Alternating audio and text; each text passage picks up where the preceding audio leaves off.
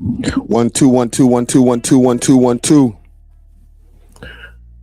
1 2 1 2 1 2 1 2 1 2 1 2. We back at it. Let me go live on my Instagram. Let the people know we are live. We back at it. Oh, I can't go live on my other one. We back at it. January 16th, 2026. We're back at it. Back at it. Friday afternoon. Let's get it popping. Big salute to everybody who's popping up in the live right now. Make sure to smash that like button.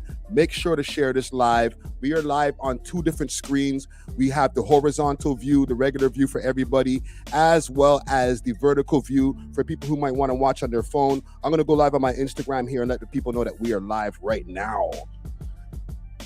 And who's in the building? Who's in the building? Who's in the building? We are live on Instagram. We are live on Facebook. We are live on YouTube. We are live on Twitch, as well as X, aka Twitter.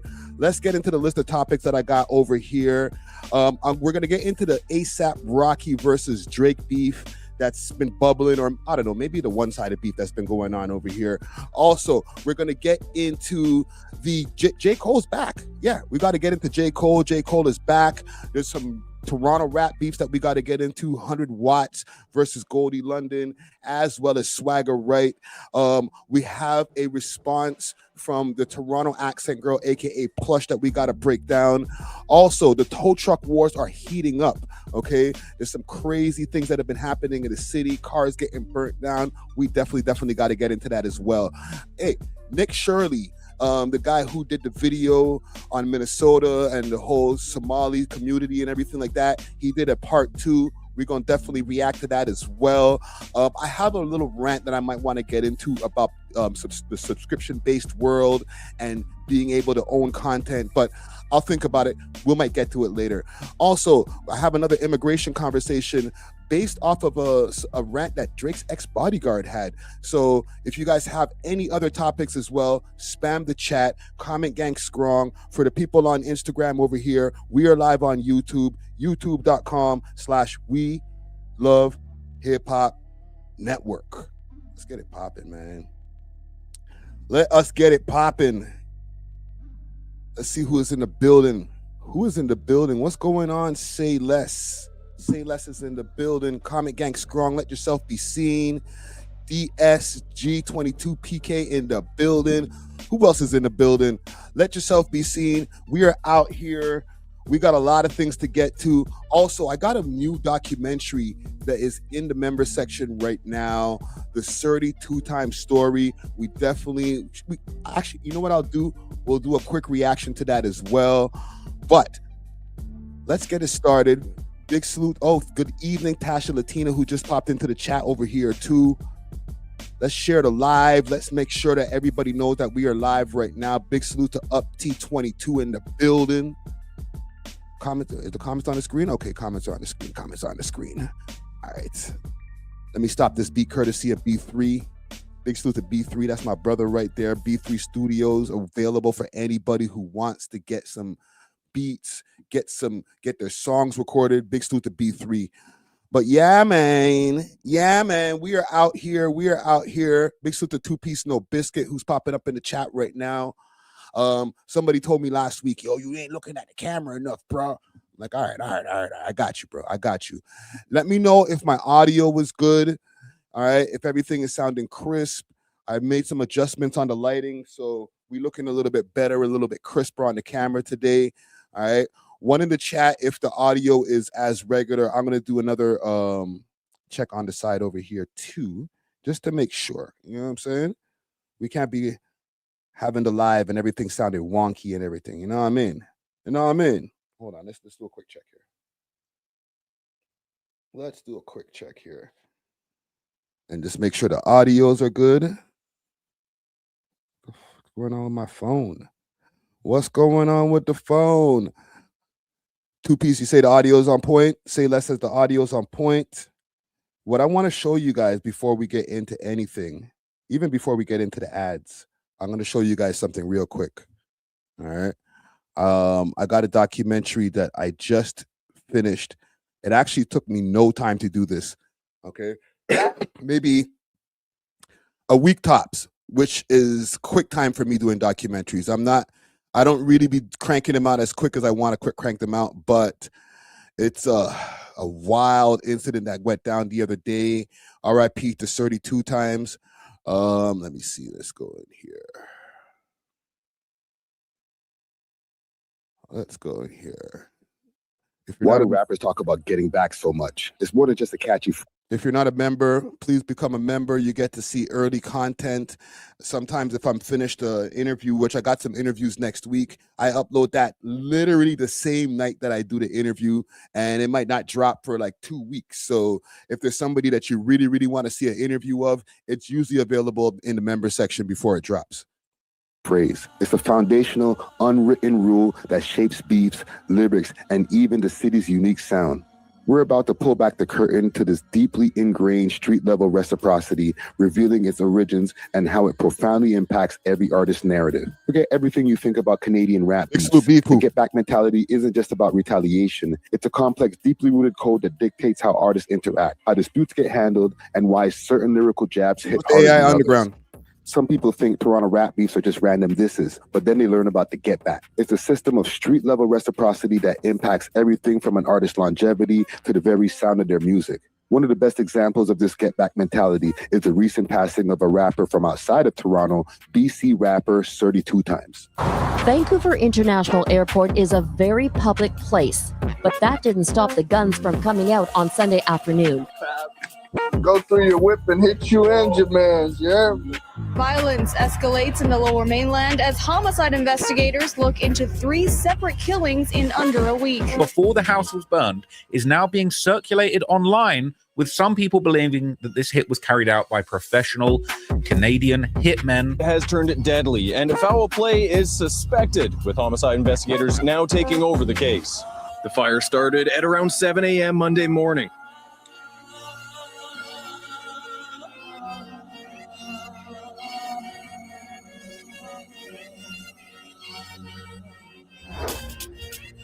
"32 times" was born Nassim Ali Saleh Mohammed in 1998. He was born in Somalia and immigrated to British Columbia, Canada with his parents and his brother as Somali nationals. Growing up in a 2-parent household in the Lower Mainland area of Vancouver, you would think that Nassim would grow up differently. However, the greater Vancouver area is heavily run by gangs that were born. Hold on. Nice Glass says, W disclaimer Friday. Salute to Nice Glass popping up in the chat. Yeah, had to do it, fam. Had to do it, man. Don't nobody get at me in the comments or in the DMs or anything like that. Like, yo, broski, why are you talking on the man them? Yo, you sounding real federal right now. Like, nah. We ain't doing that. All right. Everything I found is on Reddit. It's in multiple articles. It's all on the internet. All right, I ain't make no phone calls. I don't know none of these people behind the scenes like that. So like, or at all. So yeah, thank you. Born from immigrants who moved to Canada from multiple countries. Gangs like the Kang crime group were made up of predominantly members from the South Asian community. The UN or United Nation gang consists of members from multiple cultures, hence the name. Notorious gangsters like Bindi Joe. Okay. So it's only 14 minutes, so I can't really play too much of it. I'll play something right here. This was set off multiple posts of 32 times mocking Gary's death. That left his 27-year-old brother Randy dead. Gary King was also one of 14 people charged back in 2018 after a Vancouver police-led investigation called Project Territory. Police seized 93 firearms, a bomb made from a pressure cooker, drugs, and $2 million in jewelry, cash, and collector cars. This was set off multiple posts of 32 times mocking Gary's death and even flashing a gun in a video. Bitch niggas, no, you coming, fuck B, bro, fuck all you bitch niggas. I will smoke you myself, y'all pussies. Y'all don't know shit, y'all don't know shit. Shortly after this, 32 times would try to enter the United States. January 23rd, 2021, he was caught with 3 other men after crossing the border into Montana. He told the U.S. authorities that he was an American by the name of Bati Ahmed and lived in Montana, although he had no identification on him. They checked his fingerprints in their database but found no matches, so they let him go. The news of this spread with the help of his own social media, and it earned him the name the Finesse King. Right. We'll stop it right there. Okay. full documentary. I'm going to be dropping this on Saturday around 6 p.m. All right. I'm going to try to find the best time. I got to go check my analytics to see the best time on Saturday to drop that. But it's going to be dropping Saturday evening or Saturday afternoon. Comment gang strong. For all the people who are the members right now, salute to y'all. Go run it up in the members section if you want to. We out here. Let's get to a couple of ads and then we'll get into what we got to get into. Listen to this episode's sponsor, Exotic Hot Pots, with great strains and merch and delivery all across the GTA. You can hit them up on their Instagram page, Exotic Hot Pot CA, or subscribe to their Telegram at Exotic Hot Pot. Let them know that you heard about them through the We Love Hip Hop podcast. Salute to the sponsors. Cheer. Okay, and we'll do one more, and then I'll do a couple more ads later on in the stream. I want to take a minute to give a shout out to Kensington Market Dispensary, located at 25 Kensington Avenue in Kensington Market. They have over 25 different strains to choose from, with a smelling station for you to check them out before purchasing. They got real gas as low as $5 grams and 1050p's, edibles, hot grabber, exclusive backwood flavors, concentrates, and wholesales available as well. You can contact them on Instagram at Kensington_Market Dispensary or on Snapchat at Kensington Market Dispo. Big salute to the sponsor. Cheer. Okay, so I want to start off by giving an R.I.P. to John Forte. All right. We did a couple of podcast episodes, or maybe one podcast episode since his passing, and my apologies. I feel like I should have brought it up in the podcast right after his passing, but we over here now a few days later. R.I.P. to John Forte. He passed away at 50 years old. All right, that's literally the same age that I am right now. So it really kind of puts life into perspective, because so many different people have been who have passed, who not necessarily just only hip hop legends, but people who we know from our childhood in hip hop. All right, for people who might not know John Forte, he was part of the refugee camp or the Fugees, but more like the extended Fugees, like the refugee camp, right? And listen, correct me if I'm wrong in any of my hip hop facts right now, gang. Okay, but he had some really, really legendary moments, as well as his own solo stuff, right? Let me see if I can pull up my Instagram here, because when he did pass, I posted on the gram, and I'm not going to play too much of what I posted, because I was getting heavy copyrights on Instagram, so I'm sure it's no different here. But you might remember him from such songs as The midnight hits, full splits off, infants and the lunatics on some surgery. Right? Ole, everybody wanna be a cowboy. You talk back, hustling crack, don't make you bigger. Look into, take your measurements quick, don't make it. Yo, listen, he had the super standout verse on that, but then he had a bunch of other things going on. One thing that was kind of a smear on his record, if you want to call it that, he had gotten arrested and he was coming through in the airport and he got caught with something like, I forgot how many kilos of liquid cocaine, and he was sentenced to 15 years in prison. I don't remember which president commuted his sentence, but y'all can correct me in the comments. But one of the presidents commuted his sentence or was able to let John Forte free. So he's had his share. And then after that, he kind of just went into obscurity. We weren't really hearing from him. So I'm going to say again, R.I.P. to John Forte. I do have a video here quickly that we can just react to, you know, just in commemoration of John Forte.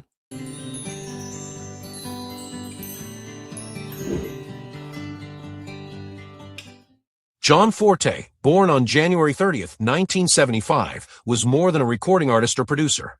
He was a soul shaped by sound, struggle, and second chances. Known widely for his work with the Refugee Camp All-Stars and his profound creative influence on the Fugees' legendary album The Score, Forte's life unfolded like a symphony, moments of brilliance, deep valleys of pain, and an enduring return to hope. When he passed away suddenly on January 12, 2026, at the age of 50, the music world lost a gifted storyteller whose life ended with lessons of resilience and redemption. At the time of his death, Forte's estimated net worth stood at $20 million, but his true wealth lay not in numbers. It lived. The man had $20 million for real, for real? Yo, what was he doing? Because listen, I remember I just mentioned he got caught up with the law, got caught up and sentenced to 15 years. So where you get $20 million from, homie? Damn. In the lives he touched, the songs he shaped, and the courage with which he rebuilt himself. Early life, a violin, a choice, and a calling. John Forte entered the world in New York, a city pulsing with rhythm, struggle, and creativity. From an early age, music seemed to find him, almost as if it knew he was destined to listen. As a child attending PS 327 in Brownsville, he faced what seemed like an ordinary moment. You know, with all due respect, I don't want to go through the early life. I want to get to more where he got into the scene. Entertainment to Forte. It was refuge, expression, and identity. Nurtured a deep musical sensitivity that would later distinguish his work in hip-hop and soul. Music, education, and early ambition. Forte's intellectual curiosity matched his artistic talent. He attended the prestigious Phillips Exeter Academy in New Hampshire, graduating in 1993. There, he balanced academic rigor with his growing musical vision, quietly preparing for a future that would blend intellect with artistry. After high school, he returned to New York City and enrolled at New York University as a music business major. Damn, I didn't know all that. Salute. Was nothing short of extraordinary. As a co-writer and producer on the score for the most influential albums of its generation, an album that blended social commentary, raw emotion, and musical innovation. At just 21 years old, Forte earned a Grammy nomination, a recognition that confirmed his quiet genius. He toured the world with the Fugees, absorbing cultures. What was that, like 97 or 96? So, yeah, I would imagine, yes, 21 years old. I was about to say, mans were young, but I was around the same age. I was exactly the same age. Audiences and experiences that enriched his sound and spirit. His creative fingerprints also appeared on Wyclef Jean Presents the Carnival featuring the Refugee All-Stars, further cementing his place within the movement. Collaborating with Praz, Forte co-created the top 40 hit Avenues, which appeared on the Money Talks soundtrack, a reminder that his artistry could resonate across mainstream and underground audiences alike. Solo work, brilliance meets disappointment. In 1998, Forte released his debut solo album, Poli-Sci, produced by Wyclef Jean. The project showcased his rare ability to bridge academic thought with street realism. Featuring artists like DMX, Fat Joe, and Jenny Fujita, the album was praised by critics for its depth and originality. However, despite glowing reviews, including Spin magazine calling it utterly absorbing, the album struggled commercially. Poor promotion and internal label issues dimmed its reach. For Forte, it was a painful reminder that talent does not always guarantee success, yet he pressed forward, driven by belief rather than bitterness. A sudden fall, prison, and reflection. In 2000, Forte's life took a devastating turn. He was arrested at Newark International Airport after accepting a briefcase containing $1.4 million worth of liquid cocaine. Damn. Convicted of You know, while I'm learning more from this this short piece over here about John Forte, one thing that starts going through my mind is this guy he's super scholastic, right? Like, you're hearing that he's gone to university, he's got a music business major, all these different things.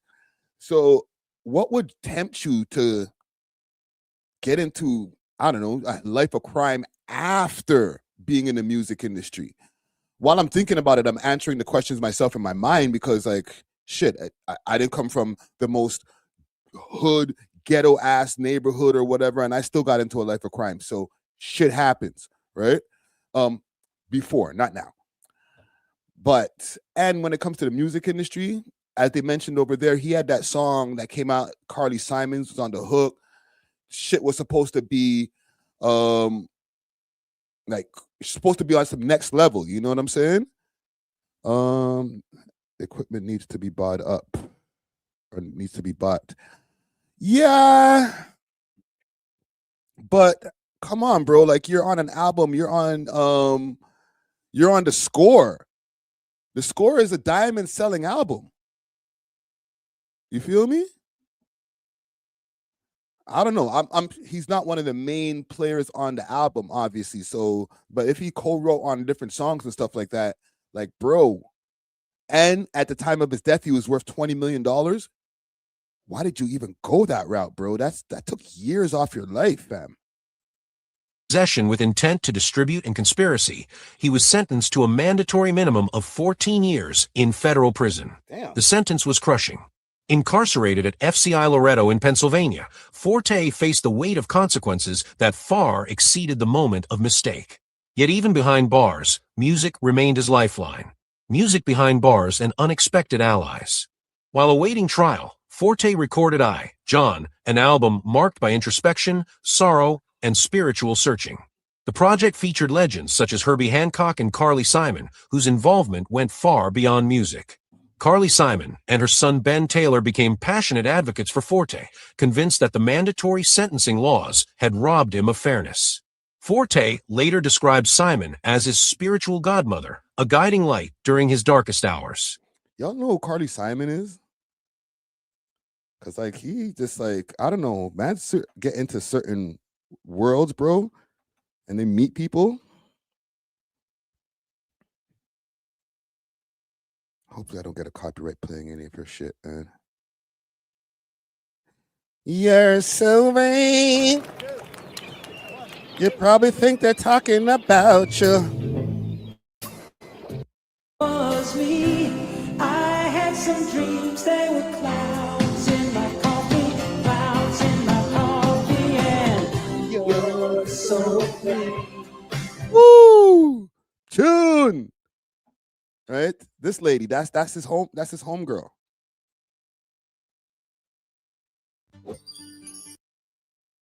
Years in federal prison. The sentence was crushing. Forte later described Simon as his spiritual godmother, a guiding. His spiritual godmother. Jeez. And Taylor became passionate advocates for Forte, convinced that the mandatory sentencing laws had robbed him of fairness. Forte later described Simon as his spiritual godmother, a guiding light during his darkest hours. Their advocacy, joined by Senator Orrin Hatch, eventually reached the highest office in the land. Freedom restored. On November 24, 2008, President George W. Bush commuted Forte's sentence. After nearly 8 years behind bars, he walked free on December 22, 2008. It was not merely a release, it was a rebirth. Forte emerged changed but not broken. He returned to music with urgency and gratitude, recording dozens of songs and performing across the world. His cover of Kanye West's Homecoming, created with Talib Kweli, spoke openly about incarceration, regret, and healing. A life rebuilt through art. In 2009, Forte released the Style-Free EP, a body of work filled with hope and self-reckoning.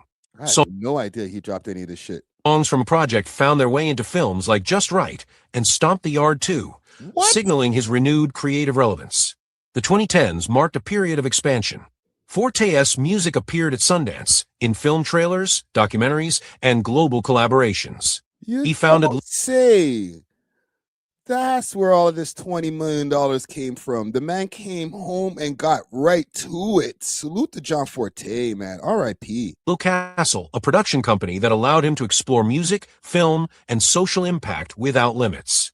His Russian tour, From Brooklyn to Russia with Love, was both artistic and humanitarian. All proceeds were donated to orphanages and global charities, a testament to the compassion shaped by hardship. Later works and... hold on, gang. One in the chat if y'all knew that John Forte was doing on all this stuff, because maybe it's just my fault. The last time I really knew anything about John Forte is what they mentioned there with George Bush or George Bush Jr., where they let him out of jail. One in the chat if you knew all of this shit and I'm living under a rock, or this video is actually giving y'all some clarity too in the chat, like you're just learning all of this shit now. You know what I'm saying? Like, because fuck, I had no idea. People keep their eyes on Wyclef and Lauren, and Praz is dealing with his share of legal situations right now as we speak, right? But people forgot about John Forte. This is use this also as a teachable moment, because you don't necessarily have to be the most person in the forefront to make an impact on society. line up your pockets with a nice 20 million to be able to feed your family. You know what I'm saying? Like, you don't got to be the main superstar. You don't have to be the main character to also be able to live a nice, fruitful life. So salute to John Forte, man. I'm glad I found this video. Legacy. In 2011, Forte released Waterlight Sound, a deeply spiritual album featuring artists from around the world. The project symbolized balance between pain and peace, darkness and light. He later composed an anthem for the Brooklyn Nets and theme music for CBS's Brooklyn DA, further weaving his art into the culture. Whoa. This guy he was locked in. Holy shit, man. For the Nets and, bro. Cultural fabric of his hometown. Salute. Personal life and final goodbye. John Forte was a devoted husband to Laura Forte and a loving father to their 2 children. Family grounded him, offering stability and purpose beyond fame. On January 12th, 2020, I'm gonna respect the man because listen, man, I'm no one to talk, but like I know if Natural was here or DJ Czar, big salute to both of them. They might feel a Dr. Umar moment in there, but we're gonna respect this man's passing. 6. Forte passed away suddenly. I wouldn't, but they might. At his home in Chilmark, Massachusetts. His death sent quiet shockwaves through the music world, a reminder that even the strongest voices can fall silent too soon. A lasting echo. John Forte's life was imperfect, luminous, and deeply human. He fell, he rose, and he left behind music that tells the truth about pain, forgiveness, and the power of grace. His story remains a testament to second chances and to the enduring beauty of a life lived honestly through sound. R.I.P. to John Forte, man. I just wanted to play that video, shed some light on him right there and pay some respects to that man right there because shit, man, it's part of my childhood. I don't know about everybody else, but he's, I used to listen to his first album. So R.I.P. to John Forte. Big salute to Althea popping up in the chat right now. Who else is in the chat? Comic Gang Strong. Nice glass popped up. Season popping up. Season says, who cares about what Natural or Umar says? He was happy. Facts.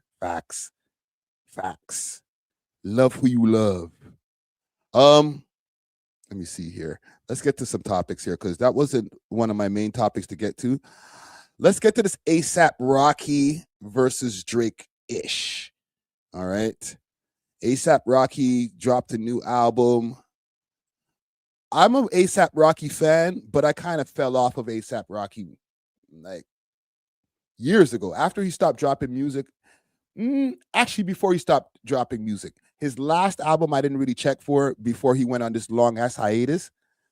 But since then, obviously, he's been married to Rihanna, or I don't know if they're married, but that's his gal. They got 2 kids. Everything's lovely. And him and Drake, I don't know if they would call it a back and forth. It kind of ignited a little bit during the time when he was beefing with Kendrick and stuff, because on Family Matters, he mentions A$AP, right? But since then, A$AP was supposed to drop some music. He didn't.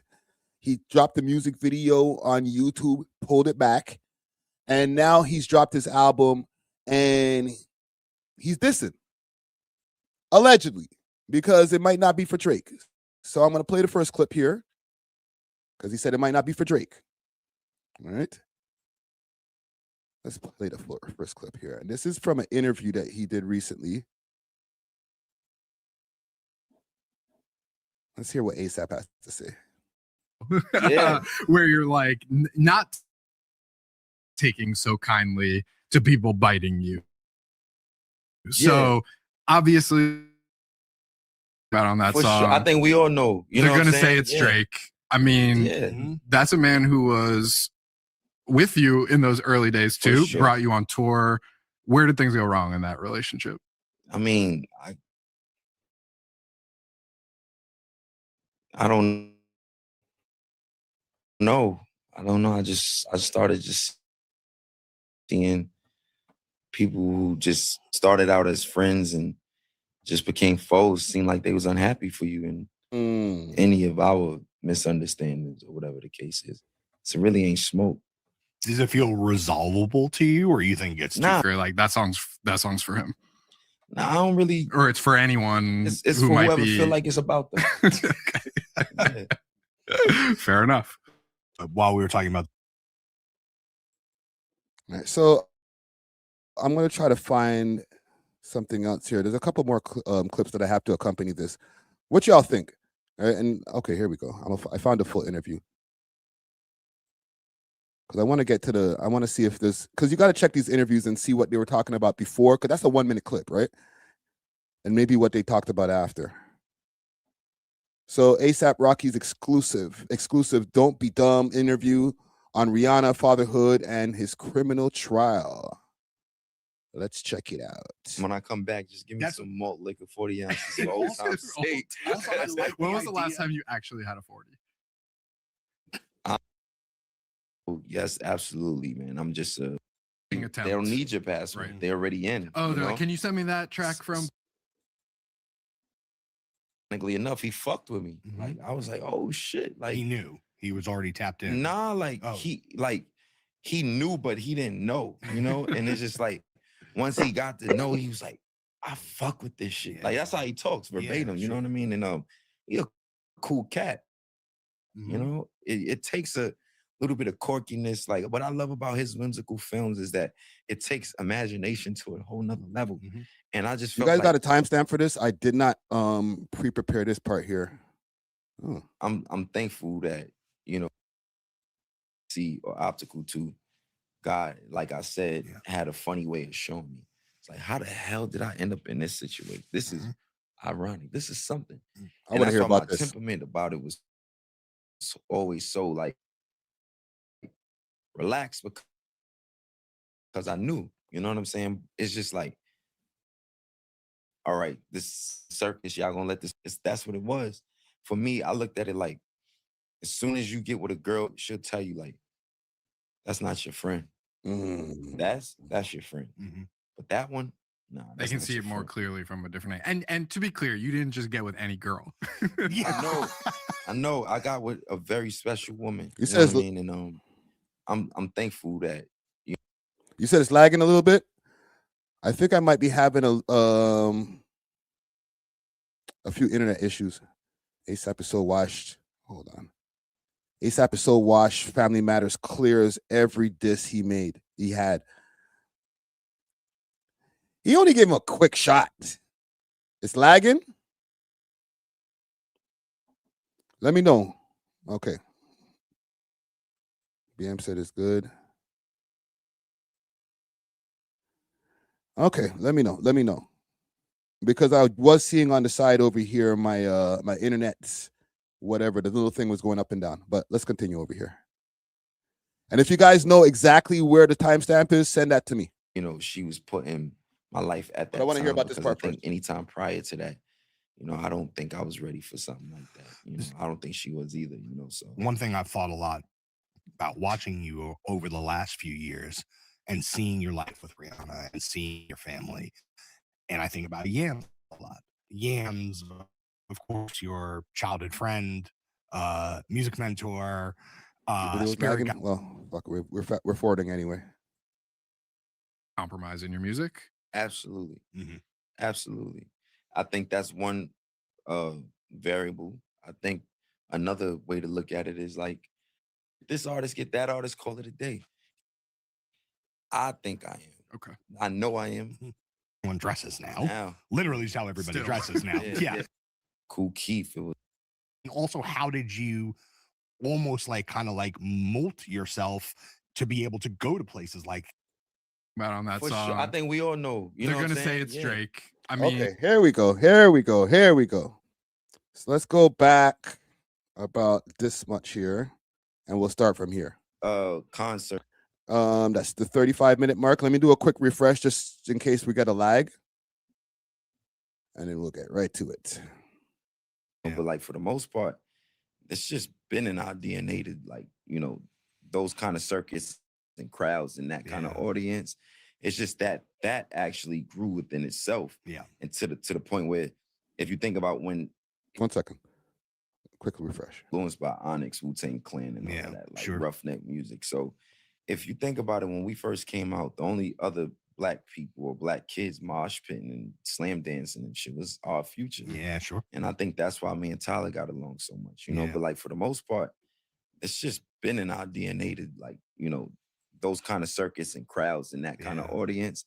It's just that actually grew within itself. Yeah. And to the point where if you think about when I first came out, you had Rock the Bells, you had, you know, this, that, like none of those concerts or, you know, they don't exist no more. So it's just like the only real big hip hop, you know, kind of a concert is Rolling Loud besides individual artist tours and shit like that, right? So you feel like you could see it in like the Santos Party House days. You could, you were like, this could grow exponentially. I've seen some wild crowds at Santos Party. I saw a couple fights maybe. Oh yeah, you got banned from there at some point. Yeah.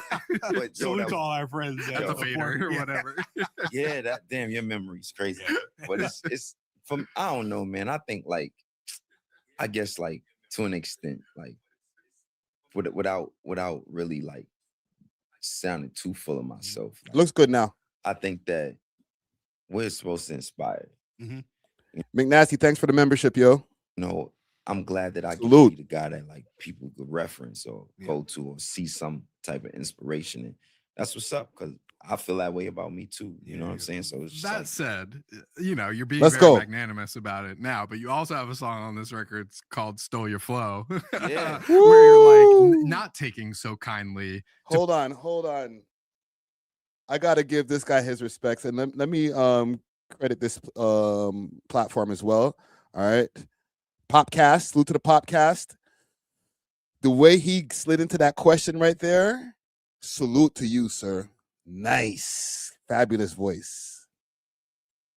Inspired. You know, I'm glad that I get to be the guy that like people could reference or go to or see some type of inspiration in. That's what's up, because I feel that way about me too. You know what I'm saying? So it's just That like, said, that you know, said, you're being very magnanimous about it now, but you also have a song on this record called "Stole Your Flow," where you're like not taking so kindly to people biting you. So obviously, the internet's gonna decide who you're talking about on that for song. sure. I think we all know. You They're know what gonna I'm say saying? it's Drake. I mean, Yeah. that's a man who was with you in those early days too, brought you on tour. Where did things go wrong in that relationship? I mean, I don't know. I started just seeing people who just started out as friends and just became foes, seemed like they was unhappy for you, and you know, just started sending shots. And I think that's what led to any of our misunderstandings or whatever the case is. So it really ain't smoke. Does it feel resolvable to you, or you think it's too far? It don't even need to be. do y'all think that this guy Drake stole any of Rocky's flow? I know that's not the bar that he hit him with, but like the song's called "Stole the Flow." I'm trying to think back, because not to say that Drake hasn't used other people's flows before. I remember when he first came into the game, he had a maybe not the flow, but inspired. You could tell that he was inspired by Little Brother, right? By Forte and them. And then I could hear a little bit like a Ludacris in some of his flows sometimes. But Rocky? I don't know. I never looked at Rocky as somebody who has like the most amazing flows and raps. He says cool shit. It sounds nice on the beat.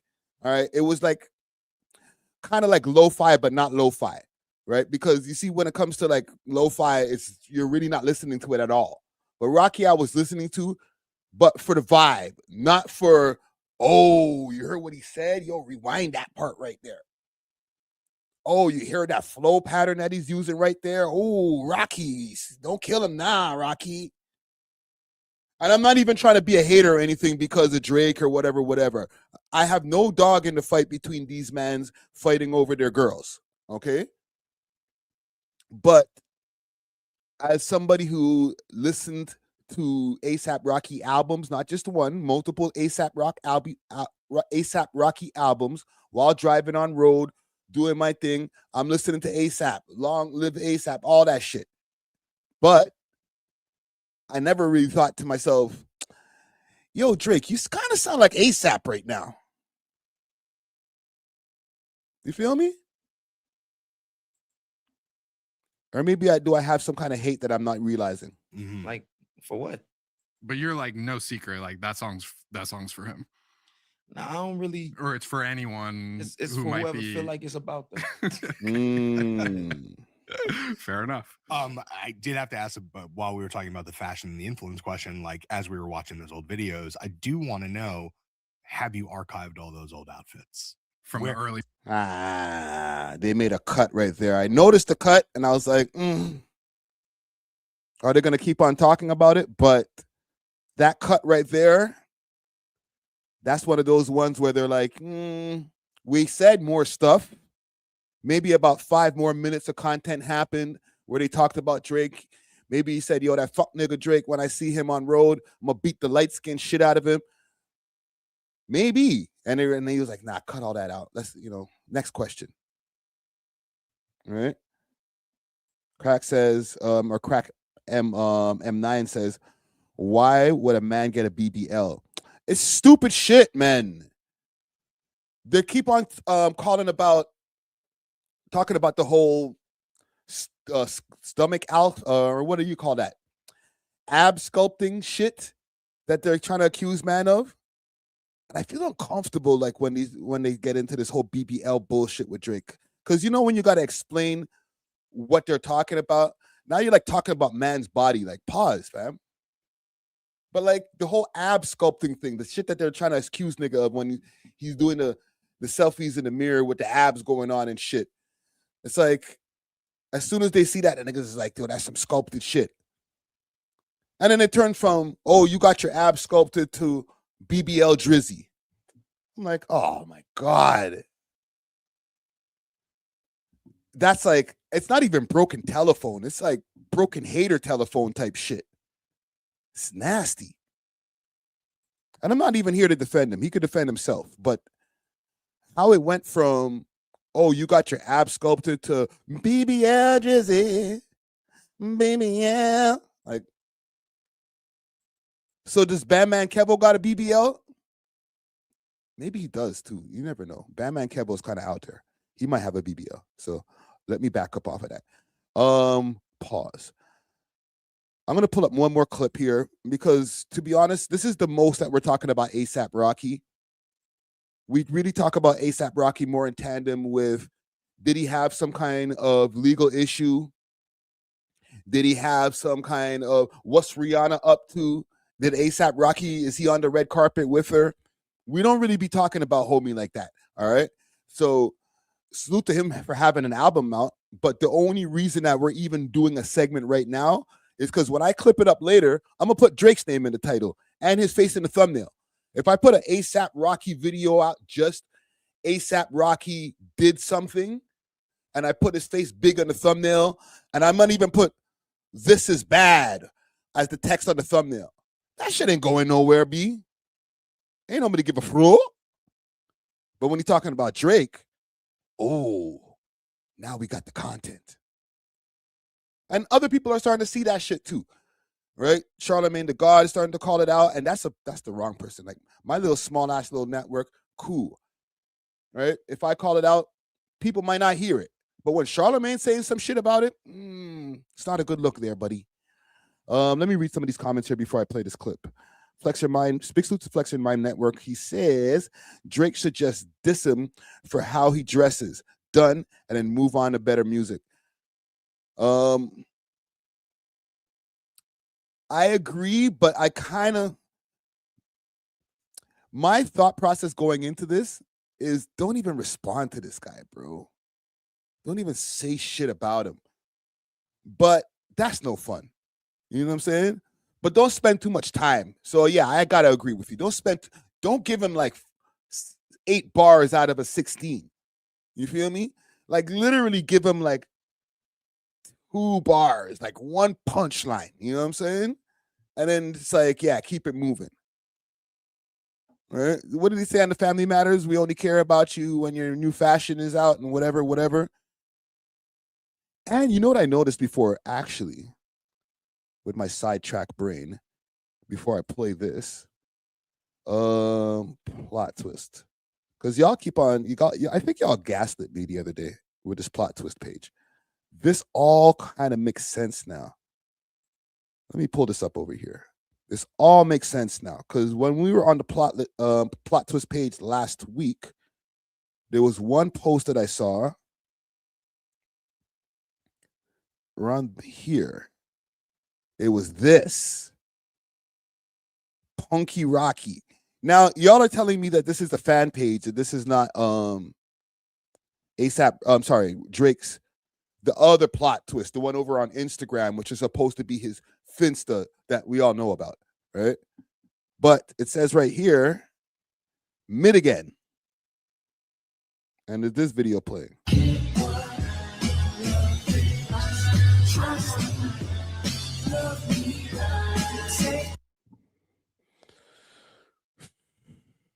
It's like hippie music. And no offense to the hippies.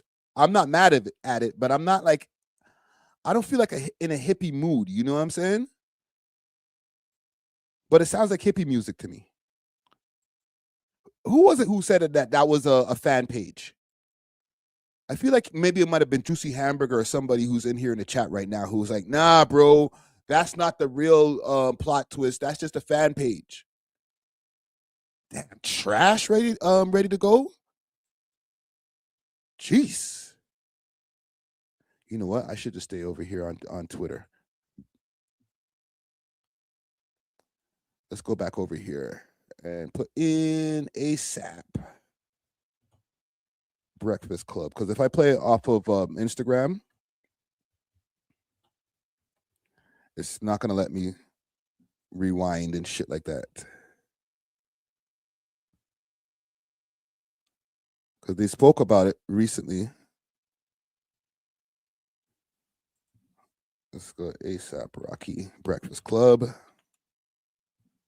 Let's see if we can find the newest clip where they talked about it. If not, I'll just go over to Instagram.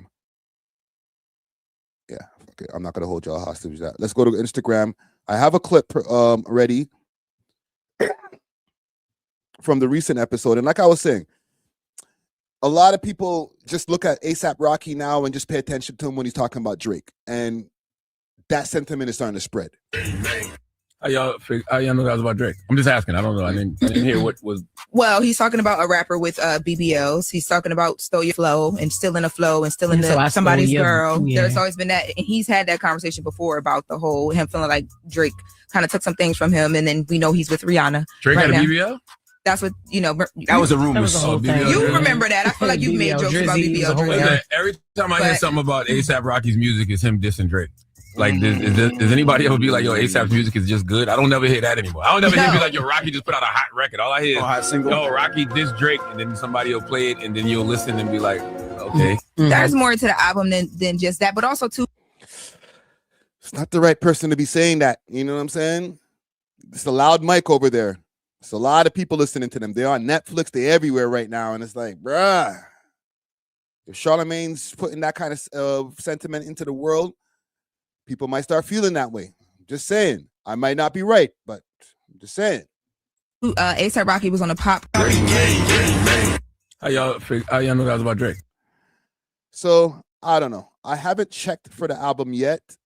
I'm literally just here for the fuckery. So I haven't had a chance to go and listen to the album, see if I like it, see if I don't. One thing I will ask you guys before we end off the segment over here about A$AP Rocky, and I guess go check out his album. Should Drake respond to him? Like, really, really address this nigga. Okay? Not no subliminals. Not like what Flex Your Mind and I were just saying right now about just give him a couple of bars or whatever and then keep it moving type shit. Like, no, like really address him. Really like get in the dirt and start being a real asshole. Like, get on some 100 Watt shit. You know what I'm saying? Get on some real Toronto man shit and start giving us the tea. You know what I'm saying? Let us know what date this happened. You know what I'm saying? What time that, you know, or crossover, overlap of him and you smashing the same thing at the same time. Like, give us all the deets, like they say, all the details. Right?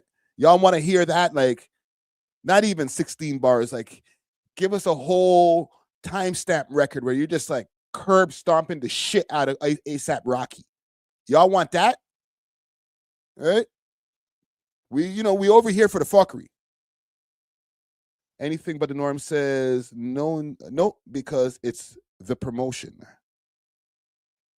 You definitely will be promoting A$AP Rocky. But to do what? To drop music? When you go to A$AP Rocky's music, you're not going to hear the response. You're going to hear hippie shit. So, with a little couple of mid response bars or the original what set Drake off and made him do the Ether 2026 version on Iceman. All right? Do we want that? Are we here for that? I'm seriously not here for that. Now I'm hyping the set. All right.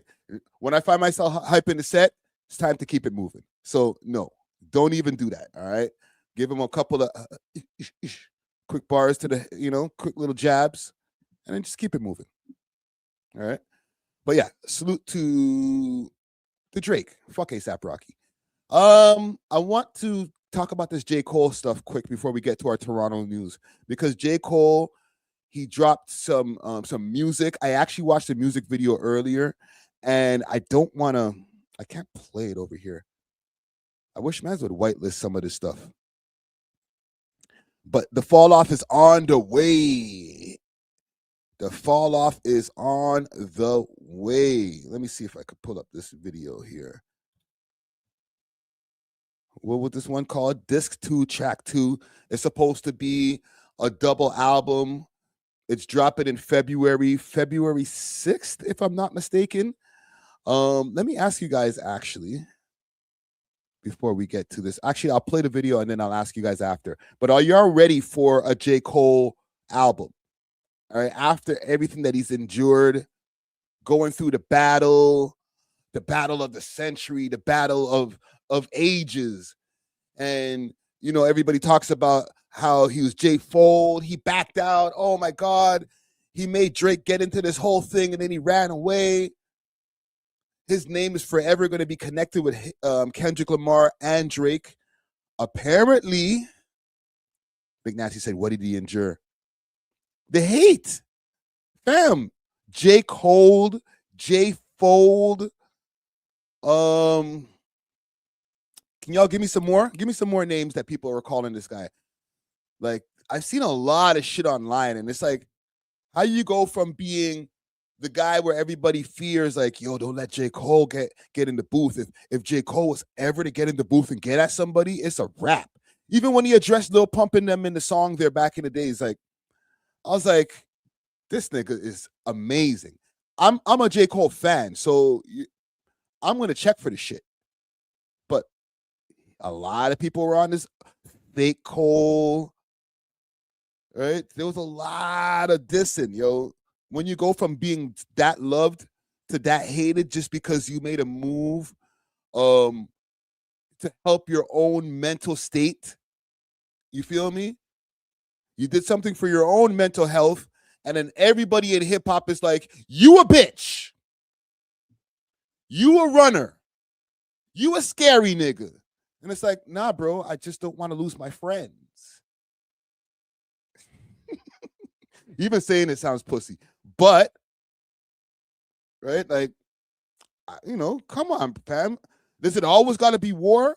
Holy, 2 days, 3.3 million. It could have been a little bit more still. Not going to lie. But, yeah, if I could play just 2 seconds.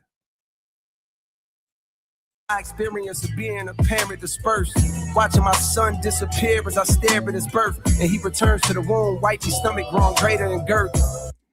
What he did on this track right here, whoo!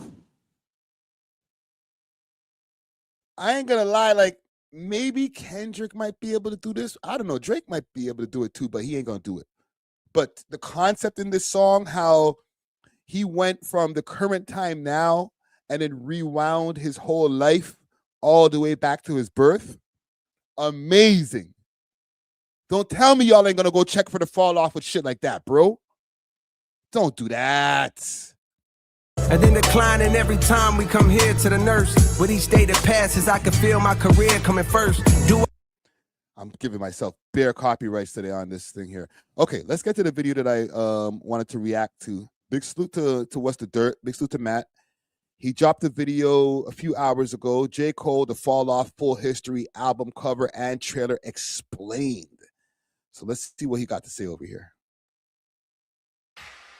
Everybody starts at the come up. They say I'm the down south Nas, the East Coast Pac. And no matter what they accomplish in life, no matter what the accolades might be, they end at the fall off. Bitch, I'm about to blow No. Hold on. Before I let Matt cook over here. Don't do that, Nice Glass. Hold on. Where's the previous comment? He said, I'm not. All right, you're not going to check for it.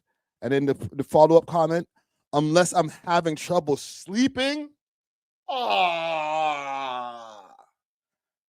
Don't do that, bro. Y'all, are y'all J. Cole fans in the comments over here? Maybe let's check the temperature over here. 1 in the chat, if you're a J. Cole fan, you've listened to multiple albums. 2 in the chat if you're like, turn that shit off, bro. Turn that shit off, bro. What are you listening to? J. Fold? What is that, NyQuil shit? Like, Forest Hill Drive is a classic, fam. Holy. Even the album that came after Forest Hills Drive, I don't remember the name, which kind of says something. But a lot of people didn't like that album. The one with the folding clothes and all that. I like that album. Right? KOD. Holy shit, man. KOD's, I won't say a classic, but pretty damn close. For Your Eyes Only. Yes. People call that's when people were really starting to lean into that. Oh, that's that NyQuil music. Oh, you listen to J. Cole? Were you having some trouble sleeping, bro? Like, don't do that, bro. I understand the folding clothes song was a little corny, right?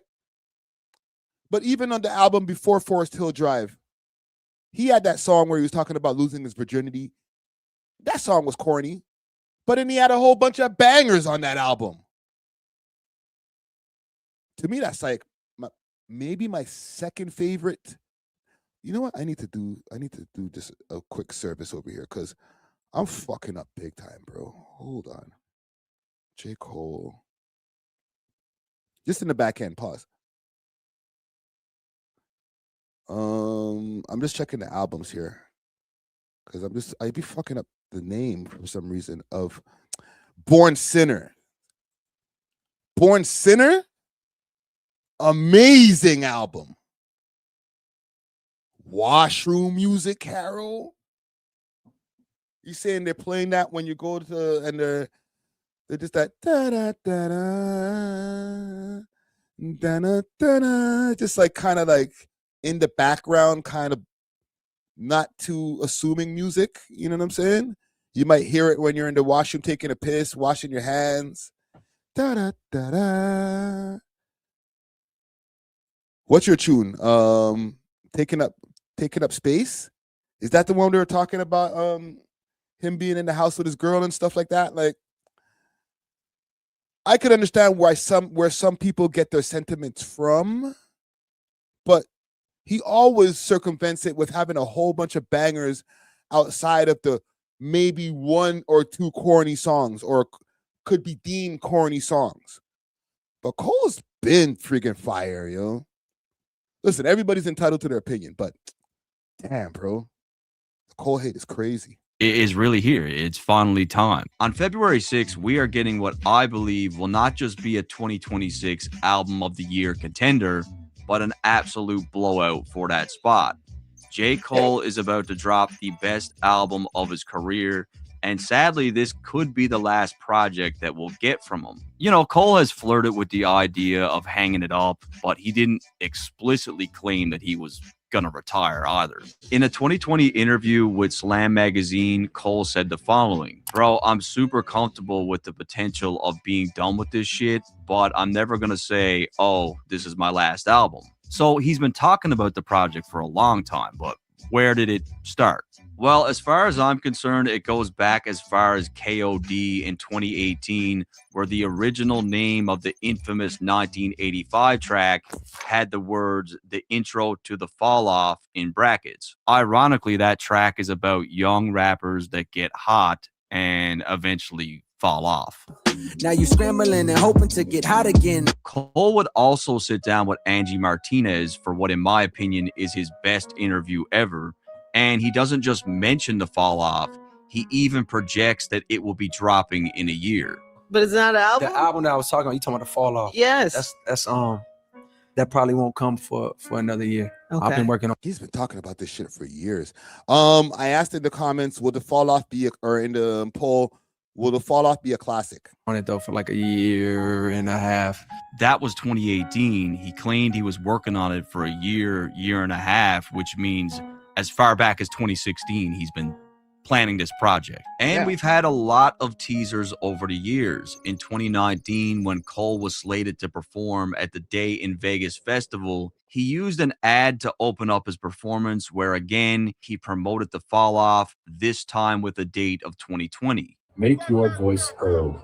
Vote for the fall off in 2021. And it wasn't long after where 2020? Cole claimed Holy that shit. he was dropping 2 songs from the fall off itself, and that was The Climb Back and Lion King on Ice, which ended up on a 2-pack that he titled Lewis Street. And what we'll do is we'll take a look at some of those tracks that were supposed to be on it that never made it, because I think that'll give us a good window into what the album's going to be about. Continuing on into 2020, Cole dropped a notebook checklist that seemingly acted as a roadmap for his future. Yo, this guy's playing the long game. Discography. You can see he already has some of the projects checked off, but there were a few more things left to do before we get to the fall off, and he said, I still got some goals I got to check off before I scram. Again, he's kind of hinting at a potential retirement. And following along with that roadmap, the next thing in line was the off season, and that's exactly what he was about to check off.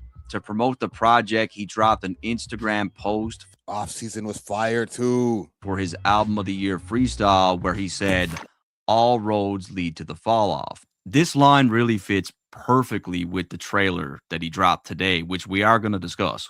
On the off-season project itself, J. Cole would mention the fall off for the first time in his music, and that was on a track called My Life with 21 Savage. After the fall off, I promise I'm coming and selling out Wrigley's. To me, it seems like he's planning a pretty big tour after the album drops. Maybe he'll do like a 2-year run again.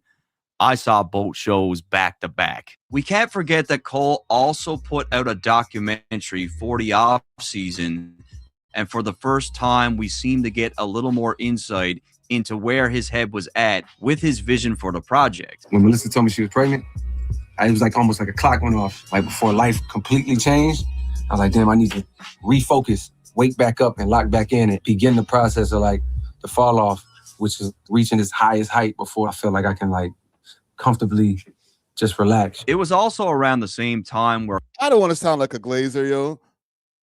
This nigga makes some really dope shit, man. Like, I know what people are saying, like J Fold, why you do that at the battle? Like, all right, but we don't know these niggas personally, fam. Okay, he backed out of the battle. He made Drake freaking jump out the woodworks and get into a whole battle with Kendrick Lamar and everything. It's not all fucked up now, but like, you kind of fucked up Drake's shit a little bit. I ain't gonna lie. I wanted to find a positive and find like the silver lining in the clouds. You feel me?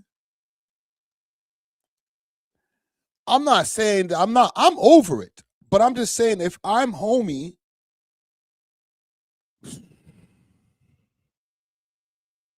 because you know Kendrick Lamar is supposed to be on this album, right? There's a rumor that Kendrick Lamar is supposed to be on this album. It's just a rumor. All right? Is that cool?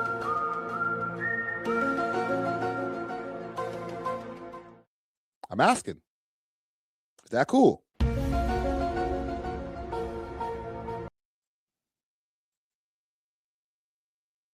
Because if that happens, bro, and I'm Drake, I might have to get 5 minutes, bro. Like, just 5 minutes, fam. We don't even have to have no cameras, no security. 5 minutes, bro. Because, like, bro, you made me jump out the woodworks and get into all of that shit. You know what I'm saying? Niggas is calling me PDF and stranger danger and all type of shit because you're little man over there in LA. And then, you know, you buddy with them. You cool now. Everything's good. Fall off coming soon. Fuck it. He's still good. Cole sat down with Kevin Durant, and that convo hit different because he finally said it out loud.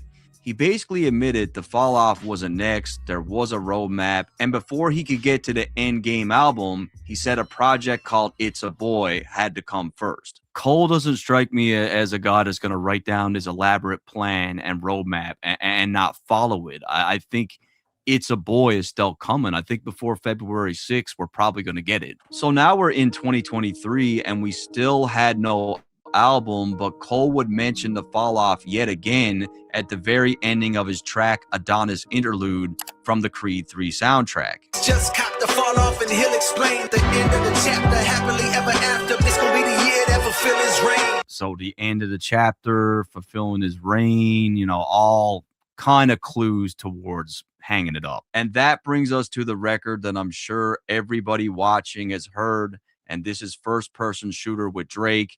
And again, Cole mentions the fall off. I'm naming the album The Fall Off. It's pretty ironic because it ain't no fall off for me. From here, the battle happened, and Cole seemed to go outside of the roadmap as we get Might Delete Later. And I believe his reasoning for naming it this is because it was never really part of his plan. This was a complete detour from what he had in mind, and obviously the battle happening and everything surrounding. He should have never dropped that album, man. That was a mid J. Cole album. It was one of those ones where the songs sounded uninspired. A lot of them sounded like carbon copy Drake flows. It just wasn't the J. Cole that I was used to hearing. And then he ended up deleting the last song that everybody was looking for anyway, where he was dissing Kendrick. So that was just like a pointless album, bro. That right there is a strike. Besides, I guess, backing out the battle, which to me now in hindsight, I don't think it's a strike.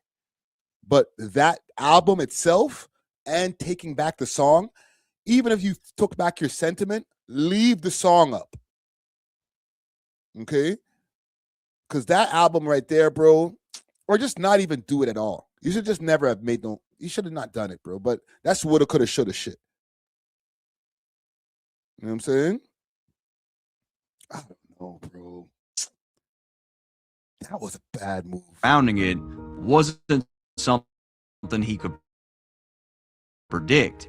Even the track where he went at Kendrick, which was titled 7 Minute Drill, was something he described years prior. Like, remember I told you about the 7 minute drill? Like, I put myself through drills.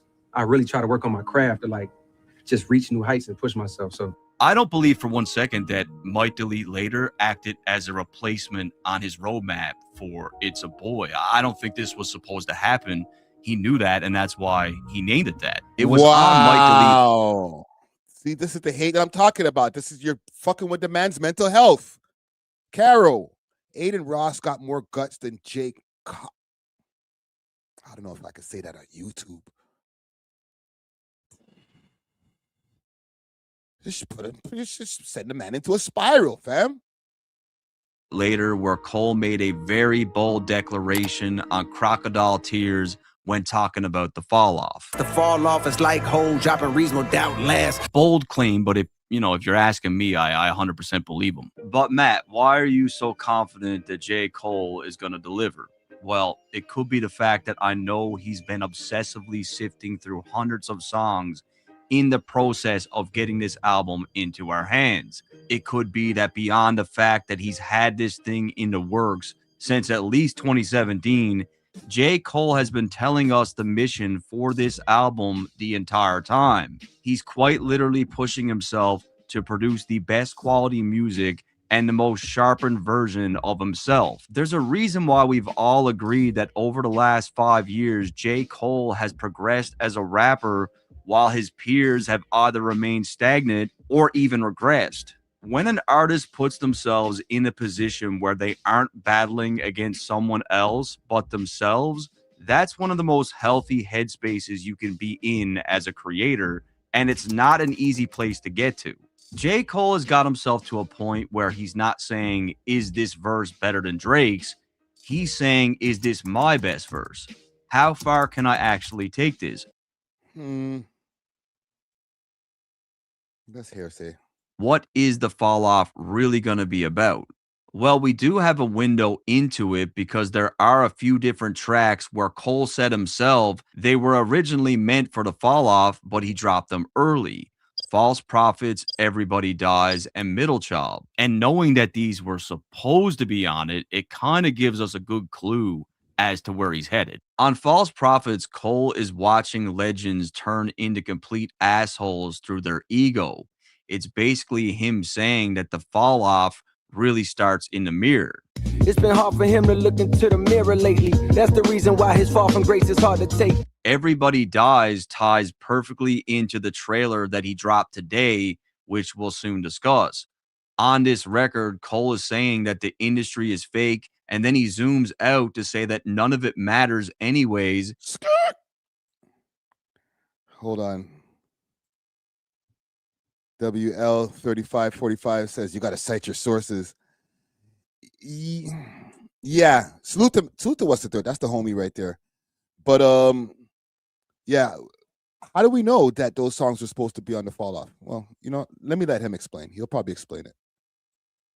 Because nothing lasts. Cause one day everybody gotta die. One day everybody gotta die. Oh. Then we have Middle Child, which shows Cole as a bridge between generations, something else that happens to pretty much every artist. The old people phase out or fall off, the new people come in, and eventually you're standing in the middle of it. I'm dead in the middle of two generations. I'm little bro and big bro all at once. So there's a theme to these records, right? And I think he's just going to expand on these things on the album. So today he finally dropped the album cover, and to me this is reminiscent of his first mixtape, which was called The Come Up. This is where everything started for J. Cole and what the come up actually looked like. I'm fairly confident this is a representation of J. Cole's childhood bedroom.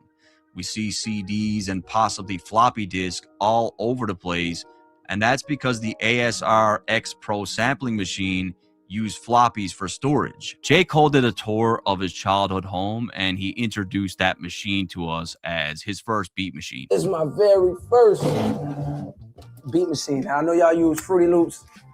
I'm on Logic. Some of y'all use Ableton. Nobody's using analog things anymore, but this was the first thing in like the year 2000. It's a sampler. It don't come with barely no sounds, and I had to figure out how to use this, and that's when I started making my own beats, writing my own songs. It all started on this machine right here. So really, to me, the mess. It's good youth, yo. It's good youth. Room, cables, and everything else you see is Cole's way of saying this is where I became me, and this is where I'm closing it all out. Because if this room didn't look like this, he wouldn't be here, and there would be nothing to fall off from. If you think I'm missing anything, or like you could see something that I don't see, leave it in the comments. Now we get to the trailer, which I absolutely love because everything he's putting across here is very true. The scene opens with J. Cole washing what looks like a Lamborghini Urus, and the narrator is talking about how people will often make claims about artists, actors, or musicians on how they fall off. And it's like, oh, this guy used to be famous and then he fell off. What happened? The narrator that you're hearing, ironically, isn't someone that's really well known himself. The audio that J. Cole is using is from a man named Dan Harumi, who posted the original video to his YouTube channel 9 months ago. Dan said it was pretty crazy for him because when J. Cole's team reached out, the video only had 300 views at the time. Jesus Christ. Listen, man. I'm sorry, man. Y'all are going to call me a glazer. He's a nice guy, man. That's a nice guy. Come on, gang. How you gonna hate on J. Cole, bro? He's a nice guy. if he was one of those people who had shit music, you still kind of give him a pass, kind of sort of, because he's a nice guy. You know those ones there, like, yo, the person's music shit, but like they always buy you lunch.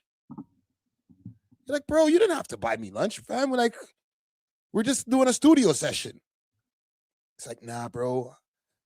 I knew you were hungry, bro. And I heard that the other day that you were talking about like a turkey sandwich. So I figured I'd get you a turkey sandwich. It's like, bro, you know, make your eye well up a little bit. Like, you a nice guy, bro.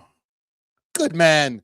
You know what I'm saying? Not the kind of niggas that you shake their hand like that. The kind of niggas you shake their hand like this. You feel me? You're a good guy. Holy. Can't hate on Cole. And it's like, oh, this guy used to be famous and then he fell off. What happened? 300 I views, put that video man? out on YouTube, and at the time, it had like 300 views. And one of those 300 views was J. Cole. So you never know. People see J. Cole washing a $200,000 Lambo as just him showing his personality, but to me, it fits the narration perfectly because the I don't mean to keep on stopping the video, but it's a reaction. W.L. says, we love Drake, Cole, and Friday. I'm not even close to as nice as freaking Cole, though. I can't speak for Drake, but like, this guy's a nice guy. Give you the shirt right off his back. I would too for certain people, but like, this nigga sounds like he'll do it for a stranger that he just met like 5 minutes ago. You cold there, buddy? That shirt kind of looks a little tattered. There you go. Mind you, if I had his kind of paper, I'd probably be way nicer too. So put that into perspective. The Lambo isn't really a flex in this scene, it's a symbol. It represents the fruits of Cole's labor and many entertainers just like him. It's like cleaning an old trophy and looking back at a moment you thought solidified you forever, only to realize that the world moved on. The shine, this guy has a Lambo and rides his bike. Hype and applause eventually fades, and now you're left with the thing that used to mean something, trying to bring it back to life with a rag and a hose. To me, this is the greater metaphor. You can polish the outside all you want, but you can't wash away time. You can't wash away the feeling of what once was permanent and is now just a moment that people already replaced. And it's like, oh, this guy used to be famous and then he fell off. Next, we see Cole seated in a diner, just doing regular day-to-day shit like any other person.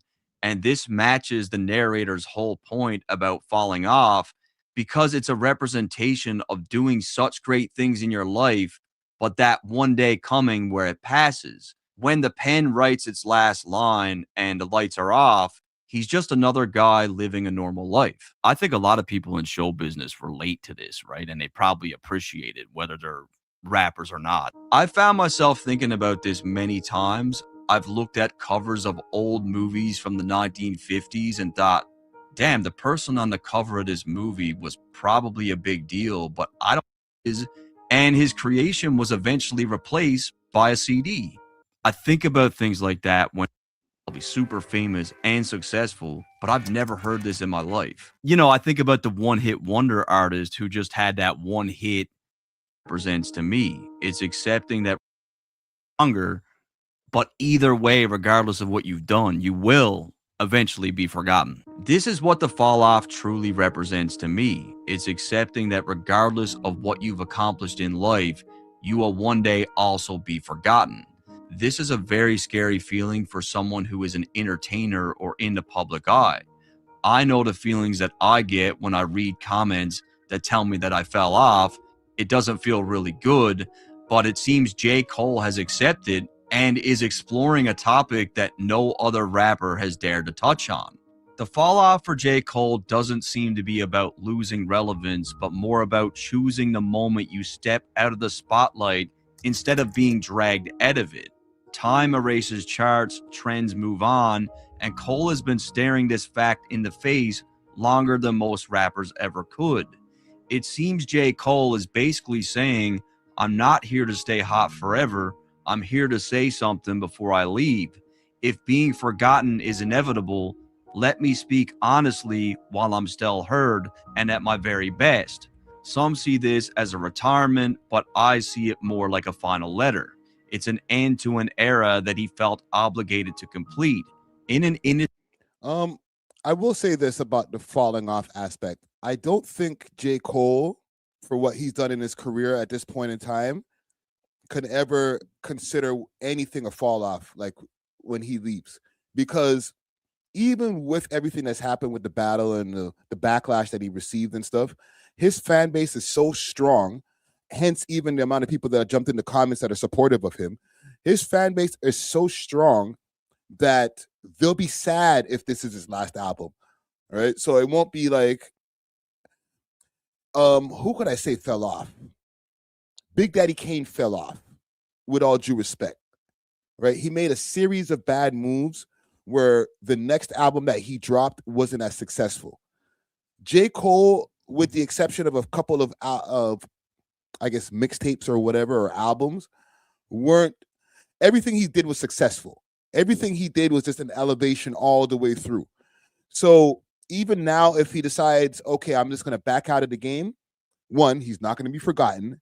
And two, nobody's ever going to say J. Cole fell off. When you become that successful, they can never say you fell off. You know what? Let me think about that. Because we had the discussion the other day that if Drake drops Iceman and it only does 150,000 the first week, niggas gonna say he fell off. But is that really the case? If you achieved so much more success than anybody else in the game, or your peers at least, can anything you do moving forward be considered a fall off?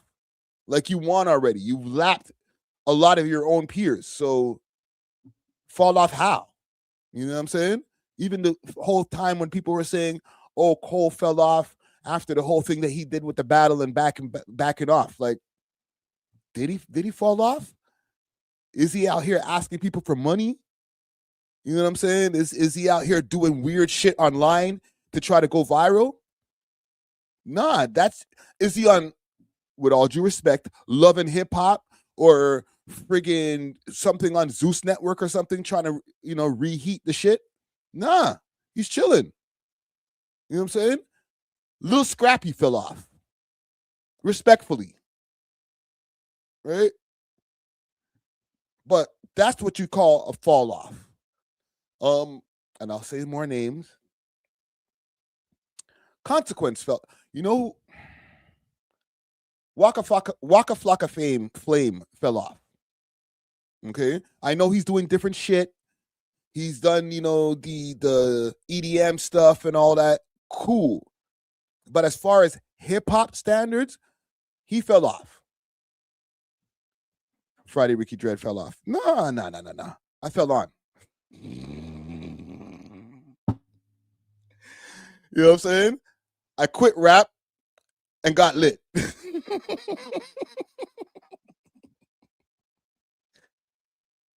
know what I'm saying? I fell on his pause. Ja Rule at the time fell off, but in the long run, he's a legacy act now. He's not, obviously doesn't have the same kind of success as 50 Cent musically, but it's not like people don't go to Ja Rule shows, regardless of the time when 50 bought out the front row of seats and stuff like that. Like, Ja Rule is still requested as far as legacy shows and stuff like that. Nobody's checking for new Ja Rule music, but guess what? Nobody's checking for new 50 Cent music neither. Niggas dissed 50 Cent the other day. 4 niggas jumped in the booth and dissed them. Now mind you, I don't mind what he's doing in return, because he's showing Jim Jones in the studio, no electricity. He's on these niggas' head tops digitally, right? But he ain't going to the booth. I ain't going to the booth. Mad niggas dissed me this year. I'm not going to the booth for them. Right? What are you saying about Joe Budden? Joe Budden, music-wise, fell off. Fell the fuck off. Let's think about that for a second. Because obviously Pump It Up was the big tune. He was at the high. He had the song Fire with Busta. There's some hoes in this house. Can't stop, won't stop. Get down, get down. Ooh, I hated that old Joe Buttons. But over the years, musically, yes, he fell off. He never ever reached that height. And he even had, and I listened to all his shit. He had the album there with he had the song NBA with what's the homie's name now? Rich Homie Quan, I think might have been on the song. I don't remember. That song was not good. And I know they were trying to go big with that one. Or She Don't Put It Down Like You with Lil Wayne on it. That didn't work. So I know he was swinging for the fences, but yeah, that didn't happen. Says, yeah, but 50s music is still tough to new generations. I don't know anyone my age that can name a Ja Rule track. What? That is blasphemy, sir. Or ma'am, I don't know. I think it's a sir. That's blasphemy. Not one Ja Rule song? Don't do that, bro. I'm not even going to draw for Always on Time. Holla, holla. You're going to tell me you don't? Bro. Somebody said, nah, listen, bro. Don't do that. Ja Rule's a legend. What do you mean, who the fuck is Ja Rule? You don't know about always there when you call, always on time. Baby. Right? World's best shower singer, bro. Baby. Man, don't diss Ja Rule like that. Somebody said Bobby Shmurda. Bobby Shmurda definitely fell off. His whole squad fell off. Roddy Ricch, he fell off too. Yeah. Yeah, a lot of people fall off. But yeah, I don't think J. Cole is anywhere in that category.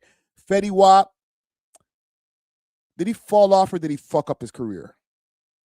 It's hard to call it. You know what I'm saying? The man just came home from like a big fent conviction. Yeah, this Bear Man's Polo G. Yo, Bear Man's fall off. So Cole should never even put himself in the category of fall off when there's a multitude of people that fell off. Okay? Falling off doesn't mean you had one hit. That means you were on fire. You had multiple songs. People were checking for you. Maybe Bobby Shmurda might not be able to be put in the fall off category. He might be in the one hit wonder category. Okay? Because there's a big difference between somebody who fell off and somebody who just was a one-hit wonder, okay? If you only had the one hit and niggas is like, they only know you for one song, you never really, like, even if that one song got you millions and millions of dollars, they never really gave a shit about your shit. They never cared about your career because niggas never checked for your album, or if they did, they just bought the album just so that they can go straight to that one song. Like, yeah, nothing ever happened past the song. Okay, you might still even be able to tour off of that one song, but you never was like hot like that. Like, yo, they dropped an album. Homie dropped an album, and there was about 3 songs on that album that were crazy, and then the next album wasn't as hot, but he still had like 2-3 songs that were bangers. Like, that's somebody who was on. Okay. You know who fell off? I seen somebody say Fabulous. You think Fabulous fell off? I think he kind of like backed out of the game. But you know who I think fell off? Young Ma or Young M.A. Not Young Ma. Young M.A. She fell off. She was hot at one point. All right. She had the ooh. That shit was crazy. She had the next song, Eat. That was crazy. The album that she dropped right after Ooh. Oh, and then she had the other one. Big Something. when they're like that, the videos, everybody had the big heads in the video and shit like that, right? She was on fire. Her album, I found myself listening to it, right? I was like, damn, this is some good shit. And lyrically, she's proficient, okay? Then next thing you know, crickets. I was like, what the hell happened to her? So I will say young MA kind of fell off.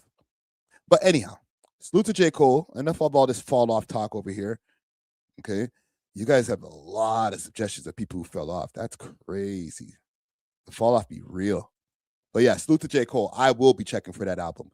Where are we here? Let me make sure that I get let me run a couple of ads, and then we're gonna get into this 100 watts versus Golde London. Okay. I wanted to address it on the podcast the other day, but big salute to Black of the Dawn. We had Black of the Dawn in the building. We didn't really get into it. So I want to really get to it. So let's run a couple of ads and then we're going to get to it. Ready for the road. Roll Ready Detailing, now open 7 days a week from 8 to 5 p.m. 750 Oakdale Road, Unit 66, specializing in ceramic coating perpetual with warranty, PPF, tints, wraps, vinyl wraps, and hand car washes. Remember, we clean anything on wheels. Ready for the road. One more and then we'll get into it. I want to take a quick second to give a big shout out to Grabba, some of the hottest Grabba in the GTA. You can get Grabba shakers as well as hot Grabba leaf in different flavors like red herring and red rose. They got delivery within the GTA and they got some really cool apparel for sale. If you want to get your hands on that Grabba, make sure to hit them up on their Instagram page, grabba.ca, and let them know that the We Love Hip Hop boys sent you. Big salute to the sponsors. Cheer. Yeah. So like I was saying, I wanted to get into the topic of 100 watts versus everybody, but we were having a conversation with Blacka and he was kind of just sitting there not saying nothing. And I started thinking to myself while I was watching Natural and Zara have their conversation, like, this might not be the best topic to bring up with the homie Blacka right now because he looked uncomfortable. So now we can get into the bullshit. Okay, let me pull up some of these videos here because 100 watts has been going crazy. I thought he was just going to end it with the wrap up and then kind of go into obscurity, but now he's talking about an album on the way. We're going to get into a couple of songs here because he did the OTS. We talked about the OTS Gates disc that he did on the podcast a couple of weeks ago, maybe about a week ago, right? Because it's coming in real time. It's all dropping real fast, right? But he has this one over here, Green Arm Freestyle, the Golde London disc, and the thumbnail, insane. And then he has this, You Trash Swagger Right Disc. All right, so he's not done. But he's been in the stories. There's one story that's already gone. It's already gone. Fuck. Do I have it here? 100 watts message. Let me see if I could pull it up. Because he was saying that he's going to drop an album. Maybe I could pull it up here. Image file. Let's do that. 100 watts. Because I saved it. I save everything. All right. Bang. So he says... And let me pull up my own copy over here so I can, because it's hella small on my screen over here. He says, drop 3 diss tracks in a week. Who's next? Not one of them can respond once I start. So don't bother me. There's certain people in life whose head really chip. So just leave me alone. Album out tomorrow. Jeez. Tomorrow? All right. Let's get to this. let's get back to over here. So if you go back to his page here, let's get to the first disc. And actually, he's got it ready, loading. Beauty and the Beast album out now, so it's ready to go. I guess he's putting some of these. Is there any of those diss songs on there? New video on the way.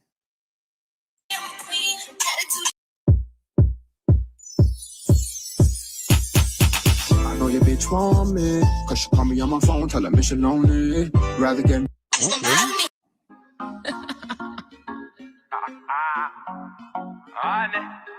100. What you have me, got you touching another right spot. Give me all the time, give me your best shot. You're up below, cause you don't tell me no. You have my head spinning like a yo-yo. Boy, you look a different, I'm like that.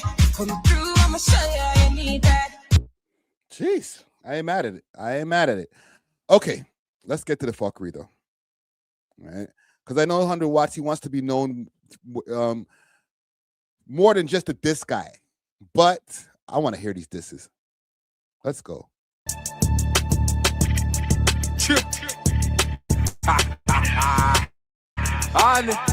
Golde, I got something for you. Shanae, you so smelly, always thinking of the booth. Every time you went in, we had to air out the booth. Golde just mad cause I'm telling her the truth. You know your baby father pussy, you just use him for his loot. You been giving them bun, fucking around the city, acting like your shit don't stink, but really it's a kitty. Collect 3 ways with Noble rubbing your kitty. Hold on, we gotta let that breathe for a second, bro. Cause that's just disrespectful, fam. Talking about how his girl's spreading diseases and stinks and stuff like that. That's just, it's I don't know how I feel about that. You know what I'm saying? It's one thing when you're dissing the man them, but like when you're just like getting up in the girl's business, like, oh, you this and like,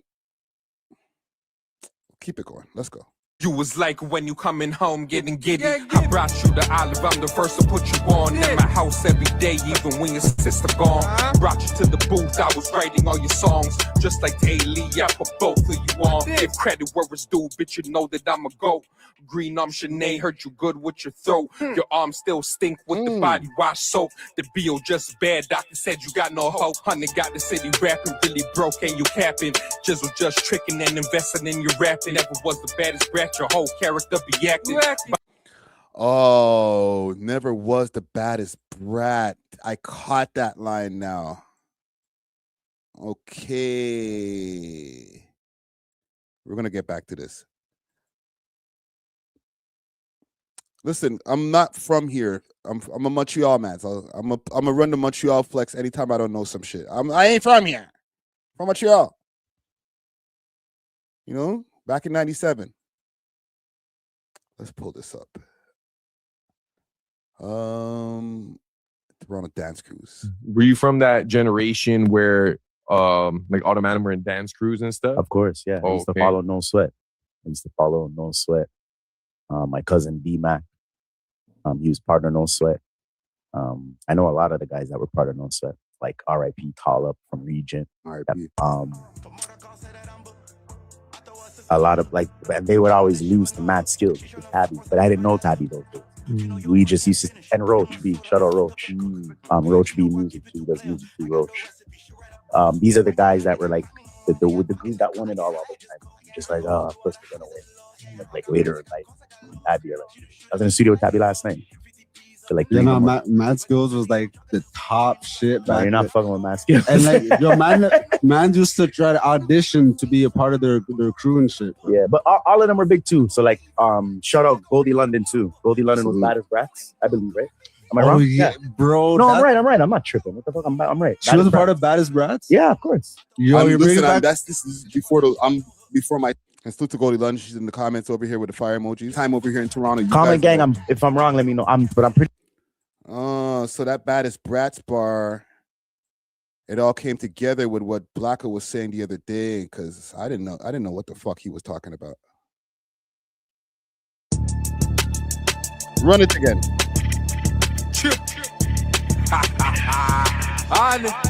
Golde, I got something. Shanae, you so smelly, always thinking of the booth. Every time you went in, we had to air out the booth. Goldie just mad cause I'm telling her the truth. You know your baby father pussy, you just use him for his loot. You been giving him bun, fucking around the city, acting like your shit don't stay, but really it's a kitty. Collect 3 ways with Noble rubbing your kitty. You was like when you coming home getting giddy. I brought you the olive, I'm the first to put you on. At my house every day, even when your sister gone. Brought you to the booth, I was writing all your songs. Just like Haley, I put both of you on. Give credit where it's due, bitch, you know that I'm. He was writing her songs too. Do I put a flag on the play for that one right there? That's a bombshell. Okay, Golde London goes in. Don't sleep on Golde London. But like, you trying to tell me that you used to write her shit? Because if you used to write, and listen, I'm just going off of the song. So Golde London, if you see this, I have no dog in the race. I'm just reacting to the song. Okay, if you drop some shit, I'm gonna react to yours too. But if he wrote her shit back then, and this is like they were in a relationship, like I guess he used to deal with her sister, and we'll get to that in a second because she responded online. Then who wrote her shit all the way after that? Or was she writing her own shit after that?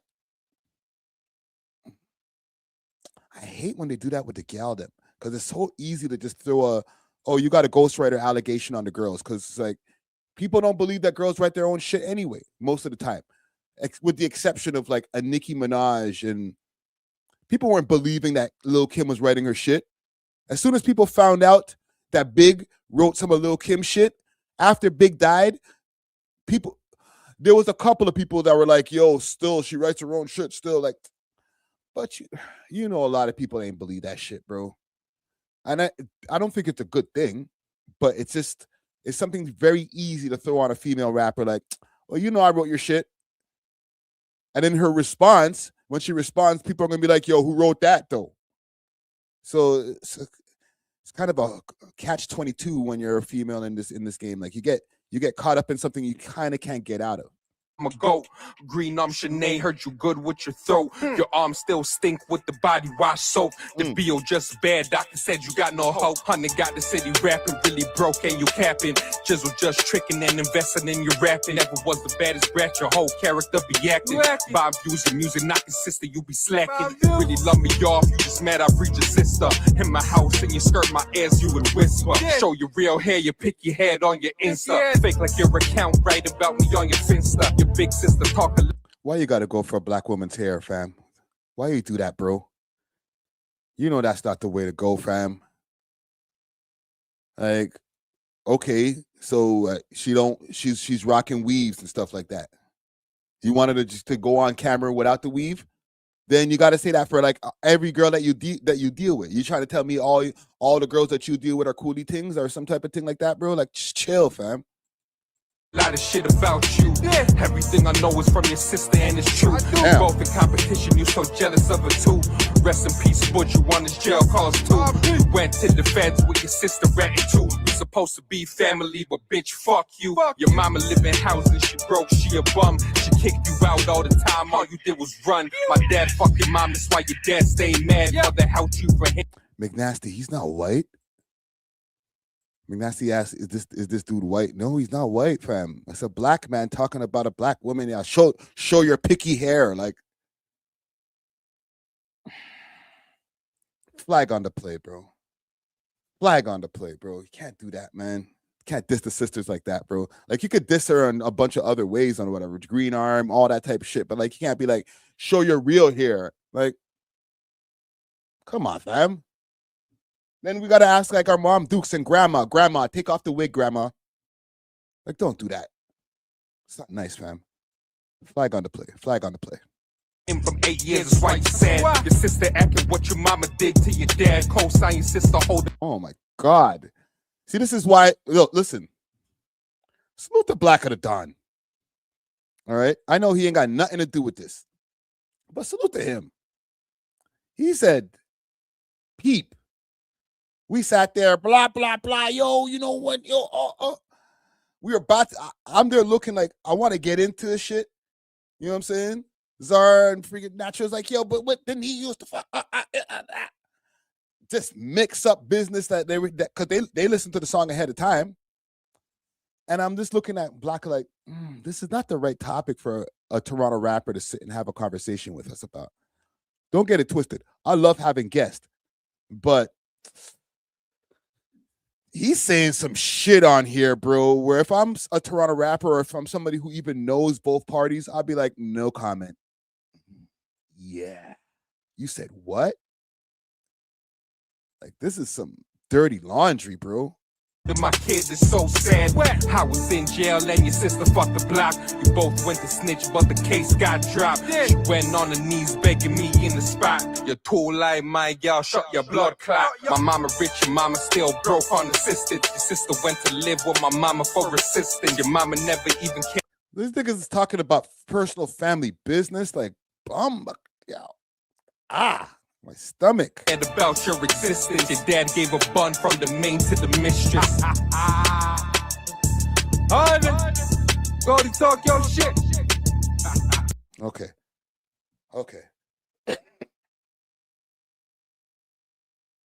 I don't know how I feel about this, man. That's a lot. I feel like we got invited to a group chat that we're not supposed to be in. You feel me?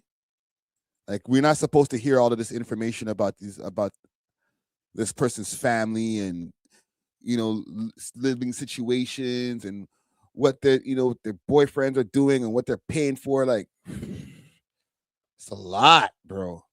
That's why, like, when Zara was saying the other day, like, yo, it's not good when you fight with women, like when you argue with women, like online or publicly or whatever, behind the scenes too, but like publicly, like, it's not good.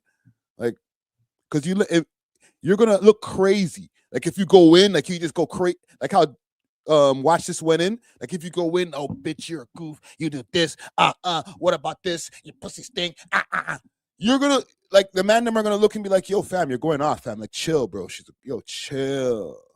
You're doing too much, bro. You know what I'm saying? Althea's right. Yo, chill.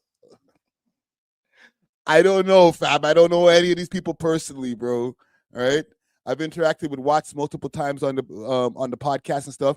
Still waiting for a Golde London interview. I don't know if that's ever gonna happen, but still waiting. But I don't know none of these people personally, bro. That's why I feel like when I heard this, I'm like, I'm getting to find out way too much about y'all, bro. Like, you did what and did with the who and the what and the like, nigga. So part of that comes from what Golde London was saying to Watts, and I wish I could make this a little bit. So she had jumped in her Instagram stories, and let me just check on the poll right here before we get into this. I asked, should Golde London respond? Okay. When I say respond, I don't mean like this, which I have up on the screen right here. I mean like lyrically, like with bars. So I think you guys already know what I mean.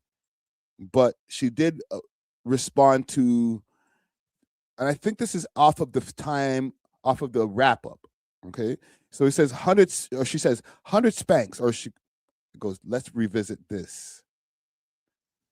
Let me see if I can make this a little bit closer. No? Come on, fam. I want to see exactly what this says over here. I might have to pull it up on my phone. Yeah, I'll pull it up on my phone because I need to read this note here because it says, like, let's revisit this. Like, it's very important information that we need to know about. So let me pull it up on my phone so that we can see Wagwan over here. Let's do this. And I'll make it a little bit bigger on the screen for me to see.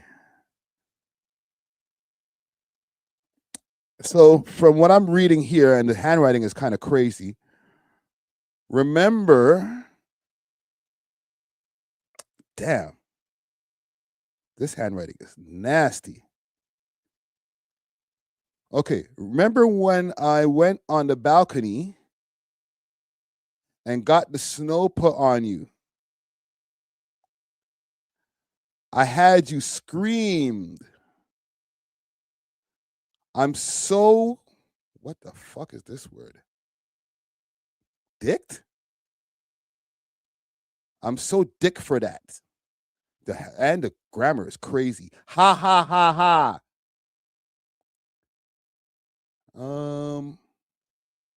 He gonna have his way more fun. Oh my God. Everything, even sex. Let's try doing 69 standing up. I can twinkle. What is the hell?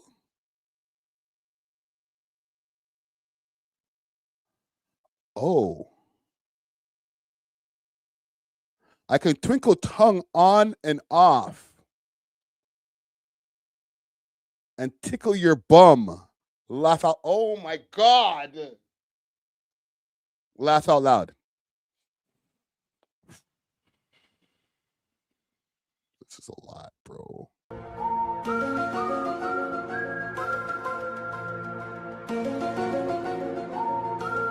You guys are making my head hurt, fam.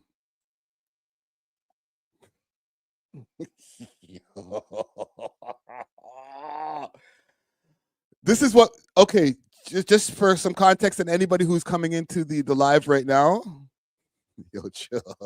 You guys in the comments.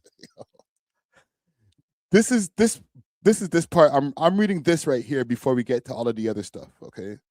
You're gonna have to bear with me. This is a lot, fam. It's a lot, bro.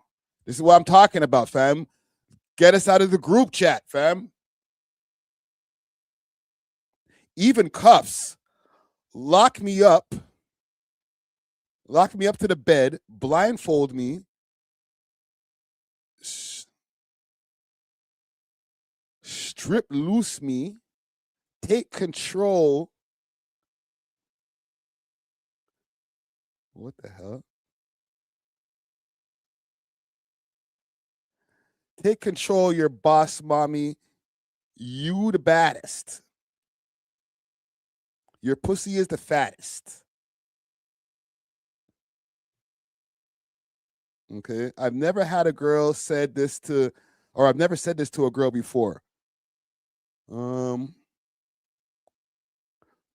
my God. I've never said this to a girl before. But why does your pussy taste so good? With like 3 O's. Exclamation mark. It smells like roses. Or it smells like roses. That's why I stuff my face in it. Laugh out loud. I'll please you one time. You won't whenever you need to, whenever you need it or want it, even in the middle, and then it gets cut off at the bottom. Oh, in the middle of the morning.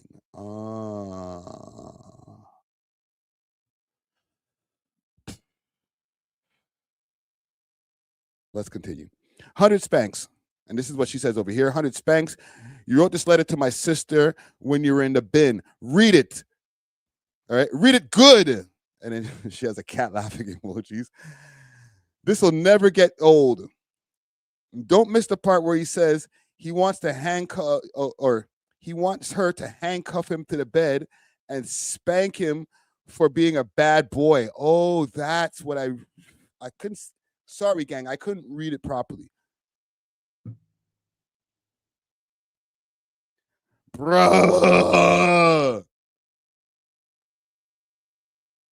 Oh, and I found plenty more Diddy letters, by the way. Oh my God. 100 washed could never. Oh my God. Young lady.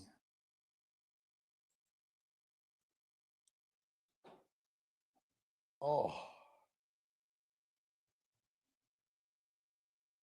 Why am I reading this? Fam, we got to get to the root of why Watts is going off so much, fam. He said what he said on the wrap up. He gave her the one shot, okay? And then she went off. Oh my God. Shh. Dirty boy. That's nasty. This guy is obsessed with me and won't leave me alone. He's obsessed. And for years, still, and I will forever be. He can't help himself. What is this? Yo. This is why, oh man, salute to Blacka. He was like, no comment. Oh, you're smart for that, bro. He's like, no, you guys are talking about stuff that's going to get me in trouble later on in the timeline.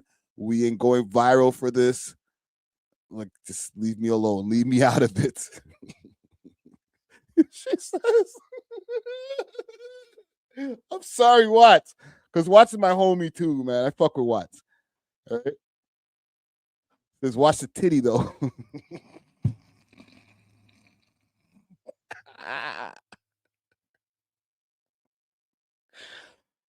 Oh, shit, man.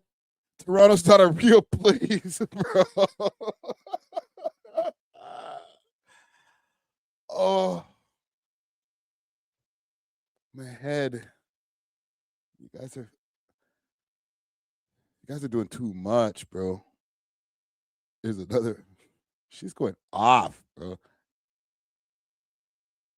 I guess she's resharing Icy's Motion Man pictures. Bumbaclot. And then she says, I don't know where this man comes up with these cap stories, laughing my ass off. It's funny how this guy is still trying to get his lick back because I told everyone he beats his mom, baby moms, and eats bati and is a crack. Hold on, let me check the poll for a second. Yo. Oh man. Yo, we're deep in the depths of high grade fuckery right now, okay? All right, go get your sage after this. We are deeps in it, right? Deeps in the depths of hell. Should Golde London respond? 75% said yes, 25% says no. I'm checking because I don't know if this number is going to change because she can get on the track now. She can get in the booth, but she went off.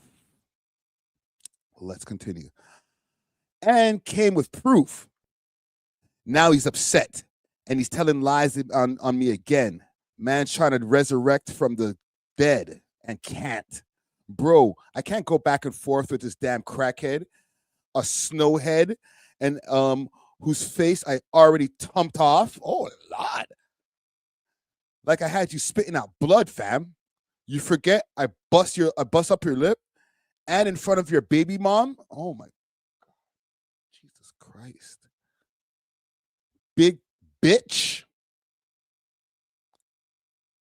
And I tumped off your face again. Stop mentioning me looking for clout. Stop leeching off me, bro. Stop beg. Go worry about your teenage daughter that does not know your name. Go deal with your priorities, sir. You deadbeat bum. And stop beat up your crunchy looking. Yeah, fuck. I'm sorry, bro. Stop beat up your crunchy looking mom. Like she said. Like she's a beating stick. Crunchy's crazy.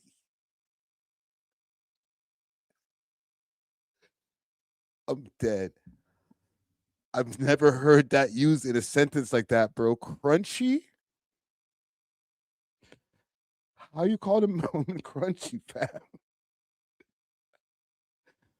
This is what I'm talking about, bro. Yo, fam. I'm actually crying, fam. Oh, fuck.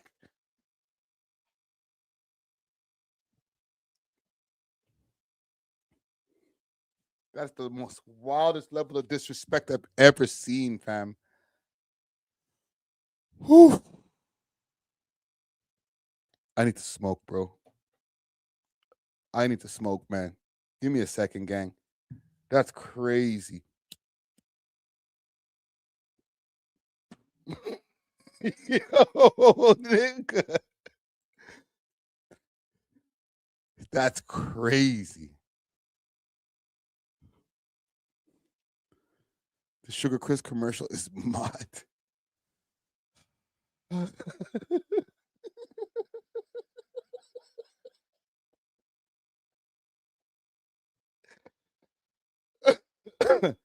I'm sorry, folks. I gotta get my composure back, yo. This shit fucked me up, bro. Give me a second, gang. Woo!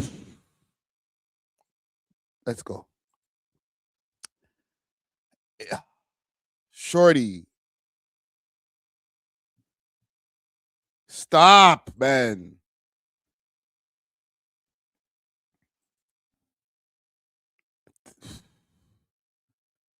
Yo. Damn parasites, just big, fat, and walkless. All right? Walking destruction, crosses, bad mind, Batinyama. Whew. She's going in. Yo, I think she writes her own shit, fam. With this kind of venomous writing right here, you might got to take it to the booth. I might need to hear at least at least 8, fam. Like 8 bars, bro. This is crazy. Okay. You know, I might change my opinion in a second. So let me get back to this. How could you ever think to make up lies? Good gal me? Good clean skin, smell good, smell rich gal me? Turn up gal me? Money I'ma put in my pocket and bank gal me? And a key. Own a car. Me? Yo, she's going in. How dare you continue to throw bodies on my name? And yet again, you didn't see you don't see how you're going to crash out. You don't see how you're a crash out dummy. You're still delusional dunce and embarrassment, especially to the first high school daughter that doesn't even know what your name is. It's funny because she told that student in her class the same name as she said. Really? What? That's my dad's name. Laughing out loud. But your name is on the internet talking about the other people's kids. Talking about other people's kids though, and other people's lives. Delusional. Shaking my head. What Kalani? What is it? What Kalani chainsmans or chainness? Okay, all right, cool. What kids do you take care of? Probably 1 out of 3. Delusional and sick. And you wear fake designer and begging to try to keep up. Knowing you ain't. Knowing that you ain't your life. Washed like a what is it? Like a effing rag doll. Damn. There's a lot over here. Go and be a father, you deadbeat bitch. Stop live off people's name, you stink dog. Go and respect your crunchy looking mother. Go and apologize to your baby mom, them who you beat up. Go and get cleaned, you cokehead. Go and bathe your stink skunk. Damn. With the skunk emoji? Nobody rates you, dead weight. Stop bullying gal and stop bullying your mother. Stop beat her up and stop spitting oh shit. And stop spitting at her face like dog. Just like first, don't know you. Just like first don't know you. Not $1, not one memory, whatless. She's in high school. Idiot. You can only show a pic when she was like 4, laugh out loud. Gave her strength for that. When she was younger, You told her mom to pretend that that the present her mom got her was for Christmas was from you. Brook pocket, bum, whatless, and shame. Laughing my ass off. Wow. That ether. I'm not reading this. Okay, that's enough. That's enough. That's enough. That's enough. We're backing out of the group chat. Because it's just more Batiyama, no plans, no progress, big sour face. Like she went nuclear.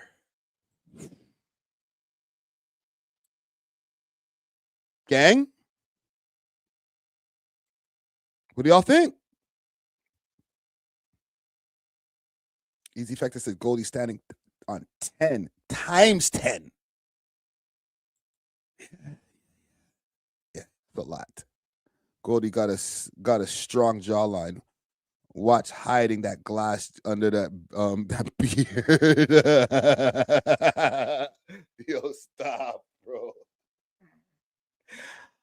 Oh man. Where do we go from here? Right? Like I asked, and then let me check the polls again. It's still 70. Oh, now it's more. It's still 75%. They're like, yo, get in the booth. After all of this, bro, I don't know if we need her in the booth to say anything else. Like she said enough. There's a whole page that I'm just not willing to read at this point.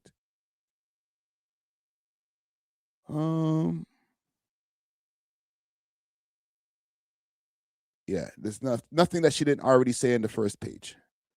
Basically, just like with more description. All right. Suck pussy boy. Go suck out your crunchy, dry head mother. Yo. Ah. Enough. All right. All right. All right.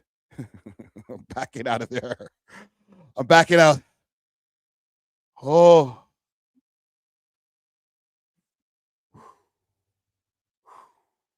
Y'all good, gang? We all right over here? We went into the depths of hell just now, fam. I'm sorry, bro. That was a lot. Let's go to Watts' let's go to Watts' YouTube. Because Jesus Christ. Yeah, Althea, Althea said that was dark. This is dark. Yo, it's not fun no more. That's why I keep on saying on the podcast, like, yo, how can we make this rap beef just like a rap beef? But like the things that these guys say to each other while they're quote unquote rap beefing just be so nasty and just so mixed up and personal where I'm like, I don't know if y'all niggas want to get in the booth anymore. Like y'all just might want to just fight each other, shoot each other, shit like that. Like I'm not encouraging it, but I'm just saying, like, God damn. So Watts is not only beefing with Golde London, he's also beefing with Swagger Right. And big salute to Swagger Right. Okay. Swagger Right had some comments the other day where he was kind of going at Drake. He was saying something about Drake doesn't really show love to his area, right? I forget where he's from. I think it's West Southside Jaden Finch area, or basically exactly where he's from. Okay, he's like, yeah, Drake don't really show that much love. Let me see if I can find that. Cause I have the backtrack here. We'll get to the song in a second. I have the backtrack. Okay, of course, the blog's gonna try to flip the narrative. If you don't know what I mean, then shut the fuck up. It has nothing to do with handout support. Support the big man and always will, no matter what. What was his original post? Here we go. Western Road, thank you. Torontology. It's Western Road time. We ain't getting no love, even when the biggest artist in the world said he's the finest on Western Road. In our hood, definitely no love was ever shown. over here still was humble about it. It's like people trying to keep us out of the keep us out, but nothing can stop what's going on to what's going to happen. I promise. All right, let's look the swagger right. And in that, I read you guys what he walked back. Okay, so yeah, that was what he said, and it didn't go super viral, but it got posted on the blogs. All right, so let's get to 100 watts. 100.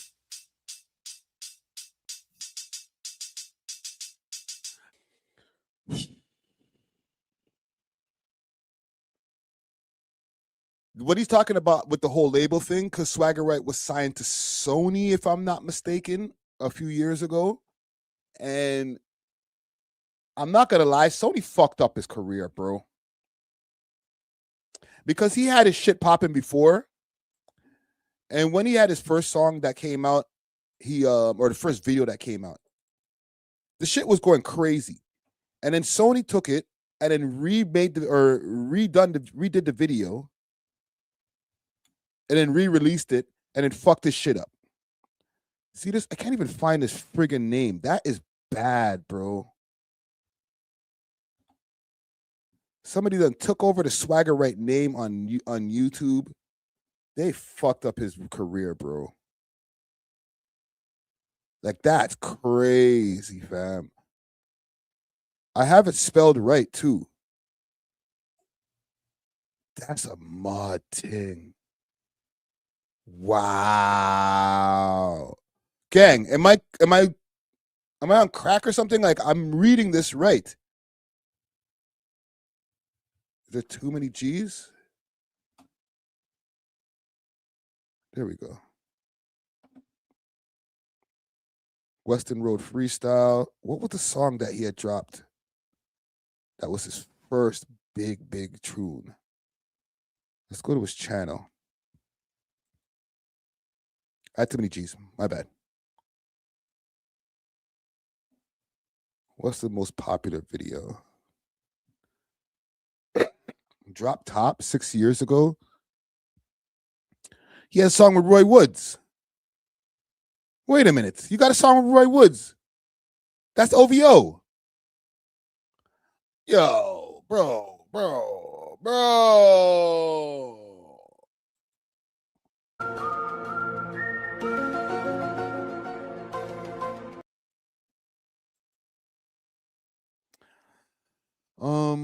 It says nope.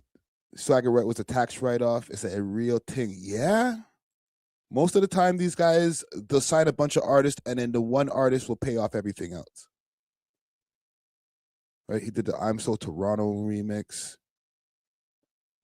Robert Borden. I think that was the tune. Oh, it was this. No, I don't talk to the cops. Chipping the rock OT. Chipping the rock to the fiends. Bit ballin' 14. All right, I'm sure I'm gonna get a copyright, big old copyright from Sony. Is Sony on this? Does it say Sony on this? They threw all his lyrics in there. Swagger Right. Did they put it at the end?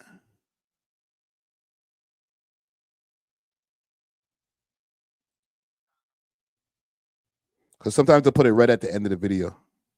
No. Okay, let's get back to Watts' tune. Let's get back to Wanted.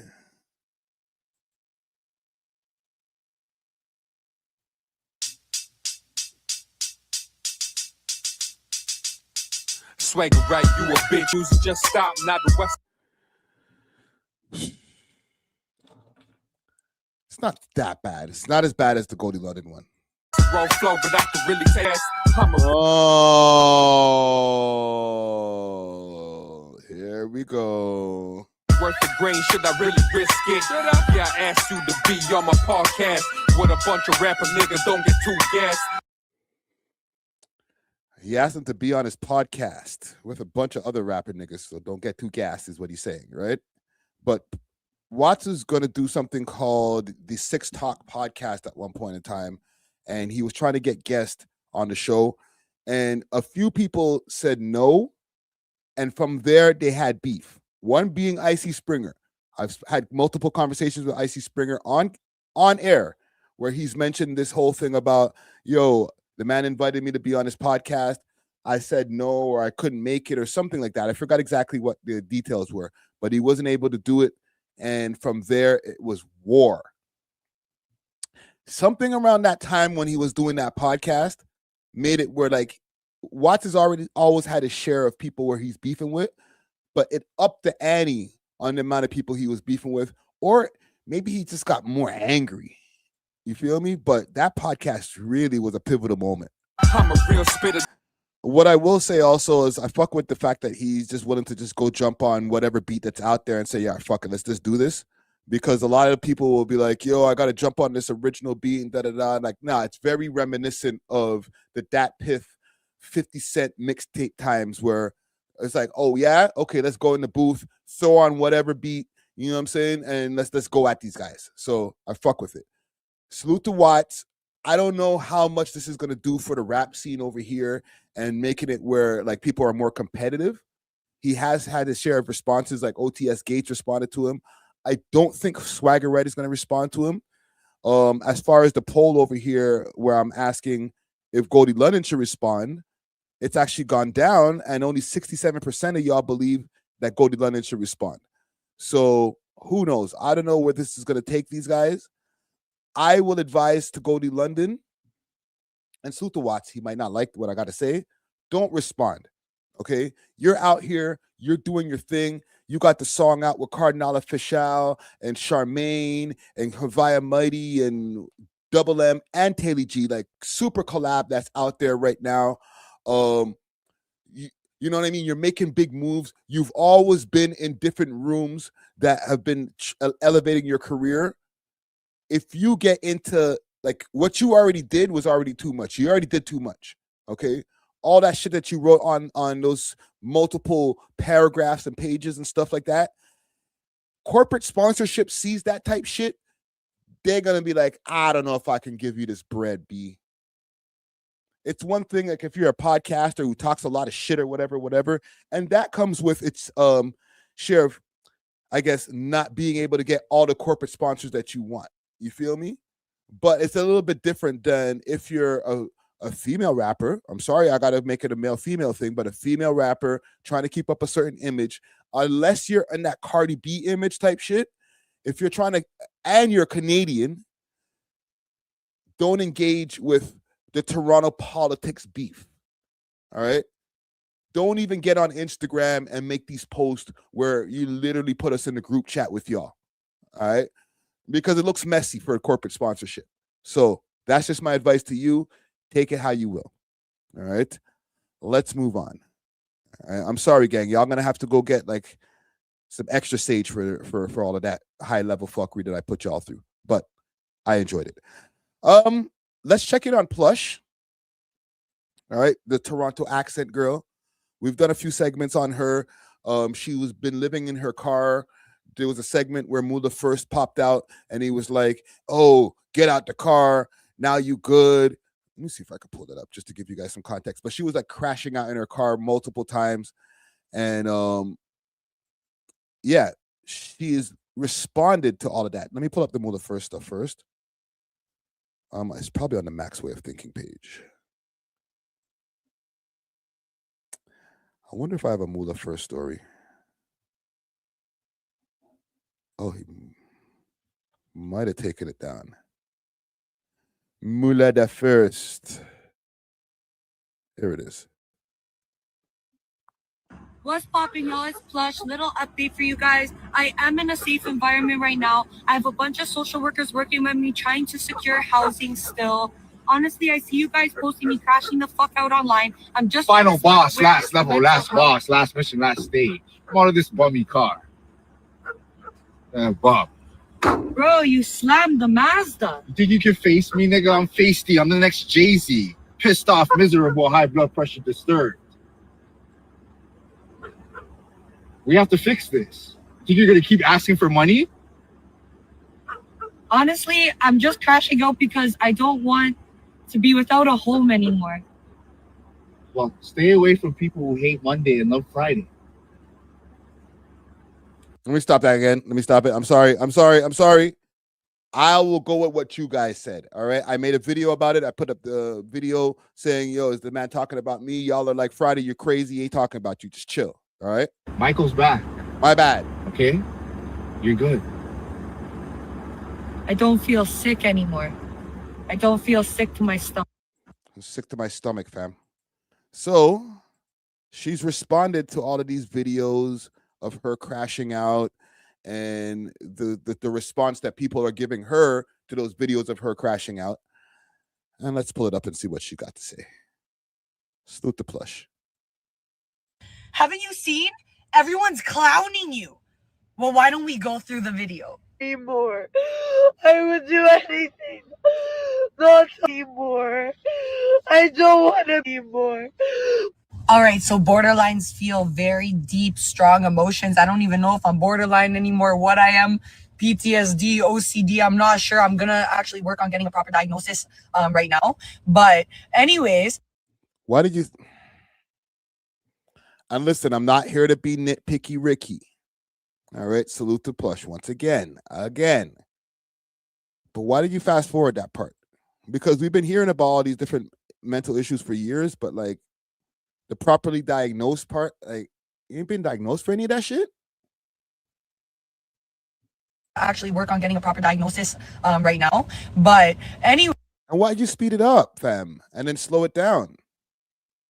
Anyways, basically you see a mentally ill individual having extreme feelings of not wanting to be here anymore. No family. I have no friends. I have nobody.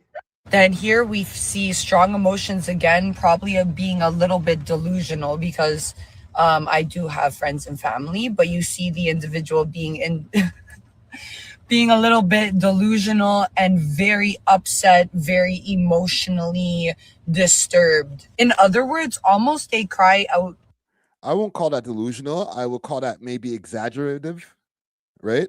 Exaggerative, right? You're going a little bit extra, right? Because like if you do have actual family and stuff like that, then to be like, I have none, that's maybe of a, a little bit of an overstatement, like, but delusional, like, I don't know. I'm not trying to be nitpicky Ricky once again, but I wouldn't put that in the delusional category. Bit delusional and very upset, very emotionally disturbed. In other words, almost a cry out for help. I never have a family. I just miss my parents. I just want to go home. Here we see someone who maybe has PTSD or trauma and wants to build a family on their own and fears that will never happen. And they also miss their parents very deeply. And I think that's a regular emotion. But there's no home to go. There's no home to go to. Essentially, my home on Weston is no longer. I might be having a hard time getting over that. And yeah, it's just really an individual trying their best to create a home of their own and be independent and have safety. So I hope that I will say, I've said in the last live stream, and it could have been a stream before that, but I feel like it was the last live stream.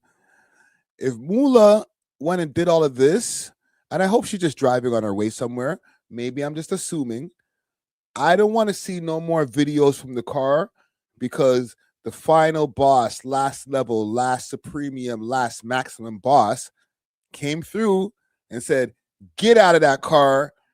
I'm taking over. I'm taking care of you now, or whatever.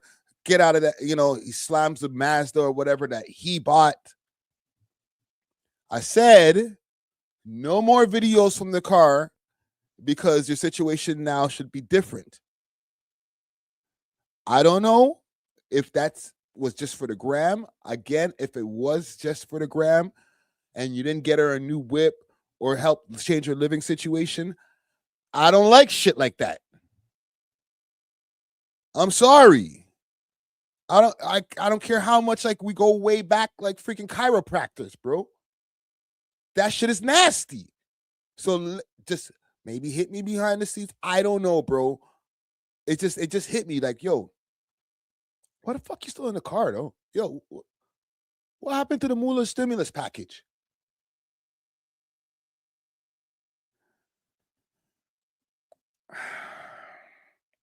I feel like it's a sensitive topic, so I feel like I'm very apprehensive of some of the questions I really want to ask. But I'm gonna ask it anyway. Do y'all think this is a clout play? Like, do y'all think that we've been watching this for like the last, I don't know, maybe 4 weeks, and it was just all for the clout? Okay, I know it's a nasty question. Oh, Friday, yo, this girl's living, her living situation is fucked up.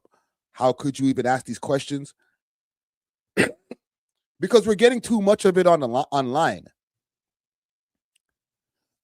Obviously we don't know what's happening in between the times that she turns on the live and starts recording. She could be looking for jobs. She could be trying to get housing. She could be doing a whole bunch of different things that we don't know. But when I do see the camera go on, it's like I feel like no progress is being made, not because she's been trying and it's just not happening. Because like it's just maybe not real. I know this is going, and it's on live. It's already out there in the world. They're going to get pissed off for me saying that. But I just feel like it could just be some shit for TikTok. All right. I'm going to back off of that line of interrogation right there or thinking, because I know people, oh, Friday, how could you say that? Oh my God. But like, sometimes I'm getting too much information and not enough, like, I don't know, progress, I guess, for lack of a better term. I don't know. I'm very confused right now when I'm in the way I'm thinking about this, because part of me is like, I feel really bad for her. But then at the same time, I'm watching these videos where it just sounds like a lot of cope or a lot of like not taking accountability. I help dissect this video a little bit for you guys. Someone who's going through mental health should not film their episodes, and I'm very sorry about that. I'm going to tell anyone around me to confiscate my phones during episodes. But yeah. But there's nobody around her when she's doing these videos. She's dolly. This is why I watched this video before we got to the live stream.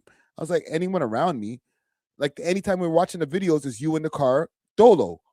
So is there anybody else in the car? Like, is there something that are you saying things that we just didn't know? And again, I'm not here to combat her issues and be like, yo, nah, bro, you lying, whatever. I'm reacting and I'm being skeptical, a little skeptical. Their episodes, and I'm very sorry about but objective that. I'm going to tell anyone around me to confiscate my phones during episodes. But yeah, let's be kind, let's be nice. I don't think that this ruins my image. I think that it spread awareness to people who are struggling just the same way that I am. Interesting. Well, gang, what do y'all think? Do you think that we're looking at somebody who is just too fixated on giving us this information via social media, or somebody who's really put in the right amount of effort into changing her situation? Okay. She said a few different things in this video that kind of went back on some of the things that she was saying before. Like, my family's gone. There's no way, nobody there to help me. And it's like, I don't know, maybe you just don't fuck with your family. Maybe y'all need to find a way to mend that bridge. Okay. If you have a family out there and your family is in any way, like, I'm not just talking about parents, because, immediate parents, sometimes your immediate parents might be fucked up. Mom doing whatever she does, or might not be around, or pop, same thing. You feel me? But aunts, uncles, all that type of shit, like, we got to reach out and find different ways instead of just doing this car shit. That's all I'm saying. You know what I'm saying? But I'll say again, salute to Plush. I asked in a poll over here in the chat, I asked, should Plush pull up to We Love Hip Hop? 71% of y'all said yes, and 29% of y'all said no. So the invitation is there. It is open. All right. Maybe we can get you to come through, do an episode with. I don't think that Dusty's going to sit with you, but the rest of the men can sit with you, and we can have a conversation. And hopefully from there we can even talk behind the scenes of helping to change your situation. So salute to Plush once again. Keep doing your thing. I got some more outside of the hip hop realm type of things to get to, because the tow truck wars that I've covered a bunch of times on this, as well as had a official tow truck yard owner and driver on the show. I thought it kind of cooled off because we didn't have a lot of coverage, but it started to heat up again, literally. So I'm gonna play a video over here, courtesy of CP24, about some things that were going on. Actually, like a bunch of cars, or I think a whole tow truck yard, got burned down over in Brampton. So let's pull up the video and see what's going on with the tow trucks. After fire has damaged Peel Police are investigating after fire has damaged a couple of heavy tow trucks in Brampton overnight. CP24's Courtney Heels joins us live from the scene with more on this. Good morning, Courtney. It certainly looks brighter where you are now, and I'm sure you're getting a better vantage point of the damage that's been caused. Yeah, and it's quite a bit of damage. I mean, several vehicles on fire overnight here along Rutherford Road, guys, and it looks as though this is arson. I'll show you the scene now. So we're on the other side of the yellow police tape, Peel Regional Police holding the scene, and they are investigating. You can see there's obvious damage to this one heavy tow in front of us. These are the big tow trucks that are brought in to move other trucks or buses. There's damage to this black SUV in between the heavy tows, and then there's this red one also with quite a bit of damage. This all happened at about 3 o'clock in the morning, and I'm going to share with you now some surveillance video from the scene. This is from the building that faces this parking lot. You can see in this video, there's a man who arrives overnight. He's got a white shirt on, some gray pants, and it seems like he's focused on that red heavy tow. And you should be able to see in the video, he's kind of walking around. It appears as though he's pouring something, likely some sort of accelerant, some gasoline around the heavy tow. He kind of goes around the back of the black vehicle. Yo, these trucks are expensive as hell, fam. Like, we're talking about a few $100,000 between all of these trucks right here. Holy. A few seconds pass, and then you see the flame. So the fire starts. He takes off. Police not saying much at this point, but it's very likely they'll be looking at this as arson. We talked to the owner of this white cargo van. You can see there's also a lot of damage here. He said he showed up for work this morning, ready to pick up his truck, and he found out about the fire. He's also seen that surveillance video. There was a guy on the road, like he came behind the building from the main road, and he put some like oil.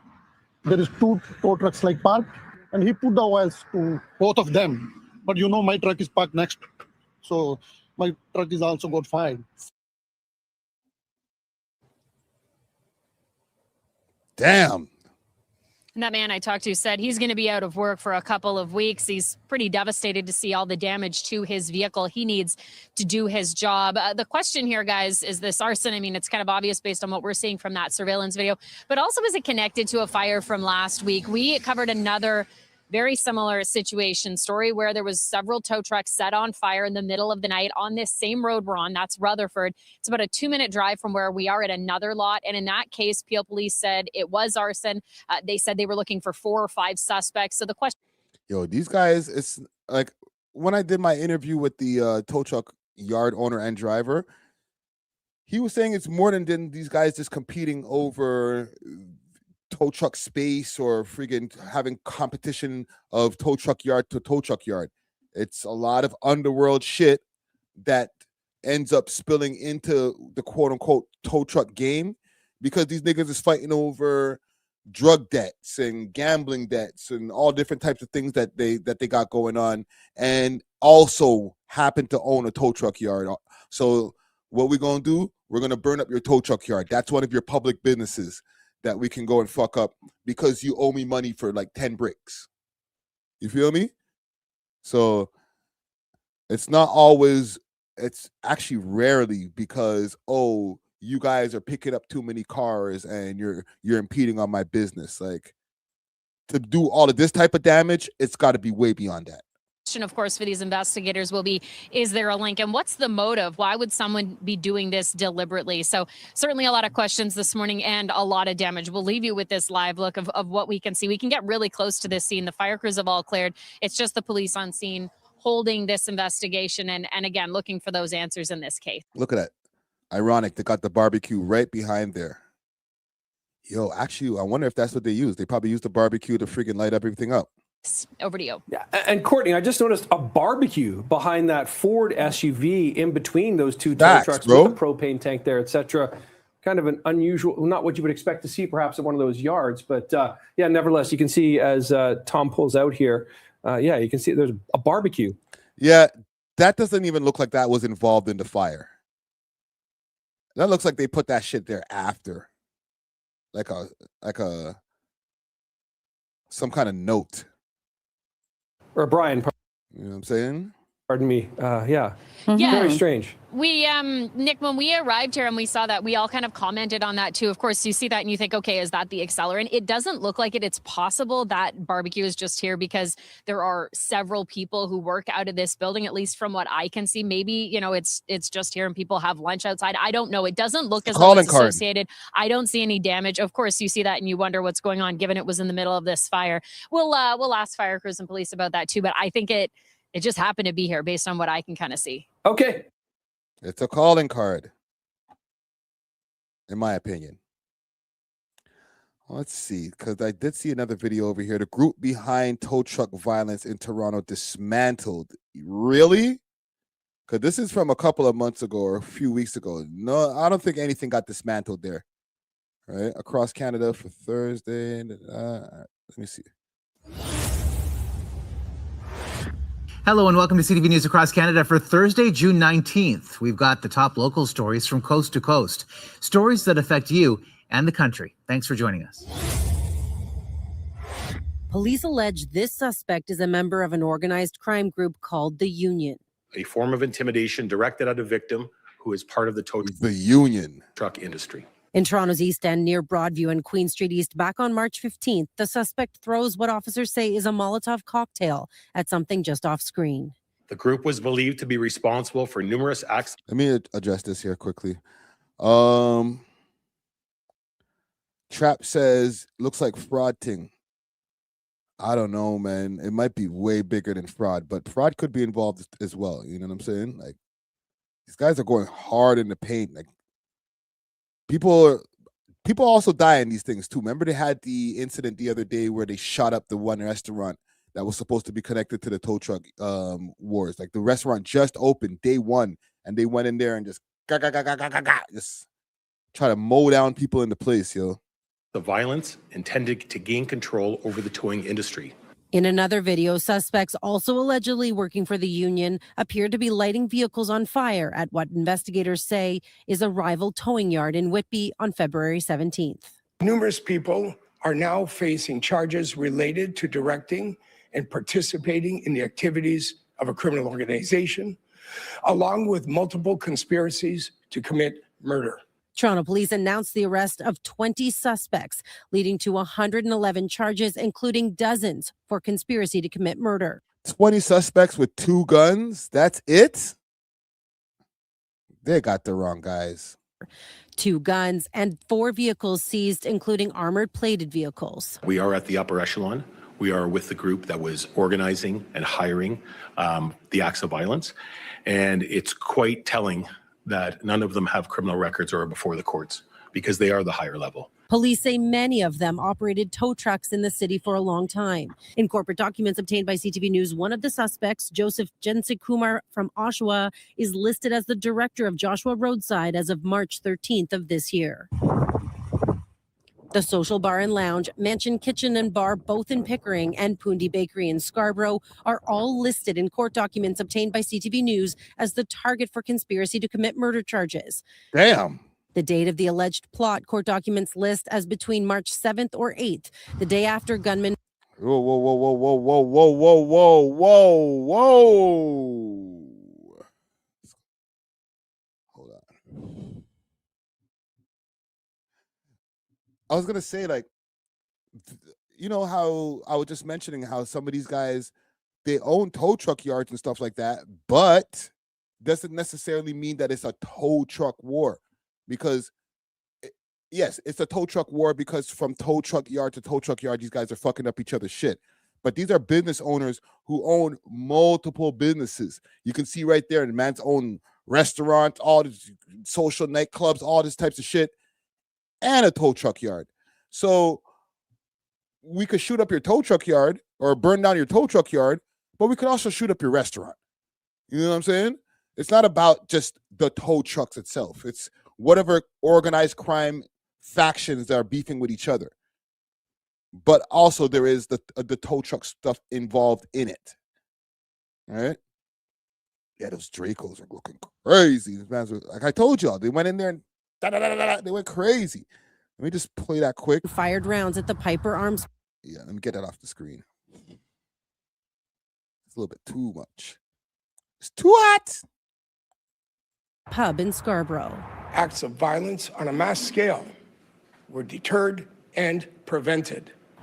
The joint investigation with York Region, Durham, the OPP, and Toronto Police, dubbed Project Yankee, began in October 2024 and led to wiretaps targeting individuals associated with the union and its members.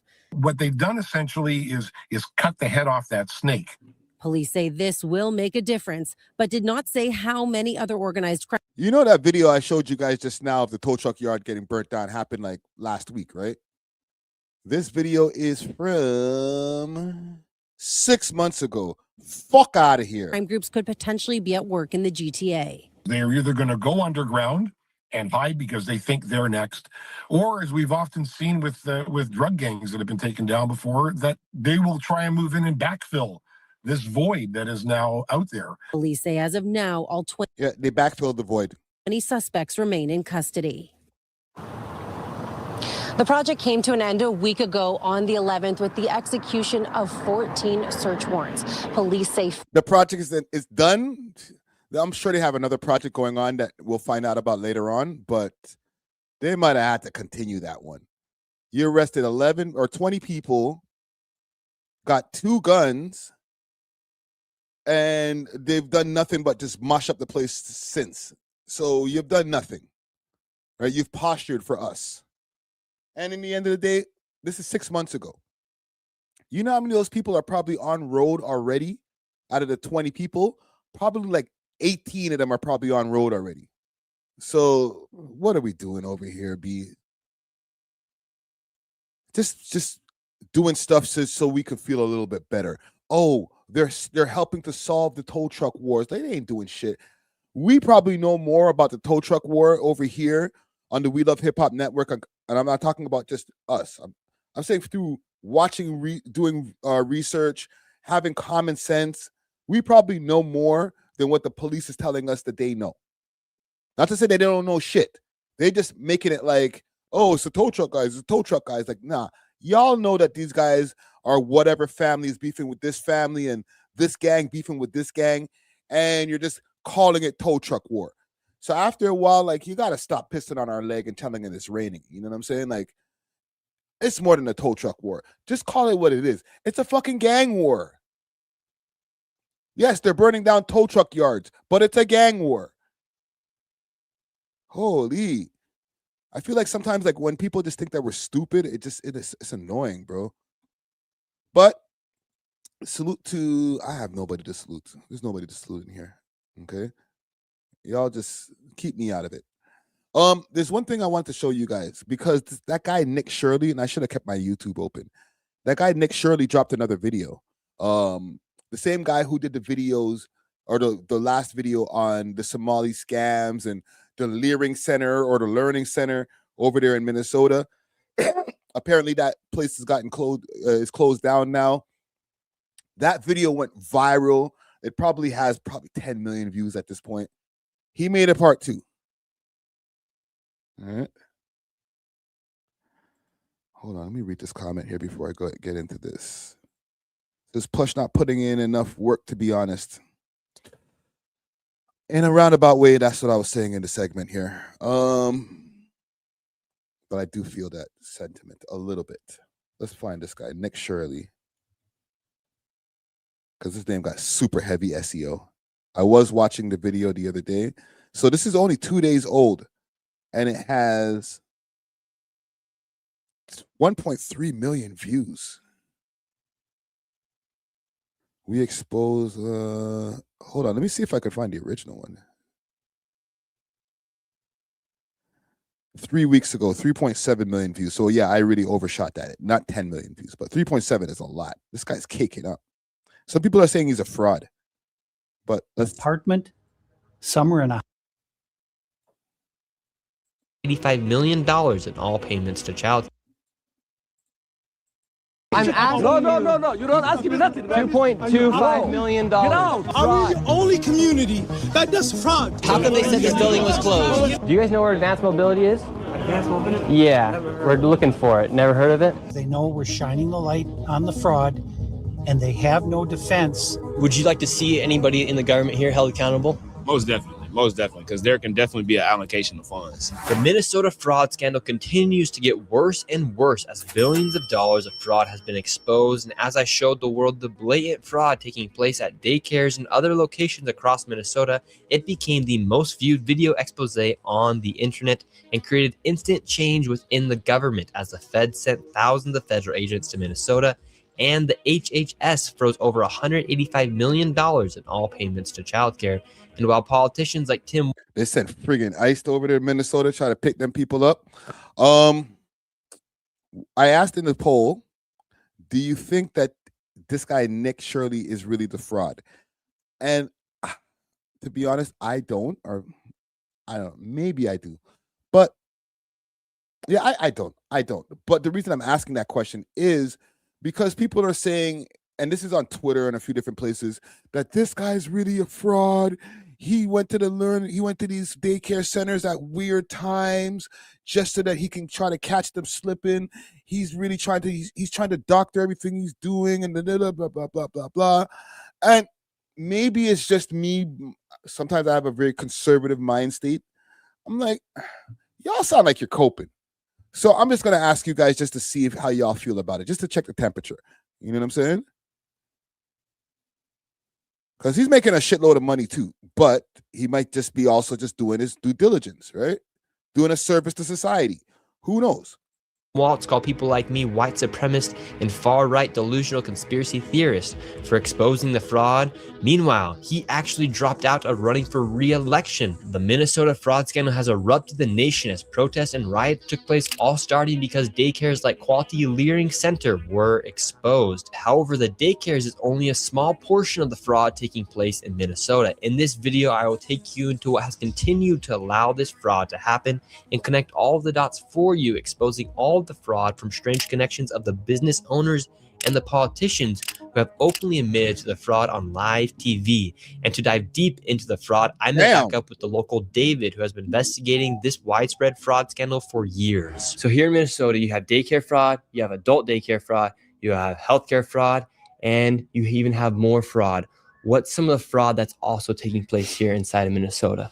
Well, what I think might be sort of the heart of the beast here is this transportation fraud. And what I mean by that is in Minnesota, we have something called non-emergency medical transportation, NEMT. My research has shown that there are about 1,020 such companies in Minnesota, and more than 90% of them are Somali owned.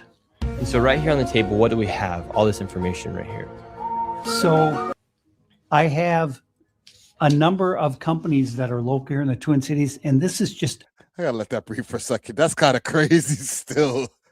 These guys own almost all of the non-emergency transport situations. Like, damn, that's pretty slick still. A fraction of the companies that are out there. What I found was that the national average for a non-emergency medical transportation company is 20 vehicles per company. A lot of these companies, their address is an apartment, some are in a house, some are in a convenience store, some of them in a vacant building. There's no signage, there's nobody there. And so why would there be such a need for all these transportation companies here inside of Minnesota? So if you think of this transportation as the hub of the wheel. So childcare is a spoke, adult daycare is a spoke, autism is a spoke, the interpreter services, which we can get into, that's another spoke. It all ties back to transportation. Why? The interpreter services too. Yeah, I gotta translate. Because those meals someone had to deliver those meals. Someone has to deliver the kid to autism or say they did. So it all revolves around the transportation. And so when you're looking at this, you say, okay, well, let's just be conservative. Let's go on the low side. Let's say there are only 800 Somali-owned non-emergency medical transportation companies in Minnesota. Well, again, the average is 20 vehicles per company. So that's 800 times 20. And the way these NEMT companies are paid is if they bring someone to a doctor's appointment, whatever the case might be, or Costco or wherever they're going, because remember, it's non-emergency medical transportation.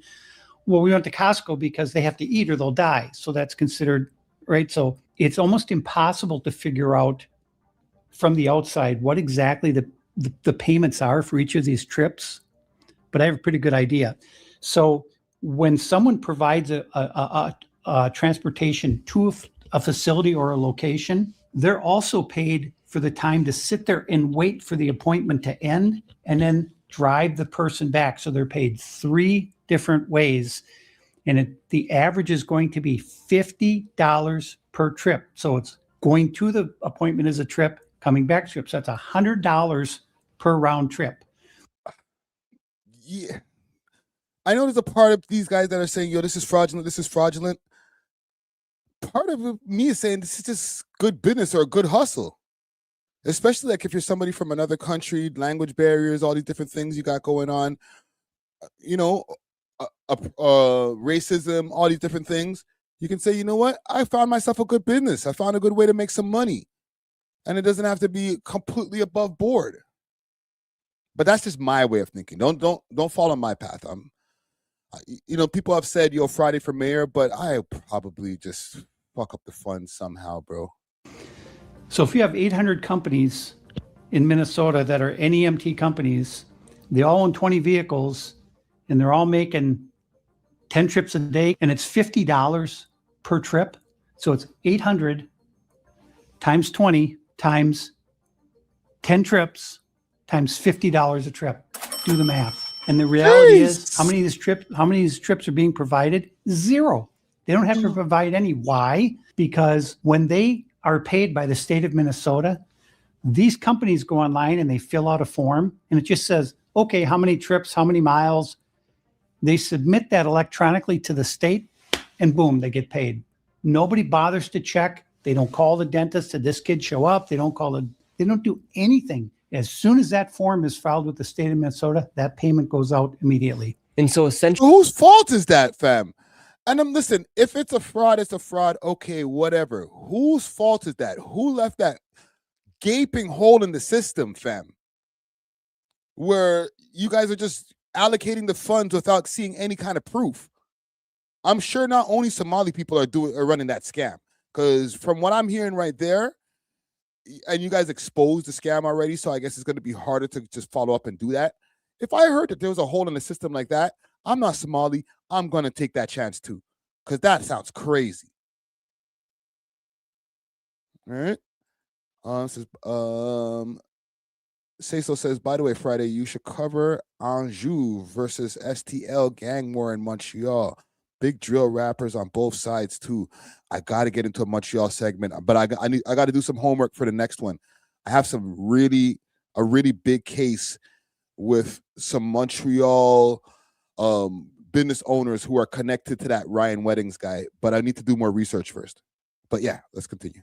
Actually, these transportation companies are what hold all of the fraud together, because you have the daycare centers working with the transportation companies, the adult daycare centers working with the transportation companies, the healthcare companies working with the transportation companies. So it's just another way to bill and to also make it look like something's happening here inside of Minnesota. This is the belly of the beast. All of this fraud revolves around these transportation companies. All of it. This touches every part of fraud here in Minnesota. And today we're going to go confront these people. We confronted them last time. There was no kids in any of the child care centers. And today, what do you expect to see? That's cap. Because then they showed videos after where there was kids in child care centers. So don't do that. I think we're going to see some vehicles because, you know, when I drive around the cities here, I see these Somalis driving. And mostly it's like a Plymouth Caravan or whatever. And there's never, ever, ever been a passenger. And in 7 years, I've never seen a passenger in any of these vehicles. Damn. I've followed some of them. They're going to Costco. They're going to Sam's Club. They're going to Walmart. The driver gets out, goes in there, loads up a shopping cart, comes in, puts it in the van, and off they go back to where they live. And now we're going to go out and see what's happening with these transportation companies. And here's the other thing. Tim Walz and the Department of Human Service, you threw the people of Minnesota under the bus. Shame on you, and I'm coming for you. You heard it here first. Yeah, get at them. Thank you. Why are you getting at the Somali people and whoever else is taking advantage of all of these holes in the system? Get at your freaking governor. David. All right, let's go. Get at your mayor. So where's the first location we're going to? The first location is a company called Safari Transportation, Cedar Avenue South in Minneapolis. Let's go. And so what makes Safari Transportation Company an interesting transportation company? Well, allegedly fraudulent. Well, the thing about Safari is that they've been registered since 2015 with the state of Minnesota as operating vehicles. And again, the national average for a non-emergency medical transportation company is 20 vehicles. So if they've got 20 vehicles and they're at 607 Cedar Avenue, I have no idea where there's parking them because there is no parking anywhere near this office. Let's see. We've arrived to the transportation company. We're outside, and right there we have a Loving Arms adult daycare. All the windows are completely boarded out right there. Damn. And it's supposed to be a transportation company registered. I'm trying to help y'all niggas a little bit, but bro, you gotta give us nigga. You gotta help us back a bit, man. Help us to help you. We've arrived to the transportation company. We're outside, and right there we have a Loving Arms adult daycare. All the windows are completely boarded out right there, and there's supposed to be a transportation company registered right here. It's 617, but it's a liquor store. Okay, so the location here is 607 and also 617. These are two transportation companies. We're on a main road right now, and this is 607, and it is not a transportation company. It's actually a money transfer, but it's registered here, 607. This does not look like Safari Transportation. Where is the transportation company? I don't see any signs denoting that there's any transportation. It's all just looks like money wiring. But if you look at the Secretary of State's office, money going to Somalia, state of Minnesota, Safari Transportation, 607 Cedar Avenue, and it's been registered here since 2015. That was the original filing. So let's see if we have the manager. Let's see if we can find FOD. Hello. How are you? We're looking for the transportation company. Safari Transportation? Looking for Safari Transportation? No, there's no Safari Transportation. Yo! Don't do it, bro. You know the thing is, this guy, he's chilling in there. He doesn't know that this is going to happen today. Man's are just walking in, two white men. He's just living his life. And here we go. 607 Cedar Avenue, and it's been registered. How are you? We're looking for the transportation company. Safari Transportation? Looking for Safari Transportation. Look at this guy behind the counter, huh? What? No, there's no Safari Transportation here. No Safari Transportation? Safari Transportation is 607 Cedar Avenue. We're just, look, they got a clothing store in here and the freaking Money Express. They've doing a lot. Looking for Safari Transportation. We don't know. So, but this is registered for Safari Transportation, 607. Okay, we don't know. We're asking where Safari Transportation is. We don't know. Okay, so the business is not here. Don't record. Fuad Omar? Fuad Omar? We don't know. This, do you see this? What is this? Money transferring. That's it. Okay, Well, this registered. is from the state. This is fraud taking place. This is supposed to say, this is for Safari Transportation. Yo, see? This is the antagonization going on right here. Why antagonizing mans, bro? Just take your information and walk out and be like, yo, the man said that it was supposed to be a transport company. This guy say we don't know what they're talking about. Keep it moving. You know, actually, no, because it's better for us. Go find out. Yeah, we did find out. This is fraud right here. Registered here. This is since registered. 2015. 2015? Safari Transportation, state of We don't know Minnesota. 2015. Yeah. Well, but it's registered now. This is current, just off the state of Minnesota website today. This is from today. I just printed this off today. Fuade Omar. Go check it out. We're here. This is 607. Where's Safari Transportation? Okay, it's not Safari, period. Okay, so it's a fraudulent business. Did you see Safari anything here? Exactly. Did you see? Exactly. It's not Did you here. see it? This guy just digging himself a deeper hole. Okay, thank you. We're going to go to the next address. All right, let's keep moving on. So 607, this is supposed to be Safari Transportation, no transportation company. And now we're going to 617. He didn't even realize what the hell he was doing. He just like, there's no Safari here. No. It's like, bro, you're supposed to say yes. You know he's going to talk to his homie later on, or his uncle or whoever. You can be like, bro, so what? The man came into the shop, and what was he asking? He was asking if it was a transportation company. And what did you say? I said, hell no. Son. Bro, what do you see over here? Money transfer, right? What do you see? Come on. Muhammad, what are you talking about? It's money transfer. You can be like, bro, Abdi, what are you doing? You're supposed to say yes. What did he look like? He had cameras? Another transportation company, however, it is actually Cedar Riverside Liquor. Where is the transportation company? 617. 617 right here. Dreamline Transportation for the state of Minnesota is registered to 617 Cedar Avenue South. And it's a liquor store. David, they aren't even trying to hide. It's a good question you're asking over here, Sosa or Sasso. Why is he pressing a random NPC that has nothing to do with Safari? That's who you're supposed to press. Ain't nobody deleting your comments. I don't even have no mods in here right now. Yeah, that's who we're supposed to press. You're supposed to press the person who don't know shit. Because look what he just did. He's supposed to say yes. All right, we got trucks somewhere else. We keep them parked somewhere else. We're trying to maximize the amount of business that we're trying to do underneath this name.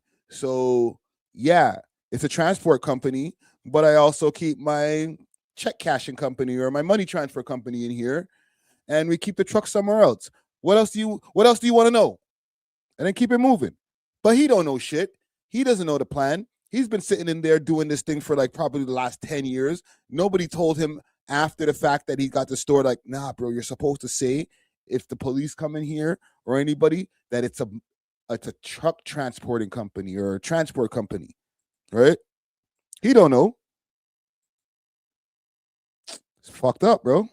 These are transportation companies. Where are the vans at? Should we ask? Should have known. Hey, we're looking for Dreamline Transportation. What's that? Now we're in 617, Dreamline Transportation. See, he asked the right question. He about to fuck it up. He about to fuck it up. Where is the transportation company? No, we don't have this. You ever heard of Safari Transportation? Safari, I know Safari, that money wiring, 607. The money wiring? Yeah. Okay, that's money wiring. Yeah. We're looking for Safari Transportation. 607. They said they never heard of it. I never did. Safari company, the money wiring, they send money there. That's the 607. So Safari gets the money and then they wire it out. Yeah, money. That man just said that Safari is actually a money wiring company, so therefore they're receiving money and then wiring it somewhere underneath the name of a transportation company. So he said to go here. Suite A right here. And then you have 617A right here, but this is reliable services, immigration, travel, and tax. I do not see a transportation company anywhere. Good morning. Hey. These guys are putting mans under pressure, bro. Damn. We're hoping to find Dreamline Transportation. Have you ever heard of it? I've never heard of it. Ask this one. He said to ask here. But you guys are fucking up the play, bro. Bro. Would know. That's next to it. This is a mailbox. It's not what it's called. So Dreamline Transportation could be nothing more than a mailbox. 834.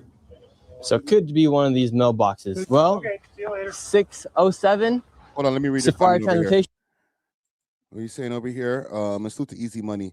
He says, I don't know what happened to my comment, but the kid Nick's been around for a minute, but recently blew up because of him exposing the corruption that is happening in Minnesota. Dude is just exposing corruption. Yeah, I've seen that his channel's been there. You know what I'm saying? This is not his first rodeo, but damn, bro. And I'm not even saying from the poll that I created that he is a fraud, because a big part of me is I don't think he is. He's just somebody who found a good lick for YouTube. But these guys are not making it easy for themselves, bro. It's like he's walking into places where all of these guys, they're just like fucking it up, bro. Like they don't even know what he knows or what he's even coming in there for, and then he just gets you. Like, bruh, I want to, give some bail to the Somali people, but you guys really look like you're pulling off mad scams, bro. I'm not gonna lie, bro. I'm not gonna say something's wrong with that because I'm not anybody holier than thou or whatever. You know what I'm saying? Go get your money, but if you get exposed, you get exposed, bro. You know what I'm saying? But go get your money same way. Doesn't exist. It's actually a money wiring business. 617 Dreamline, inside of there, it's actually a liquor store. And then 617A is a place where there's a bunch of mailboxes and it says reliable ITT services. How are you doing, man? I just want to ask you. Yes, sir. Why are you sensationalizing the propaganda? What are we sensationalizing? Let's go. Attack our community. What's your final objective? We're not attacking your community by any means. Are you making good money from this? We're looking for. Yes, he got 3 million views in like a week or so. He's not doing. And people are gonna call me, that forest animal that rhymes with booms. But I don't even think he's doing it on some racist shit. I think he's just like, bro, I got a lot of views off that shit, bro. Let's go. Let's get into all of the Somali shit. It has some good SEO in the algorithm. Trump went off the other day, called them dirty country and all kind of wild shit. He's like, oh, look at the SEO. Look at the views, Crow. And he pulled up. So let me get some of that money. Let me get some of that AdSense.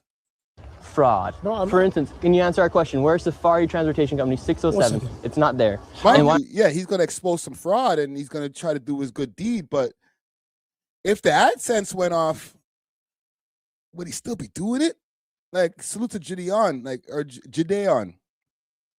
He does his pred catch and stuff like that, and his channel's not monetized. They can't monetize that shit on that channel. Like, I always see him advertising for the website that you can go to the EDP Watch website and do and donate to help these guys keep doing their thing. And they're doing a good deed for society, getting preds off the street. Thank you. But he's one person who channel's not monetized. I'm gonna keep it moving. I'm gonna keep going, and I'm gonna keep doing this service to society. I don't know if Nick's AdSense went off tomorrow, like if he just did something like he put something on the screen that was just that was super against the YouTube guidelines, or he said something super inflammatory that made him where like he was super toxic and YouTube demonetized all his shit. I don't know if he's gonna be that gung-ho about running up in these people's spot, bro. You know what I'm saying? A lot of people kind of like they deflate, they fizzle out after that.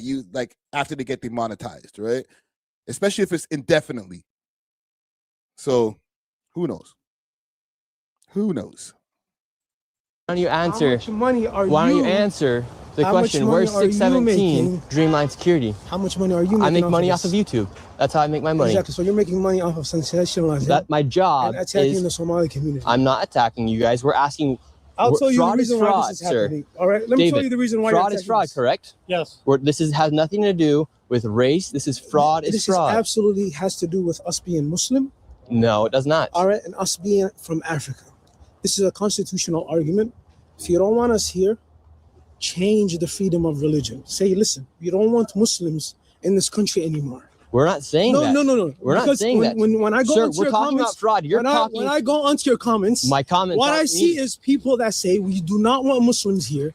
Kick every single Muslim in Minnesota out of Minnesota. That's a comment. You're preparing for the Somali community to maybe be taken to concentration camps, just like the Japanese community. All right. You're sensationalizing. No, we're not. All right, Sir, something that answer can the listen. question. Where is the transportation something vehicle that can company? jeopardize Answer the question. safety and the protection of the Somali community. We're talking about.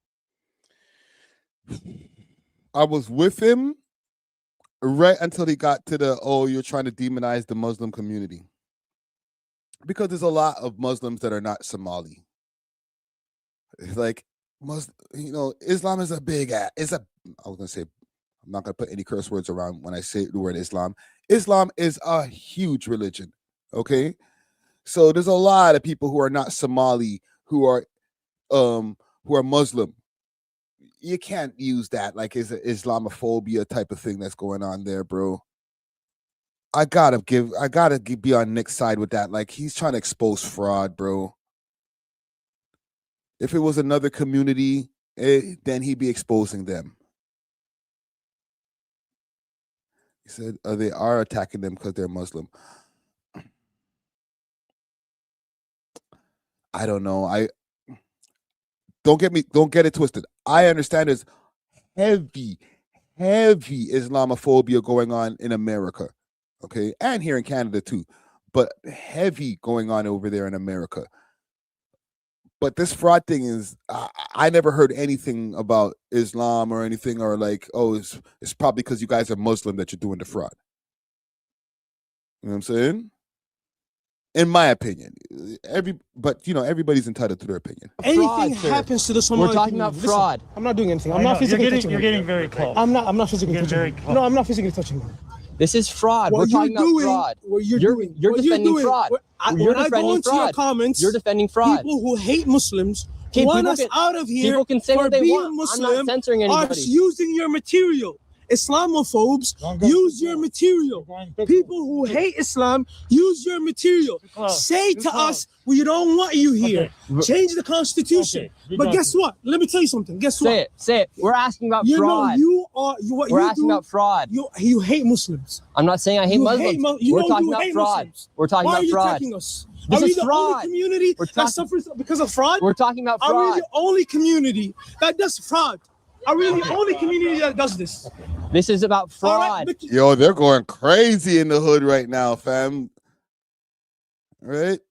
Hodia's out there, freaking. There's what, 300 Somali This is providers in fraud. all of Minnesota? There's actually 800. Don't keep talking. Don't go So, Do you speak English? transportation companies. Don't go close. Your security doesn't even speak English. Listen, let me tell you something. See, this isn't a race issue, sir. Listen, let me This tell is you about something. fraud. We have, what, 1,000 providers? Yeah, you guys have a. Even it's 2,000 providers. Okay, you sir. want to sacrifice the safety of Sir. 80,000 people We're not because of fucking 2,000 providers? Okay. Are you fucking mad? Are you stupid? I'm not stupid. You're stupid. You're Where's the transportation company? What about if a mass shooting happens in Minnesota? It will be because of you. It will be because of you. If any Somali gets hurt in Minnesota, it's because of Nick and Shirly. This is about fraud. One single Somali gets hurt. This is about fraud, it's because sir. of you. Sensationalizes. You son of a bitch. Sensationalizes. Wow, you're Get very the fuck nice. out of our neighborhood. Very nice. Get the fuck out of our Sir, neighborhood. can you tell me where the transportation Get the fuck out of company our neighborhood. We don't want you here. Get the fuck out of here. is? Calm down, sir. Get the fuck out of Yo, here. his security is trash. I'm not gonna lie, like, and salute to the brother right here, because he's standing on business, standing on freaking stack of business. But his security is trash. Yo, Nick, you gotta fire your security, bro. Cause that would have been a tackle already, bro. From the time the word fuck came out of his what? Tackle that nigga, bro. Put him down. Right? Don't get it twisted also. Nick shouldn't continue arguing with him. You should just stand down and be like, yo, this guy's in my face or whatever. but you escalate the argument, and now like man's putting all kind of get out of my neighborhood and Ray Tay, bro. Like, sheesh. Yeah. You might have to fire these guys, bro. Sir, this is about fraud. You wanted clicks? You're You got sensationalizing clicks. yourself, You sir. wanted clicks? You're You sensationalizing got yourself. Maybe I might want my security to be a little bit too overzealous. Like, he should have been already backed up on the wall. Like, yo, back up. Don't get close, all right? You wanted clicks? You wanted the YouTube? Tell me where the transportation vehicle is. Clicks. You got YouTube clicks. Now get the out of our community. Tell me where the transportation Get the out of our vehicle community. is. Tell me where the. This is about fraud. This is. Say I don't want This Muslims is about here. fraud. Say I don't want Muslims here. Say it. Say I'm I not- want to change the Constitution. No, I don't and want to change the See, he lost as soon as he started losing his composure. freedom of religion, and I don't want Muslim Somalis in Minnesota. Kick them out. I was born in this country. You have to take the passport away from me. That is what you are Sir, arguing for. we're not talking. Change the Constitution. This is about fraud. Thank you, sir. Appreciate it. Get the fuck out of our community. This is about fraud. It is a right-wing channel. I can see it like right away, right? But like I'm trying to say, these guys are not making it easier, fam. Have somebody with a story at least one of those locations. Okay, even with the fact, all right, I'm not even going to say if, with the fact that Nick Shirley has found a community that he can milk for some views, as well as say that, I'm doing something righteous. Like, bro, you got to cover your ass, especially if this guy's already done one video. Go tell these guys, like, if you see this guy in the neighborhood, don't even talk to him. Farthest more than answer his questions. Because as soon as he walked in there and they started answering his questions, he got them. Say, yo, if you see this guy, he has 3 million views on his last video. He's been moving around through all the neighborhoods, the Somali neighborhoods, trying to, trip us up in some shit. As soon as you see him walk into your store, don't even talk to him. Straight up. Don't give him the ammo is basically what my point is. Facts, man. Somalis ain't the only ones out here doing stuff like this, but the right-wing channels will always push that narrative and have no problem with people that are closed-minded views. Of course, I'm sure that the homie, what he's saying as far as the comment section, I'm sure it's disgusting. They probably are saying the most racist shit in this comment section, all kind of monkey emojis, all kind of go back to your country, all kind of thank God for ICE comments, all kind of bullshit. Like, bro, I be on the internet, but again, don't make it easy for this guy, bro, because he literally just went to one business and bang, tripped everybody up right away. Because everybody's doing fraud. If he went to Chinatown, oh my God. If he went to Chinatown, he'd be having a field day. But one of them triad niggas is gonna shoot his fucking nose off. That's just a fact. Out of our community. Get the fuck out of here. Get the fuck out of here. Stupid fucking idiot. Tell me where the transportation company is then. Get the fuck out of here. Obviously, for this video, we had to get security because look at this now. Let's go. Right, we're going.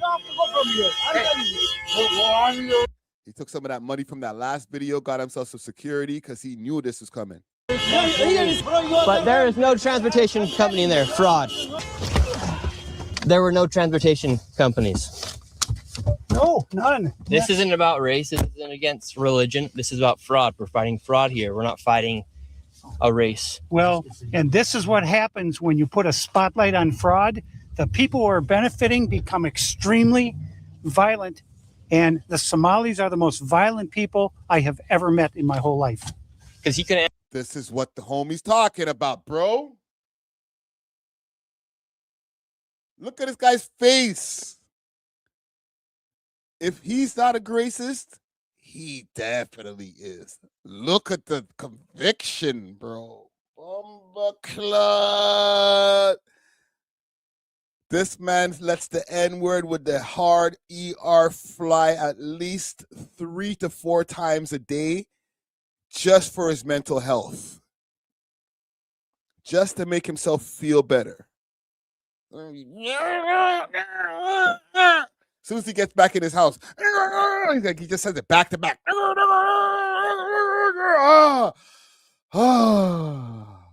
Feel better now. You know what I'm saying? Screams it into the pillow.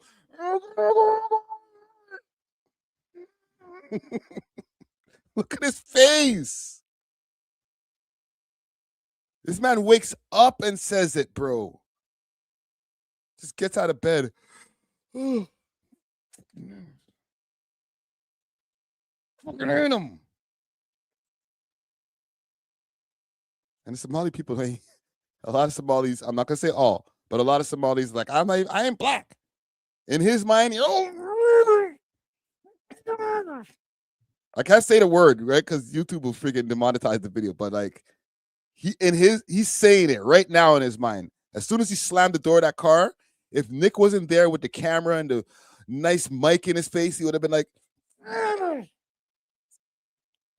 That's the question. Where was the transportation company? He wouldn't answer the question. All he did was make it about race and then issue threats.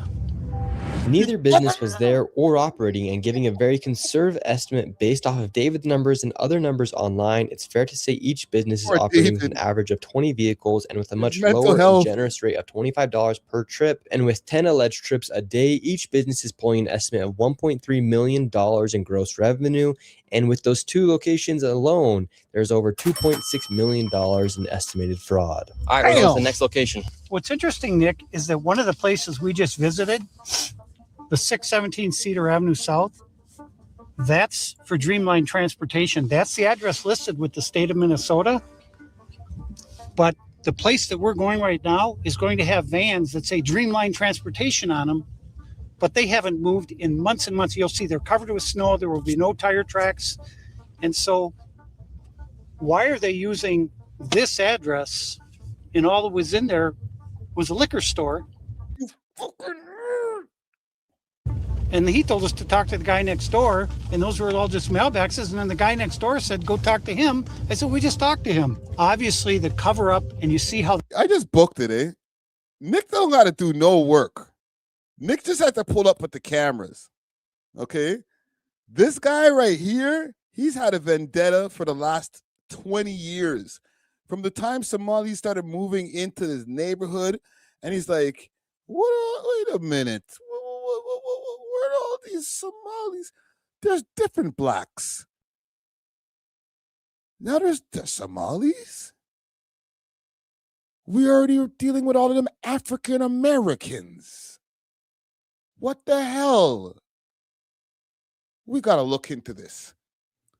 Somebody call the ombudsman. Somebody call the mayor. Hey, wait a minute. 2 more people moved in next door. Barbara, I just was driving home and I drove through such and such neighborhood. I don't know the neighborhoods in Minnesota, right? I was driving through the neighborhood and I realized one block had all of these Arabic writing on it. Like, what is going on over here? What is the world coming to? And since then, he's just been stewing, bro. Collecting information. Like, look at the man has his papers in his hands, bro. Nick didn't have to do shit. He found out that there's one racist white man in Minnesota who wants to get rid of all of them. And he said, yo, all right, let me just pull up on you. You got all the info. You could tell me where to go, and I'll just follow you. And you can go home and rage out later on, and I'm going to go home and film it, and maybe I'll break you off something, but maybe not. You seem like you're just doing it for the love of getting rid of them. they all stick together, and it's all this intimidation. And thank God we had the security we did there, because that would have been bad. Now we're outside of this transportation I know, right here. Especially with all of them black people there. You know how they get. And so you can see these are the vans that say Dreamline. You can see the sticker on the window and the numbers on the rear. None of these vehicles have moved in 8 months. I've been taking date stamp photos. All these vehicles are in the exact same spot. Yo, bro, you don't got a job. This nigga just driving around, checking on the plates, checking to see if cars move. Like, Rusky, is this your job, bro? Let me see if I can expose these Somalis, bro. I need to get them out of here, fam. His wife is like, yo, when are you coming home? Don't worry, Barbara. I'm doing something. All right? Man just staked out in his car, looking at businesses. Like, bro, he might be retired. Because he's an old foot. I'm an old foot, but like he's an old foot. He might be retired, and this is like this is his passion project. They were 8 months ago, and look, there's no tire tracks, so they haven't moved. And this van as well, this is Dreamline.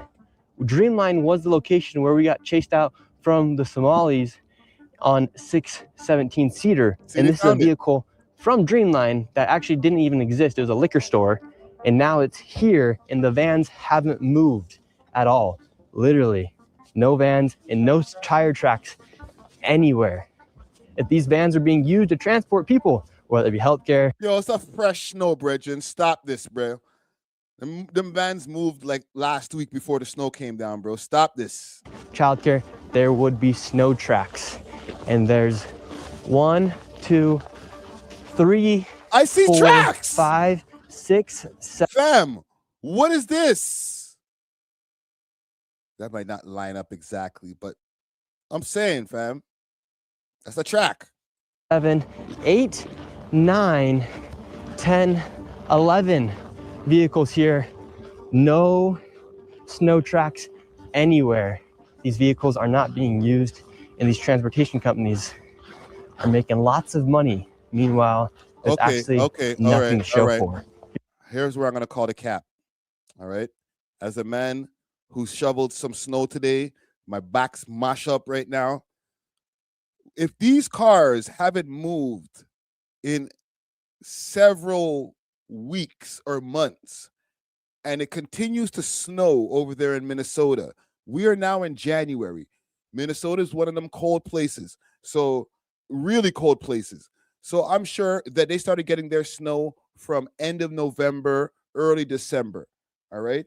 So if these cars haven't moved, like they're saying, and listen, this here, and this is me throwing some bail to the Somali community. If these cars haven't moved in weeks, almost months, you're going to see a pile of snow on top of these cars. Not the amount of level of snow that you're seeing on top of them right now. Okay. This is a light dusting of snow on top of these cars.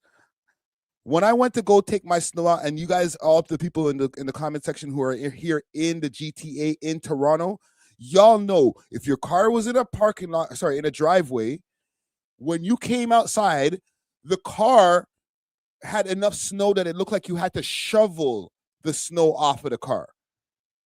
And that's in one snowstorm. You had to almost shovel the snow if it wasn't going to mash up the paint job. You feel me? But there's like a significant layer of snow about this high, enough that when you drive off, the snow will actually damage somebody's windshield behind you. This is not the amount of snow that I'm talking about, fam. For cars that haven't moved for weeks on weeks on weeks, from what the old man is saying, because he checked. Okay, these cars are not snowed the fuck down.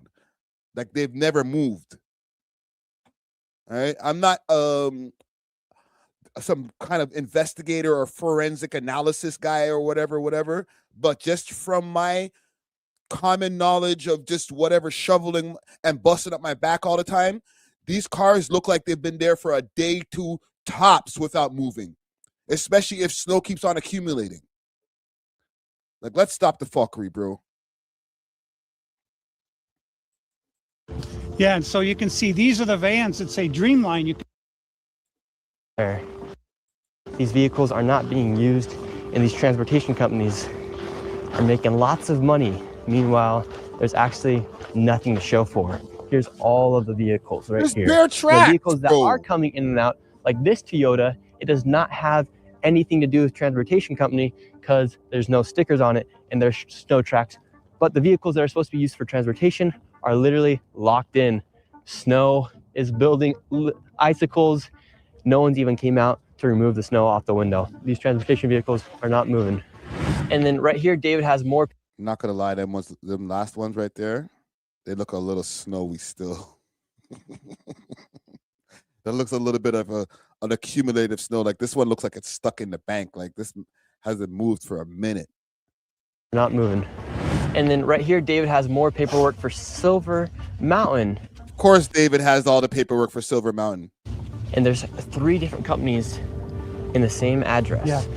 So when we talk about how all these companies are intertwined, this is a perfect example of that. And this is why these transportation companies are so essential to the fraud in Minnesota, because they allow the fraud to be supported, as the majority of the fraud is from welfare programs like daycares, autism centers, and adult daycares, and healthcare services. They need to leave a paper trail to make it look like something is happening. Therefore, they use these transportation companies to create that paper trail by saying they're moving people from an adult daycare to a healthcare provider, for example, but they actually never provide the service at the healthcare provider. But that paper trail allows them to continue to bill the state for the money, and everyone gets paid. That's why this fraud is so deep and hard to dismantle, because quite literally everyone is involved. And it's all because I'm not gonna lie, but if the business is true, not sick to my stomach. This is pretty good planning. Y'all mad? You mad, nigga? I'm sorry. I don't want to sound like one of them assholes, but like, bro, that's brilliant. You don't be mad because niggas came up with a brilliant plan, bro. Come up with your own plan, Mr. Privilege. Because the state of Minnesota never checks. All right, so this is actually the location for Silver Mountain, Inc., LLC, and Co. Let's go. Come on, Let's Abby. see You'll be all right. Yes, get our we're wondering story where straight. Silver Mountain. Silver Mountain? Silver Mountain. Oh, I don't know that. What is this? It says 2722 Park Avenue. Where Is is Silver Mountain here? Silver Mountain. You don't have a permission to do that. Okay, You so were Silver ju- Mountain does not exist. You were No, the name, doing the name's not, shit. the name's I don't- not Silver don't- Mountain. It's just Silver Mountain. Don't ask Home me Health that. Care. When you come, All right, So There we Silver go. Mountain, so It's Silver, another way. so that's Silver the Mountain way does to not make a exist. business. 27 You're making This is how you do it, okay? Just follow through. The first guy answer the question. You fucked up, bro. When these guys leave, beat that nigga down, okay? Beat his ass. But what this guy's doing right here, that's what you're supposed to do. Get out. Leave my business. Come out of here with these cameras. We're not answering no questions. Silver, what? I have no answers to those questions until you get the fuck out of my freaking establishment, bro. Leave. That's what you're supposed to do.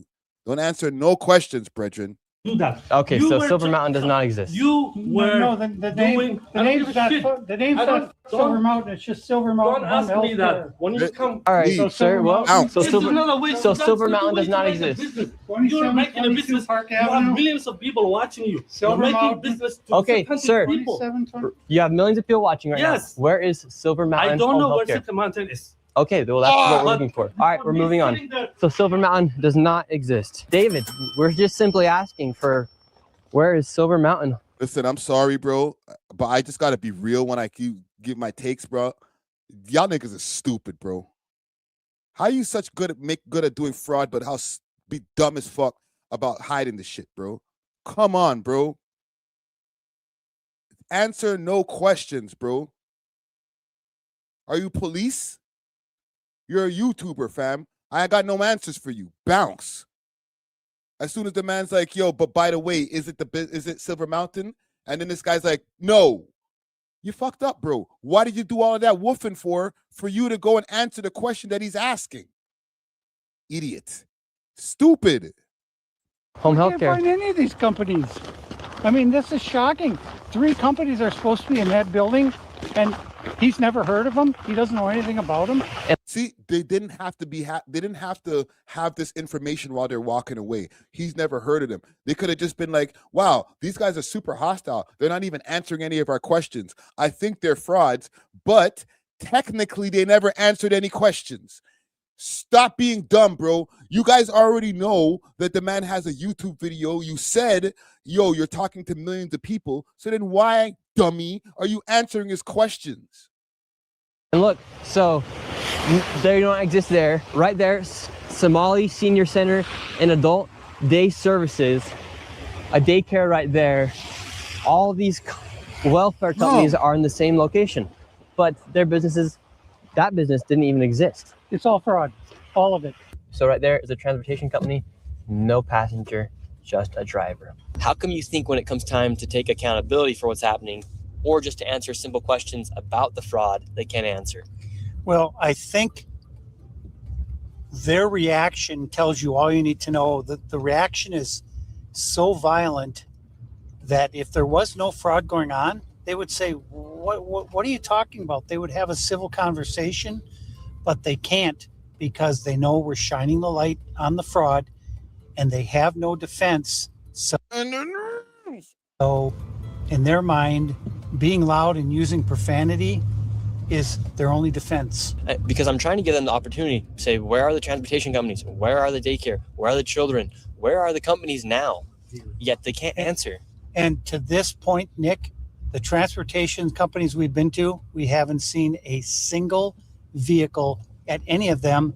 In fact, some don't even exist. We can't even find them. We're going to the addresses that are listed on the Secretary of State's website as their business address. This is a massive parking lot here. We're gonna go ask them where their vehicles are. They should not have any excuse as to why they don't have their vehicles here, other than if they are out driving right now. And what's the story behind this business? Well, this business is new as of March of 2024. It's Muhammad Malim is the registered agent for 713 Minnehaha Avenue East. Me and David headed into this building. However, the owner was not there. We're here at the suite of Epimonnia Transport LLC. There's actually not even a sign here. And anyone here, looks like there's a guy over here. Let's see if we can talk to him really quick. Do you know about Epimonnia Transport here? So there was a transportation company here in 305 for a long time, even before I joined the building a few years ago. There we go. He's never really here. I've seen the office a couple times. There's barely anything in there but a couch. And then I see him maybe twice a month at IF. And there's no transport vehicles outside. Massive parking lot, but no transport. I've never seen one. I've been here for 3 years and I'm always here. I'm a workaholic. I'm just nonstop here. So I know everybody in the building, and this specific space here is probably the most sketchy out of any other business here. Everyone else is here. They're friendlier. He just pops in and out. For instance, this guy, Muhammad. This guy right here, bro. Friggin' Triple H over here. Racist snitch, bro. Racist snitch. The most racist of snitches. Should have his business in 308. There should be transportation vehicles outside. There's nothing. That's weird that you say 308 because he's always been in 305 for the last 3 years. Wow, so he's even lying on his public records with the government. I would assume if he was to make and doing fraud, it makes sense to switch it up and throw people off track. It would be the first thing somebody would do, I would think. So why are you just eating up all the information this guy's giving you? Like, bro, you're just nondescript white man with long hair. He's like, yeah, there's supposed to be a 603, but I think there was a 601, and I never really see him around too much. So they must be doing fraud. Like, nigga, shut your mouth, man. Mind your fucking business, nigga. Fraud has started to be exposed. Muhammad has left the scene, and that guy just said, he confirmed that there has never even been transportation vehicles outside. So Muhammad has completely left the scene. He's nowhere to be found, and this parking lot, massive parking lot, actually never even had any transport vehicles according to the guy. Bruh, your last video did 3 million views in like friggin' a week. Yes, Muhammad left. Guy who lived or had his office next to Muhammad. How quick do you think the fraud would dry out here in Minnesota if they were to cut out the transportation side of the fraud? I think it would have a massive effect, and that the signal that would send would let people know the party's over. Because if me and you were to go to the doctor, we either have to find a family member, drive ourselves, or pay for an Uber. How come they even have this set up? Yeah, I tried to arrange a ride with one of. You know where they should go? They should go and try to see what kind of fraud is going down in the Polish community. They should maybe go check even in the Greek community. You know what?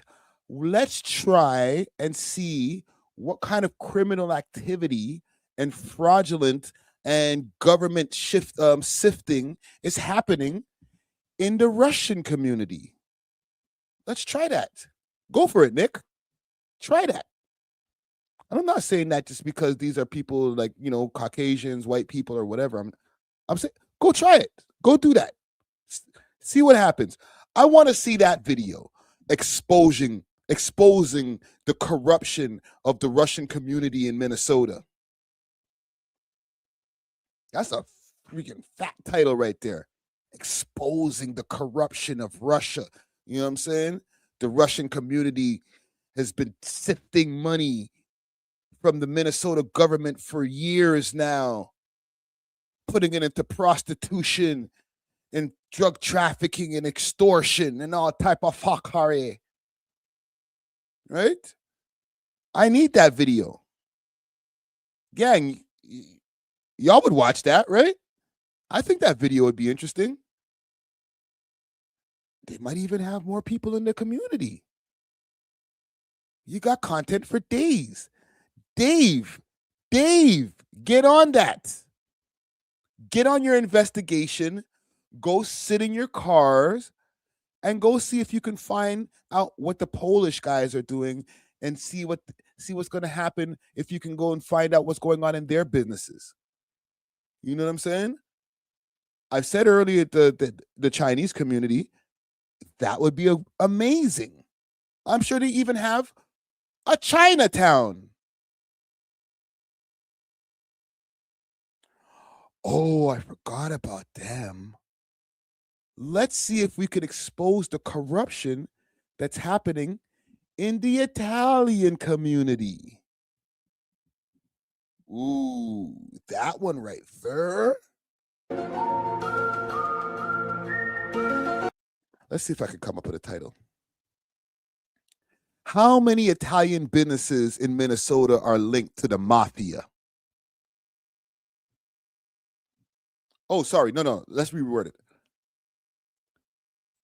How Italian Minnesota businesses are really linked, and really in all caps, really linked to the mafia. That's enough. Okay? If you want to get extra and add more words on the title, because you got to kind of keep it under like 70 characters. Okay? Just some YouTube game for you. Okay? But if you want to get extra and add some more characters, the bloody story explained. You know what? Fuck it. Put that on the thumbnail. Don't even put it in the title. All right? Let's work this out again. How the Italian community in Minnesota is really linked to the mafia. And then on the thumbnail, with big bold letters, with freaking kind of like the blood hanging down kind of on the letters, the bloody story explained. No. Exposed. The bloody story exposed. And then put some friggin' Italian gangster in a friggin' nice $2,000 suit on the cover. All right. You're there with a microphone in his face. Yo, Gino, what you been doing over there? Are you sifting money from Minnesota and putting it into the crime bosses and putting it back into the Gambino family? We need answers. I'm here for that.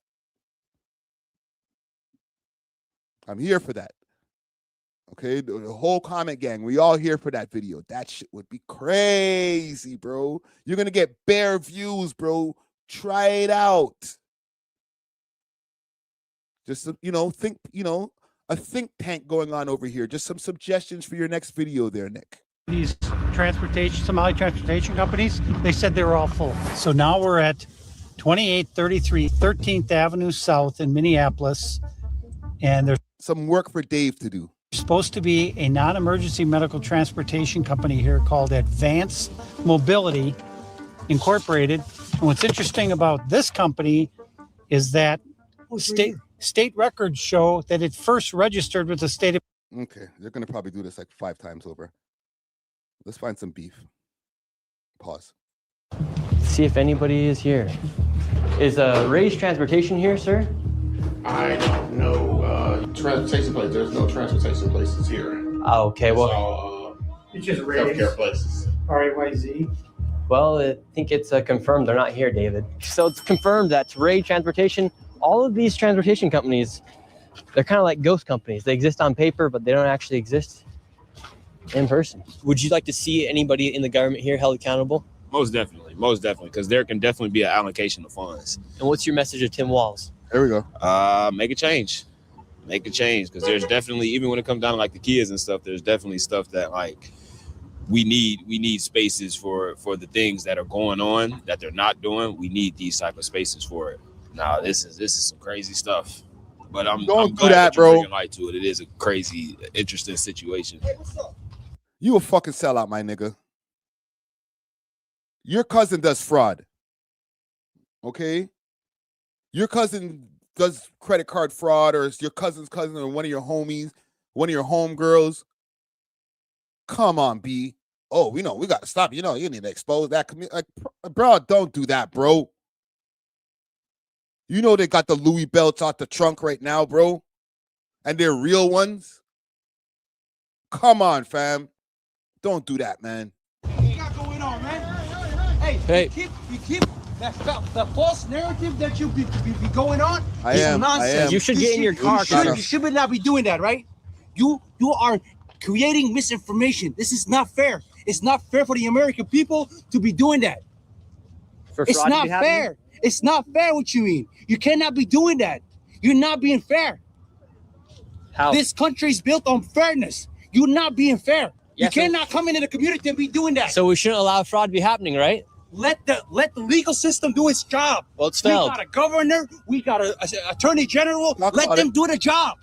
You're not in a position to do the job. You're not a prosecutor. If you want to run for office, go ahead, run for office. But you cannot be doing this. This is misinformation. This is the information. How is it misinformation, sir? It's from the This is what you're doing. state You're of coming Minnesota. You're coming everywhere. Where you coming from? We're not coming for you. See fam. what Relax. I mean? We're talking about the facts that's happening here. Get the south side. It's my turf. Get it. Sir, so we were just having a civil conversation. The guy hopped out of his car in the middle of the road. About the fraud that's happening. And he's saying that I'm the bad guy for showing light of what's happening here. They're passionate. They're passionate people. They don't want this type of stuff either going on or be brought to light. So that's what they're gonna. I'm not gonna lie though, and salute the homie over here. I did have one take just now where I was saying, like, bro, why you throwing these guys under the bus? Basically, you, Ray, Tanisha, y'all all do fraud too. Stop doing this. But they ain't gonna defend the Somali people, bro, because I'm sure a lot of Somali people I'm sure they have some Somali people, a lot of them, that they're in the club with, popping bottles, smashing their chicks, whatever. But I'm sure a lot of Somali people done gave Tyrone and Ray their ass to kiss many times. Said, I'm not y'all. Okay? I'm not y'all African Americans. Like, we are, our skin's the same tone and everything like that, but we ain't you. Right? So he's just like, whatever. They fraud. I don't give a fuck. Take him. The one that probably called him the hard ER at some point. Dude, they gonna come. It's a very tight knit community. You saw it firsthand how crazy it gets out here. He hopped out in the middle of the intersection. I'll say. So this isn't about race. You're a black guy. They're black, right? We don't have no ill feelings towards you by any means. We're talking about the fraud that's happening. So God bless you, sir, and thank you very much. Why are we doing this? So we're doing this, A, because it's the right thing to do. The people of Minnesota and the people of America want this done. Fraud is fraud. And when we try and talk with these people and say, look, the main reason we're doing this is to find out why are all these checks being written by the state of Minnesota for companies that don't even exist. That's what we're trying to figure out. It's not a race issue. it's a fraud issue, and fraud is fraud. And so what most people don't understand about this fraud is it is literally... All right, let's get to the end here. I've been spent too long. Oh, shit. They got mad squabbles in this one, eh? And for a place that's supposed to have over 100 children, there's no footprints anywhere going into the store. Damn, it just started snowing. And it's locked. Midday right now. This is the back side of the daycare. Ringing the doorbell right now. See if anybody comes. Hello? I'm not gonna lie, I'm giving these niggas mad passes, bro. I try. Listen, I'm here for the whole diaspora. Hello, sir. How are you doing? How are you doing? Yes, sir. Get out. Okay, listen. Get out. This is our Let's business. go. Each other, okay? What are you looking for? We don't care what you do on the parking lot. Go this side. Go. Get out. It's private. I can be here in the parking lot. No. You don't be here. Wait, What are can you we looking ask for? you about the daycare? It's all right. No. It's all right. Can we Please say no, man. Please say no. ask you about the daycare? No. I don't care, Ken. Sir, I'm not racist. You have to live here. I'm asking No. You don't ask me nothing. Man. 2.25 million. That's how you do it, brother. That's how you do it. Brother, don't ask me nothing. Brother. Get out, you guys. Get out. $2.5 million. Get out. This is a business. Get out, hey. Get out. What are you looking for? We're asking. We just want to Get out. We just want to ask you about $2.25 million. Get out. You say Get out. out of here, man. Get out, guys. Get out. You cannot do that. Get out. No, you cannot. You cannot do that. Where? Get out. This is. Get out. No. Get lost. Get out. No. Sir. You have to get out. This is our property. Get out. Why? Can I ask you about the daycare? I have the paperwork right here. That's how you do it there, Bridget. That's how you do it. Can I ask you about the daycare? Fuck you, my youth. You cannot do that. Where? Get out. This is. Get out. No. Get lost. Get out. No. Sir. You have to get out. This is our property. Get out. Why? Can I ask you about the daycare? I have the paperwork right here. No. Get out. What's the need Get for out. $2.25 million for a I'm telling daycare? you, get out. Get Can out. you answer the question? Get out. No, I don't ask you any question. You guys, get out. You can't answer the Get question. out. No. Who are you? My name's Nick Who are you? Shirley. No, I don't give a shit. Get out. Could you Get out. answer the question? No, I don't. What's the need for $2.25 million for a daycare? No. $1 million. I don't- Don't worry about it.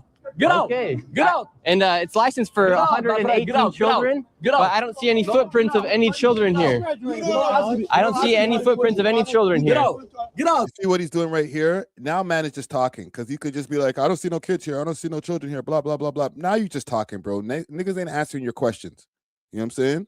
So now everything else that you're saying is just hearsay and can be used as slander later on. If they're really smart. Guys, get out. No, I'm not asking nothing, man. I'm Get just out. asking you about what we're seeing here. No, get out. Get out our business. Get out. Sir, this is my property. You have millions of Get people out. watching right now. Can you say what's the need for $2.25 million? And where are the 118 children? Don't answer no questions. Sir, I'm just asking. Don't answer no questions, bro. Stay strong, brother. Get out. Get out. No, you don't ask me any question. Get out. You have the opportunity Get to out. answer No. the question. No. You can't ask me nothing. Get out. Get out our business, man. Get out. Get out. Get out. Get out. Let your security do the work there, brother. Just answer the question. No. Just answer Get the out. question. No, get out. Leave. Sir, just answer the simple question. Hey, don't touch me. You Don't touch me. YouTube, man. Get out. All right, code word has been given. We're out. Get out. All right, we gotta There get out we of here. go. Mission complete. Point for the Somali community right there. Point. Let's go. Get out. Sir, just answer the question. Where are the children? No footprints of it. All of these guys previously in this video did the same thing. This video wouldn't be out right now.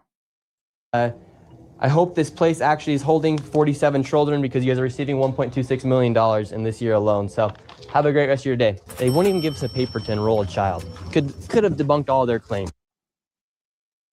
You guys can. And so how come they said this? Oh, they went back to the Leering Center. Let's go. And they fixed the sign. So Tiki Brown said this facility was closed. She said a week ago. And now magically it's full of cars. So how can it be closed? Oh, they got the hoodies with it. And it says Leering Center on the. Oh, they playing. Nah, they trolling. They are trolling. I said, Friday, you look Ethiopian. Do I? Maybe. I don't got that good hair like that. I couldn't even take off my hat right now. You know what I'm saying? But I don't got that good hair like that. Damn, bro. These guys are really on a mud ting right now. Like, he really, fam, send on one of those hoodies. Those hoodies are fire. I need one of those hoodies for the pod, fam. The Leering Center hoodie, that shit looks fire. In the grayas, what a gray sweat. Ooh, I'm getting that, fam. I'm gonna make my own. Fuck it. People are coming and going. Fraud. Why do you have everybody? Yeah. Okay, this is the owner right here. This guy, he's back. Let's go, homie. Yeah, okay. So you guys can record. So how come they said this building was closed? We're trying to speak to the owner. They won't even answer a simple question. Look, now he's going inside. Sir, don't run though. It looks suspicious when you run, brother.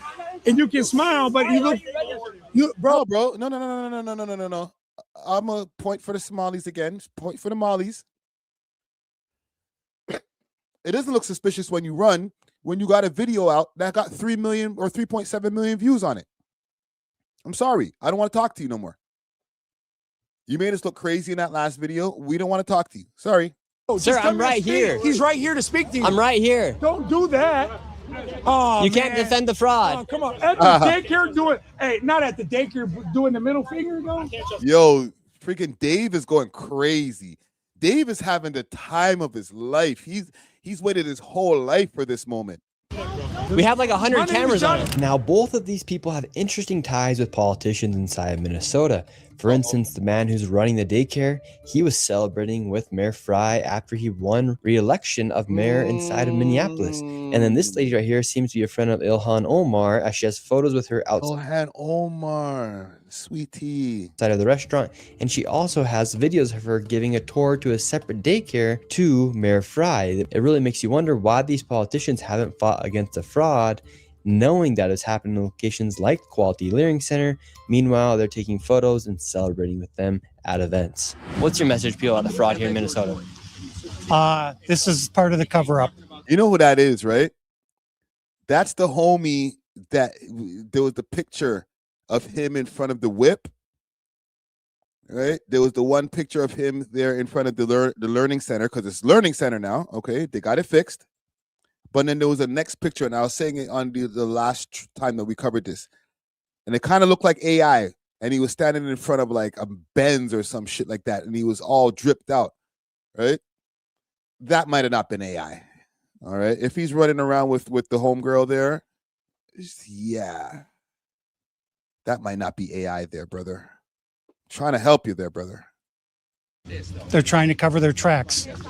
So let me say this on camera. If you can prove that any of the information that I have here is false, I'll give you $100,000 cash. You don't got $100,000. Stop this, brother. If any of it's false or inaccurate in any way, anybody want to take me up? And if you can't prove it, you have to give me $100. So you saying all that's real? 100%. I'll give you $100,000 if you can disprove my information. See, they all went silent. Silent. Anybody? Your $100 versus my $100,000 cash. They're all silent. What do you think about the fraud here? Hey, the fraud here in Minnesota, I ain't gonna lie, it's crazy. Like, what do you mean specifically? What do you mean? Yeah, how do you feel about this daycare, for instance, receiving $1.9 million? And they couldn't even spell learning right. They spelled leering. Hey, man, Somalis, they're an interesting creature. I'm not gonna lie, I can't say too much. I'm already too hot. But, I mean, Tim Walsh, you gotta solve this stuff. Minnesota really. Wow. No loyalty to the black diaspora, bro. Everybody just throwing everybody under the bus. I can't say too much because the shit too hot, but like, yo, you got to fix this shit. Tim Walsh, fix this shit. They cracked down on this because they've been doing this for years. They've been doing this for years, so. Should Tim Walsh be prosecuted? Hell yeah. And at this point, you're probably wondering, bus successfully rolled. Where all the millions and billions of dollars has gone? Well, it's been well tracked that a lot of the money, millions, hundreds of millions of dollars, has been funneled through TSA at the airport inside of Minnesota. It's been well tracked and documented. Even in 2017, there was reports coming from the local Fox News station, and I was actually able to meet up with a whistleblower who used to work as an agent at TSA on the side of narcotics, and he saw millions of dollars go through TSA. Damn. And what kind of fraud did you see take place here in Minnesota? So I worked for the airport police for 31 years. 24 of those years I worked in narcotics at MSP Airport. And hold on, we'll get back to this guy in a second. I did say that earlier in the stream. Smoking Pro Productions 416 or Smoking Pro 416. I said, because he says right here, Mali people them don't claim black. Not all. A percentage of them don't, though.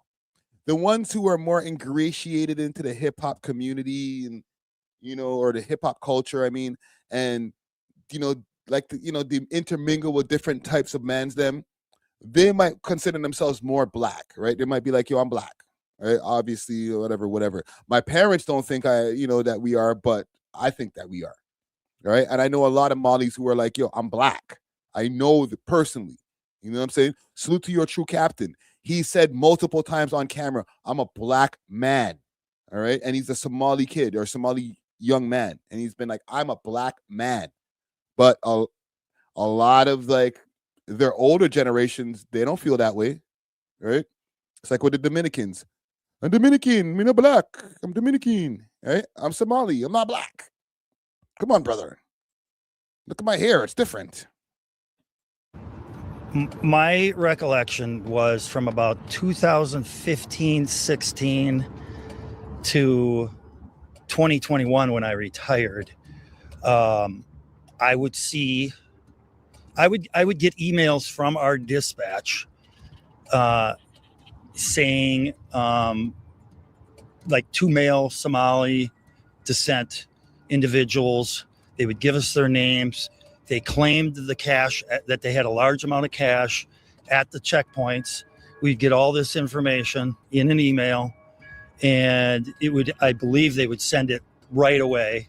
So TSA would contact our dispatch telling us this. Then our dispatch would relay the info via email to us. And how much was the money? The money, the smallest amount in a suitcase that I heard was like $750,000. But generally, it was anywhere from $1 million to $6 million in a suitcase. And there usually was, as far as $1 million to $6 million. Damn, they're sending a hell of bread back home. I can remember, there was always 2 individuals traveling. So you would have maybe one guy with 2.2 million and another guy with 3 million. And at airports, you're able to take $10,000 without declaring it. How are these guys able to take millions of dollars? Because as far as I know, as long as they declared it, they were fine. So then TSA would contact HSI and Customs, and I'm sure they got the information. We got the information. My administration knew about it, and I trust that they sent that on to higher state officials on this, but nothing was ever done the whole time I was there. I talked to one individual. We were going after narcotic cash leaving the airport. This was always fraud. We had no nexus to that this cash was related to narcotics. So our hands were kind of tied. We couldn't do a whole lot. How do you suspect these Somalians had millions of What's the problem? dollars to move in an airport? We would rack our heads all the time, like, where are they getting this? Where in the world are they getting this money?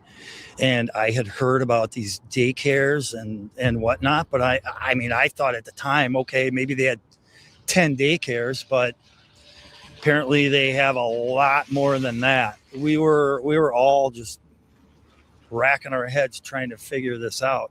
So you openly saw just millions of dollars get moved through the out. How do them black people have all of their millions of dollars and they're not dirty drug dealers. Oh. Did they beat the system? Well, God damn it there, Brad. They're beating the system. They need to be regular Joe Schmo drug dealers like the rest of the blacks. What the hell? We can't even stop them. I saw one time, I saw an open suitcase with the cash because we were looking into seeing if it was narcotics related, which it was not. How much money do you think moved through the airport in your time? Millions, literally millions and millions. I mean, I'm not going to lie. That's so neat still. I'm not here to endorse any crimes or anything, okay? Even though I feel like I've endorsed crimes like mad times during the segment.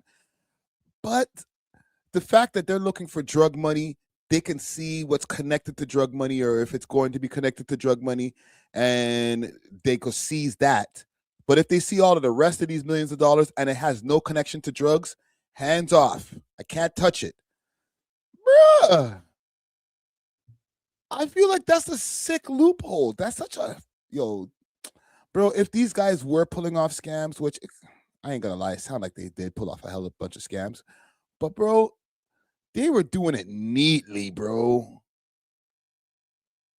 Like, to be able to accumulate, there's one thing to scam and get a few $1,000s, but to be upwards of millions of dollars, I know it's taxpayer dollars and all that, but, like, they ain't just going up in people's homes and sticking you up for the money. They found a loophole in the system. The government's stupid as fuck. As soon as these guys freaking say, oh, I got a truck company or a freaking transport company, they're like, oh, here's the money. Okay. Well, damn, bro. If niggas put me onto that game, to that play, I'm taking it, bro. I said this earlier. Because if your government is that dumb and they're just giving out money just for nothing, I'm taking it. We're doing it here. People have taken money for the government when we see there's a loophole. We just go scoop that. Yo, let me hold that. Remember, Serb? Let me hold that. A lot of niggas got, they hit them later, like, yo, bro, where's our money? But, in the meantime, oh, shit, they're giving out some money. Let me get that. PPP loans and all that they were going on in the States. Mad people were getting PPP loans and freaking getting big-ass chains and Ferraris and all types of shit. Like, come on, fam. You acting like America is not a fraud country. North America is not a fraud continent. Come on, B. This is kind of really centering on the Somali community. I know that, yes, them niggas do fraud. I know a lot of Somali niggas who are on, I'm finessing koala. Yeah, finesse the ting, bro. Yes, all right, cool. But to make a whole video on these niggas, bro, like, you tripping, fam. Like, as if, like, again, I'm not going to bring up the Russians. And everybody's doing fraud, fam. Talking for a good 5-6 years. Get your money, Nick. Years, you're talking, I don't know, 5 to 6 million a week. It would happen twice a week. You would get twice a week where there would be somebody flying, two people flying out with $1 to $2 to $3 to $4 or $5 million. Fam, not only were mans eating off Serb, right? And salute to Polaroid pill, right? It says man them were eating off Serb. Not only were man them eating off Serb, just taking a $2,000 every 2 weeks or a month or whatever the fuck it was, right?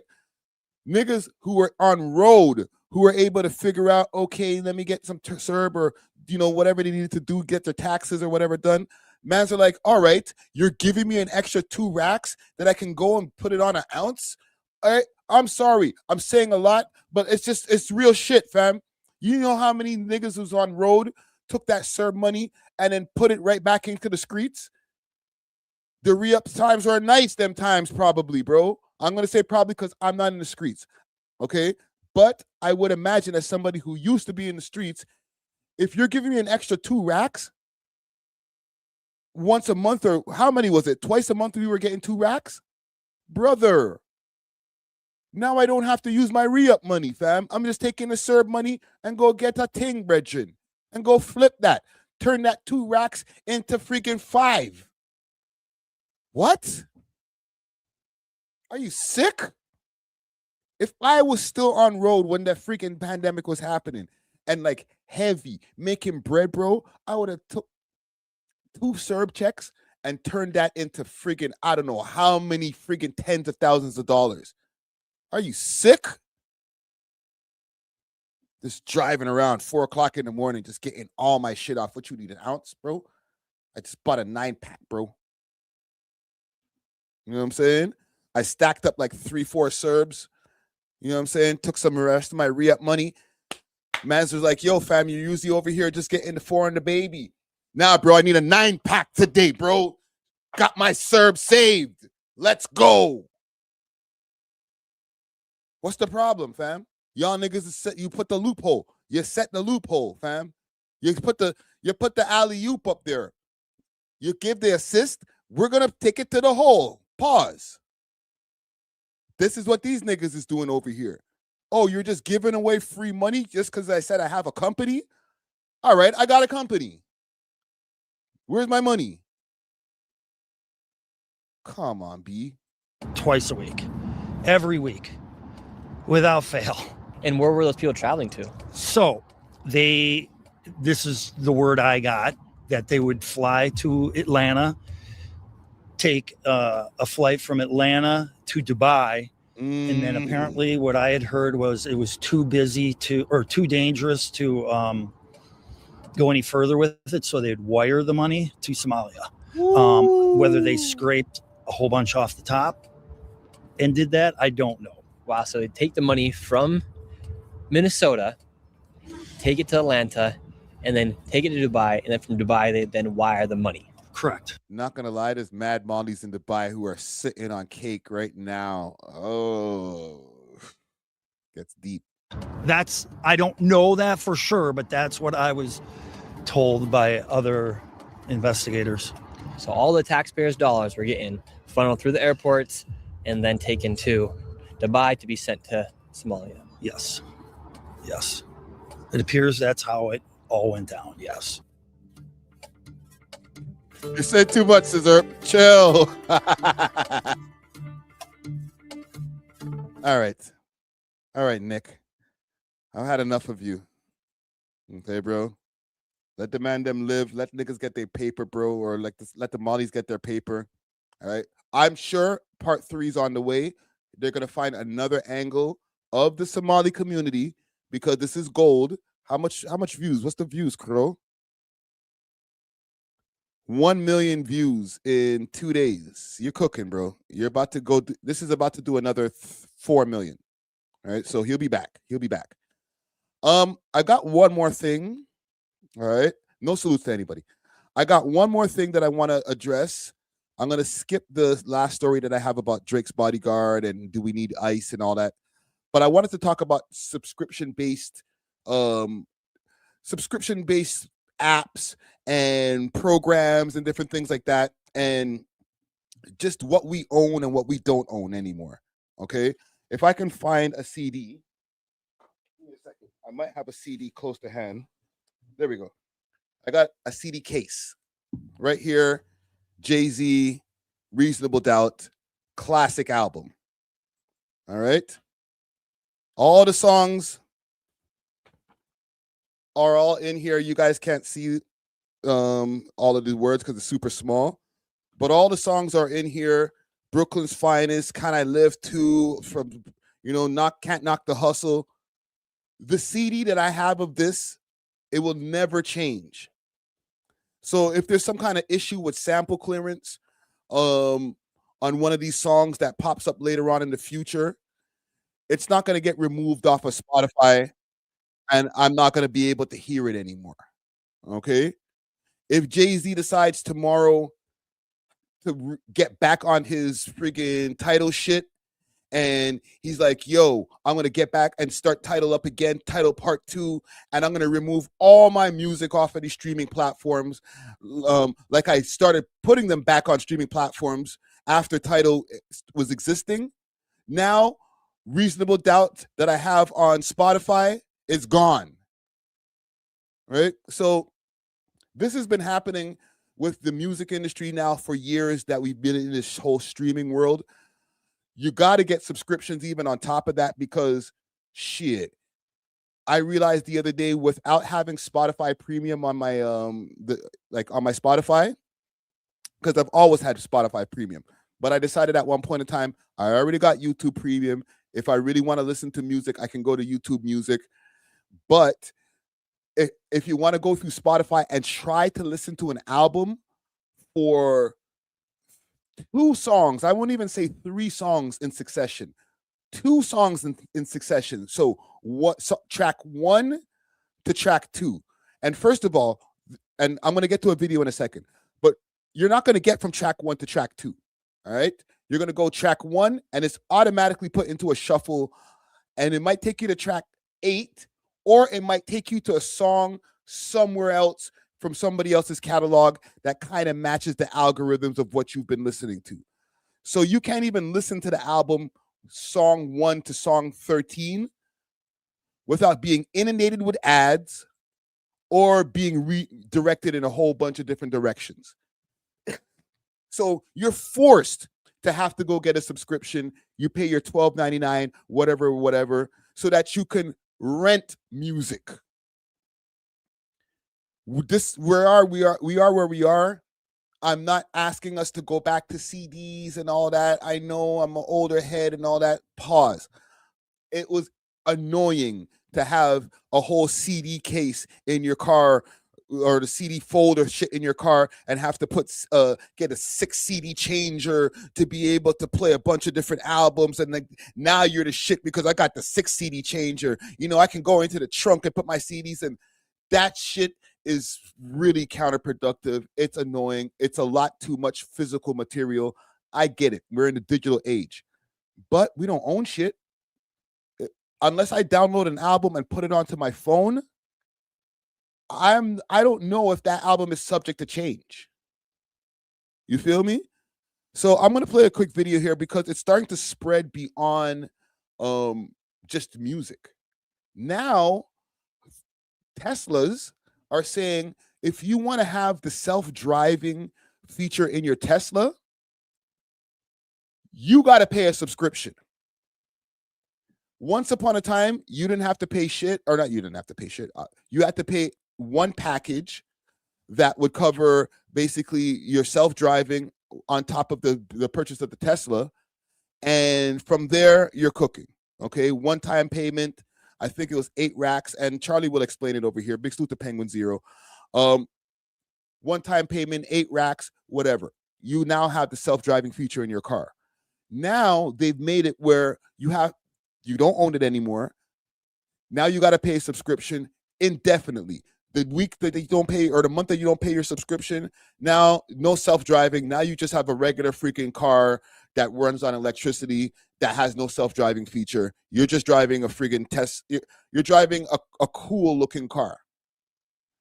So, and before I get to the video, because as somebody who has to have subscriptions for mad shit, they did the same shit with Adobe Premiere and Photoshop and all of those different Adobe programs.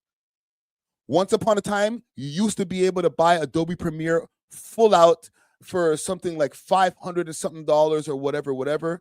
You buy it because it's an extensive program. You're going to be able to use it for a long space of time. You used to be able to buy the program. Now you own it. Okay. You might just own the version of whatever it is, but now you own it. You can continuously use that version until you want to get the upgrade. Okay. Not a monthly, you're paying, what is it, $90 a month or whatever the fuck it is to have Adobe Suites so that you can have all of the Adobe programs. One second. I don't know why the fuck this just popped up. Right? You can't do that anymore. You can't just own that shit. Now you have to pay that subscription forever. So I've been using Adobe Premiere for probably the last 10 years. So I've probably given them upward of, let me just do a quick calculation. If I'm paying, let's say $90 a month just to have a clean number, $90 a month times 12, that's $1,080 a year times 10 years. I've given these guys at least $10,800 over 10 years. All right. That's just to have a program so that I can edit with. And I cannot purchase it. So let me get to the video right here. Because the shit kind of irked me. I didn't even think that I was going to get on a rant about this, but it kind of irks me because I know it affects me, but a lot of y'all are affected by the things that I'm talking about right here. Nobody's trying to listen to Apple Music or freaking Spotify or whatever without a subscription, fam. You're fucked.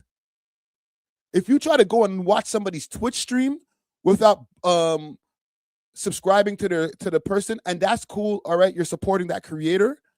But if you don't, oh my God, if you don't, Twitch is going to hit you with ad blocks that are about 7 to 12 ads long amount with 30 seconds ads each. So you're going to sit there and watch 12 ads before you get back to the freaking academic stream. I idiot ting, dog. Let me play this video. Elon Musk has greased up his hog and he is serving it to you whether you like it or not. I hope you're ready to gobble it down. Elon Musk is saying that Tesla full self-driving will switch to a monthly subscription and remove the one-time purchase option. Another beautiful entry into the you will own nothing and be happy future that we find ourselves in. We're now entering a new you will own nothing and be happy. Shut the fuck up and get your subscription to 100 different things that you need to subscribe to and be happy. Netflix. If you're watching Netflix today and you're enjoying your favorite friggin' sitcom on Netflix, and then so friggin' Warner Brothers Plus pops up tomorrow and says, you know what, we're taking that series and we're putting it up on our subscription platform, then guess what? You're going to have to subscribe to that one too. All right? You don't own shit. You just subscribe to shit.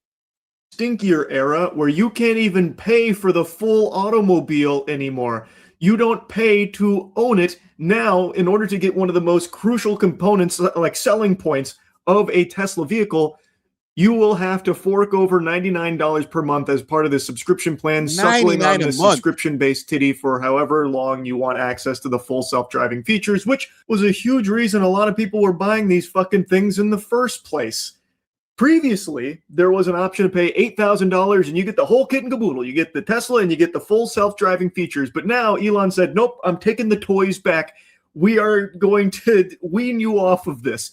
Now, you can't even own the entire motherfucker. Now you buy the vehicle and then have to subscribe separately for the full self-driving features. It's insanity. So you can't even pay to own your whole vehicle. Now you can pay to get most of the vehicle, then you will need to start subscribing for the rest. You don't even get full access. It is just another step in this awful fucking direction in this subscription-based economy where every single thing, every single aspect of your life is becoming subscription-based. We are entering the future where you don't actually own anything. What you own is the idea of things, like your video. Oh, yo, when I watched this video the other day, because I watch a lot of Charlie's videos, yo, you know what? Did I put a like on there? I did. Right? I watch a lot of his videos. When he said this, say it again, bro. What you own is the idea of things, like what you own is the idea of things. You don't own any property, bro. You don't own. Let me make my screen bigger. You don't own the Reasonable Doubt CD anymore. Unless you came from that time when they were still selling these CDs, you don't own one of these, bro. I have the Get Rich or Die Trying album, the CD. All right? And I'm talking, this is before we even get to tapes and shit like that. Like, you don't own any of this content. You own the idea of it. Like your video games. They're basically just renting it. You're getting a permission slip from the benevolent developers to grant you access to the game for however long. In Tesla's case, Elon Musk is drip feeding you features as long as you subscribe. But when you have a Tesla now, you only get half of it unless you are subscribing for the other half. And there's no option to just own the whole thing outright anymore. He has wiped that shit out. And I feel like every person on the planet should have an issue with this kind of model here from Tesla. But because it's Elon Musk and people can't help but swallow his meat, it's an addiction more severe than Fint. They are defending it as if he's doing them a favor somehow. People are willingly bending over and applauding as these billionaires butt fuck them to death. Like, as they get less and less ownership of things, they get happier and happier because the billionaires are telling them they should be. Unreal. Farting in your face and telling you that it smells like roses, and they're like, yes. Yo, Charlie's pissed. It actually does. This is amazing. It's just infuriating. For full stop. It's craziness to me. Now, anyway, I don't want to harp on that too much, because instead, when I went to Elon Musk's Twitter account to see if he went any deeper on the Tesla subscription model now for full self-driving services, I saw this little annoying nugget here from the brain of a supposed free speech advocate. Teaching people to hate America fundamentally destroys patriotism and the desire to defend our country. Such teachings should be viewed as treason, and those who do it imprisoned. Wow. And he's referencing how high schoolers were polled, saying that many of them were taught that America was built on stolen land. And he is weighing in, saying that that kind of teaching should be treasonous and the perpetrators thrown in jail. Very interesting take from the free speech guy who's probably fresh out of the K-hole. Elon. America was built on stolen land. What the fuck, man? In what way does that even remotely fit into your narrative of being all for free speech no matter what? Let's just set everything else aside. We're just going to play ball here. Let's assume very bad teachers. Okay, so he goes on a whole rant about Elon because whatever. I'm not a big fan either, but he hates Elon. Okay. But I do have another video to play y'all quickly, and then we're going to end this live about this, what I was talking about, the subscription-based stuff, because I just pulled out my tapes. I got a case full of tapes. I just want to pull those out just now. But Matty Balls, salute to Matty Balls, pause, says, he made a video, says, you're listening to AI music and you don't even own it. That's not the one I'm looking for. Let me go to Matty Ball's channel. Lately, there has been panic across the music industry. Because he made a video talking about this whole phenomenon of not being able to even own the music that you're playing with. Streaming service was one. It's worse than you think. Here it is. Okay, so this is from 2 weeks ago. Streaming services one is worse than you think. You don't own shit, is what he has on the thumbnail.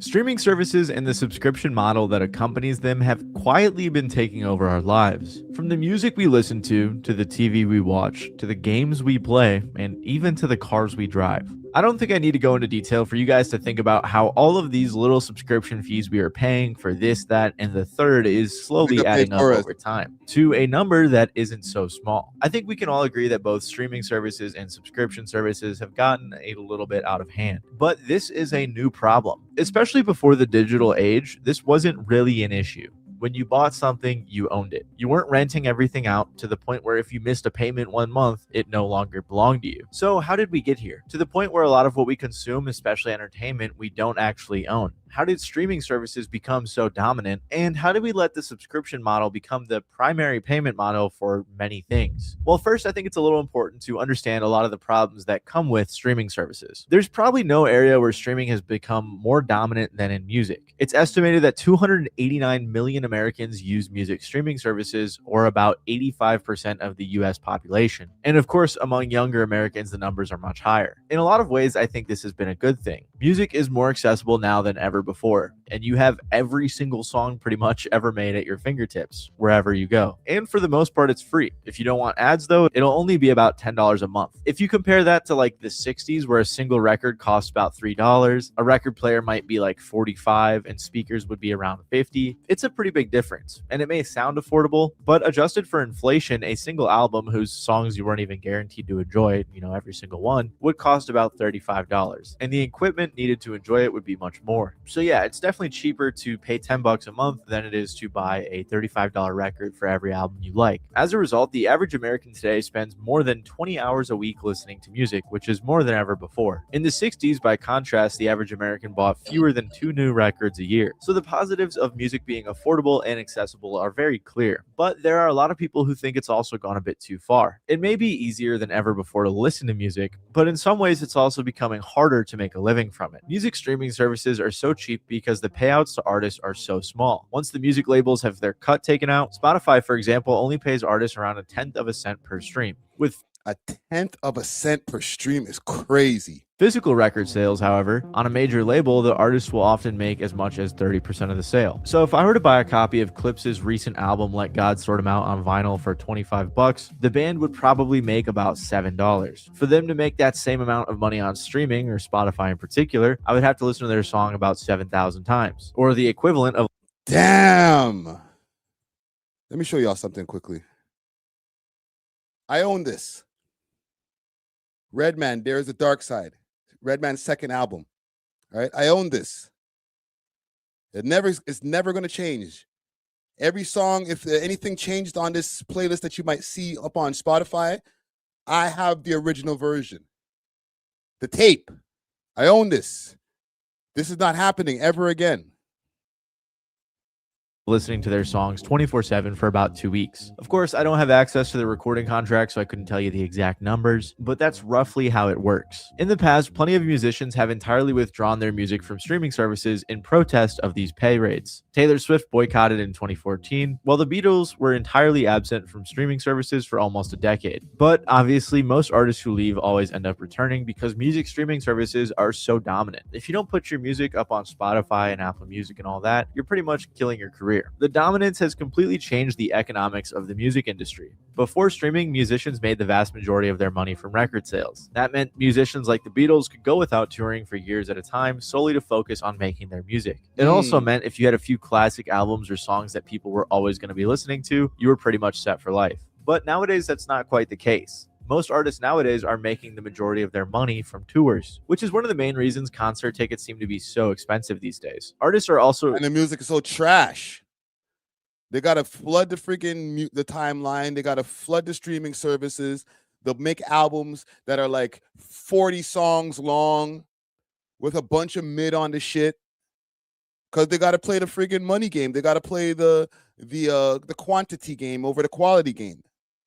Increasingly relying on merchandise, advertising, and other ways of cashing in on their fame, which is probably why it feels like every single musician is trying to sell you something. From regular things like clothing and merch to weird stuff like Rick Ross branded ceramic car spray, or in Drake's case, extremely sketchy gambling websites. But the streaming industry hasn't only hurt artists' pockets. Many people believe that it's actually hurt the quality of the music as well. You've probably noticed that since like the mid-2010s, the music topping the charts has been a little bit more boring. Imagine Dragons, Maroon 5, Ed Sheeran.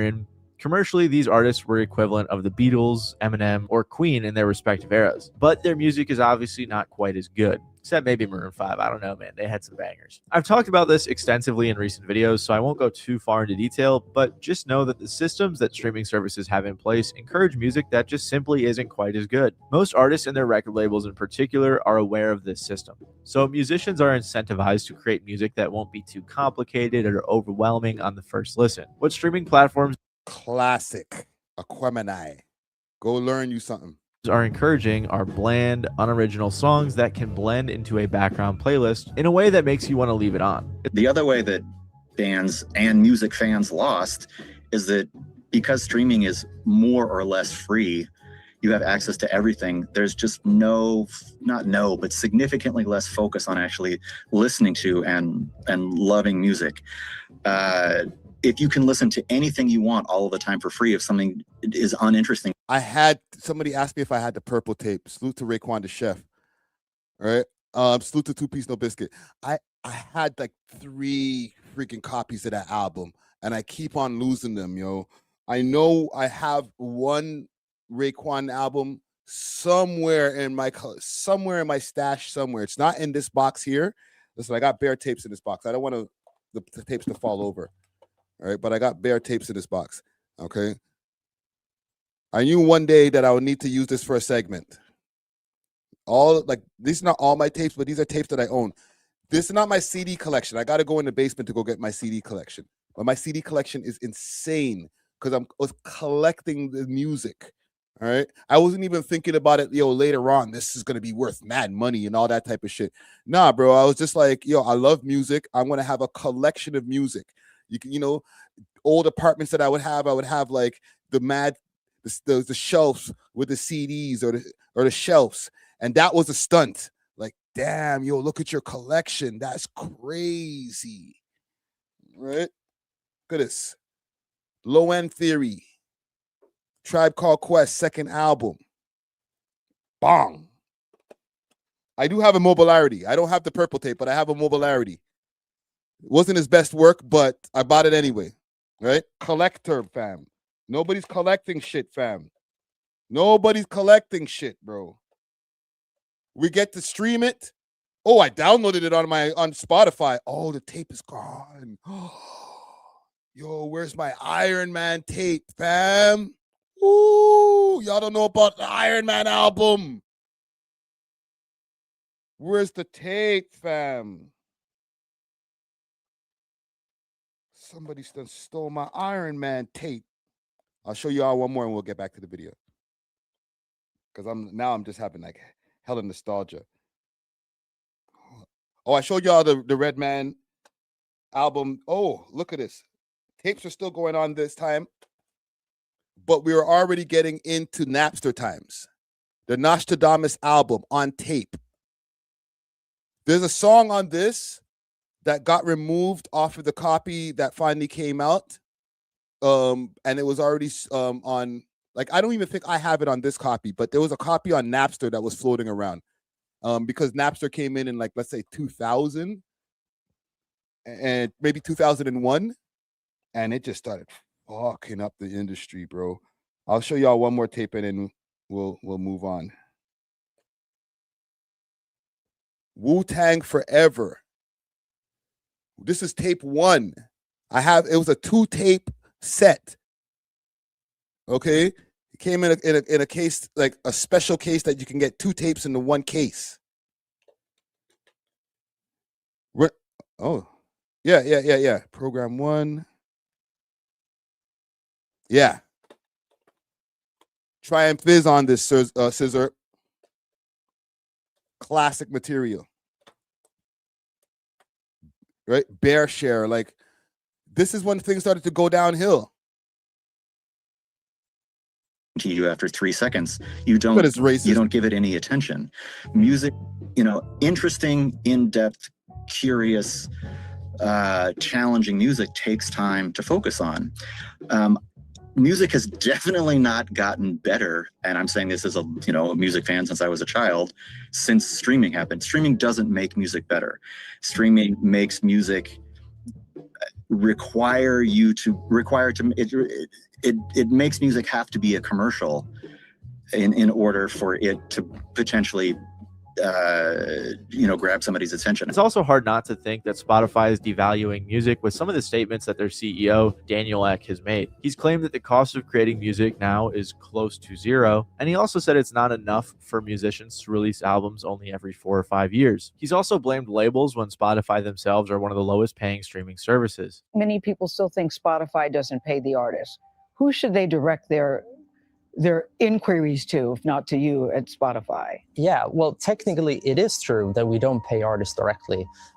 So what we do is we pay all the rights holders. We pay the record labels, yes. record labels, but also the music publishers. And I think there's one other major problem when it comes to music streaming. I don't have Mobb Deep in my tape collection over here. I thought I had the Hell on Earth tape. My bad. We reminiscing over here. I thought I had it in my tape collection. But as far as in my CD collection, I have every single Mobb Deep album until they stop making CDs. All right.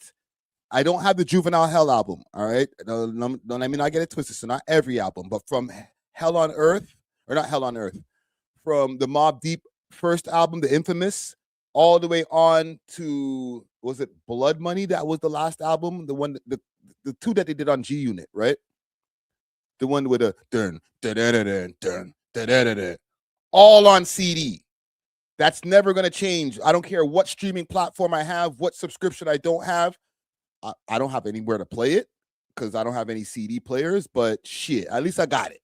Services in particular. And it's the fact that you don't actually own any R.I.P. of the Prodigy. music. For example, if Spotify wanted to change the music, they could. Let's say you really enjoyed the original mix of The Life of Pablo by Kanye. Well, that's unfortunate because it's no longer available on a single streaming platform. Even worse, in my opinion, Spotify or other services could just remove the music if they don't want it on there. For example, in 2017, Spotify removed all of XXXTentacion's music from their playlist and recommendation features because it supposedly violated their guidelines on hateful content. It was only after Kendrick Lamar threatened to remove his entire catalog that this policy was abandoned. Although even then, other controversial artists like Tay-K, for example, remained in the same situation. And you know, when Kanye did that shit, he kind of gaslit us, or he kind of like tried to convince us like, nah, man, this is where art is going.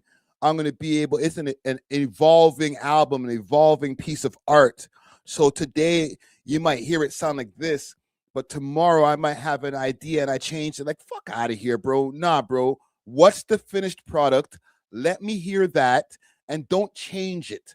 All right. I don't want to hear an extra rapper when I go back to stream the song that I was streaming for the last 6 months that didn't have that rapper on it. Okay. I don't want to hear Playboy Cardi pop up on this Kanye song that only had Kanye on it, because you could update the freaking upload without losing the number on the streams. That's a super idiot thing, dog. I don't care how innovative that sounds. I think that's garbage, bro. You should not be able to change or alter the music. If you have a sample clearance problem, it is what it is. You got to go figure it out with your lawyer. But as far as the song itself, I don't want to hear any changes to it 6 months later because you had some inspiration or you had demoitis and you heard it and you're like, nah, I can fix this. Nah, leave it alone. I like it that way. Like, we're gone too far now, bro. I'm sure there's more examples of Spotify just straight up taking music off of the platform. But I think the most egregious example I can think of is their release of the car thing. If you bought the $90 Spotify car thing, you would get a small touchscreen tablet designed. It's enough long and relevant convo. This is all relevant to the convo. But I will answer your question. Do you think we need a Project Bounce reboot? A Project Bounce reboot would be great, but we're not even living in the times where we would value Project Bounce like we used to once upon a time. Those are the times when people were music lovers. We were listening to Project Bounce because we were here to hear the new song. You know, we were here to hear our Canadian rappers or Toronto rappers especially mixed in with Mobb Deep or mixed in with the Locks or whoever that we're listening to from 12 a.m. to 5 a.m. gully shit. Now, there's so much trash. There's so much more options that people will be like, that's that old head shit. I ain't listening to the radio. If you put it on a website, we would have to find some way, whether it's like it's endorsed by Steak or Happy Dad or whatever, to make people even want to go to that website in the first place. Like, that time is past, bro. People think differently. Like, they don't value even the music that's going up on these streaming platforms. So what will make them value it if it's all in a hub like a Project Bounce? You feel me? That time is done, bro. Everything is just freaking McDonald's now, bro.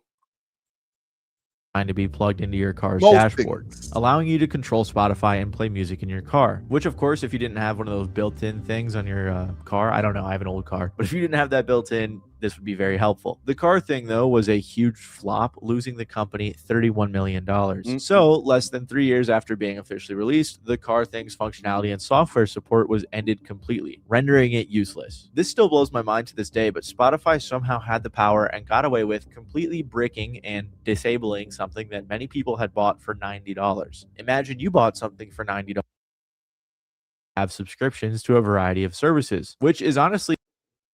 So if you like a variety of shows and movies, there's a good chance you will need to have subscriptions to a variety of services, which is honestly at the point where you're going to end up paying more than you would have for cable. You got Netflix, Hulu, Paramount, Disney Plus, Max, Crunchyroll. There are so many streaming services that are each slowly siphoning your money. I'm sure all of us have had some sort of experience where Hold on, let me put this back on the screen. What you got? I got YouTube. I don't pay for the Netflix here. And you get Prime Video when you apply for that Prime Plus, right?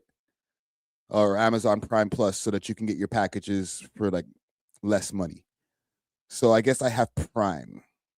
Let me know in the comments, because this is a lot, fam.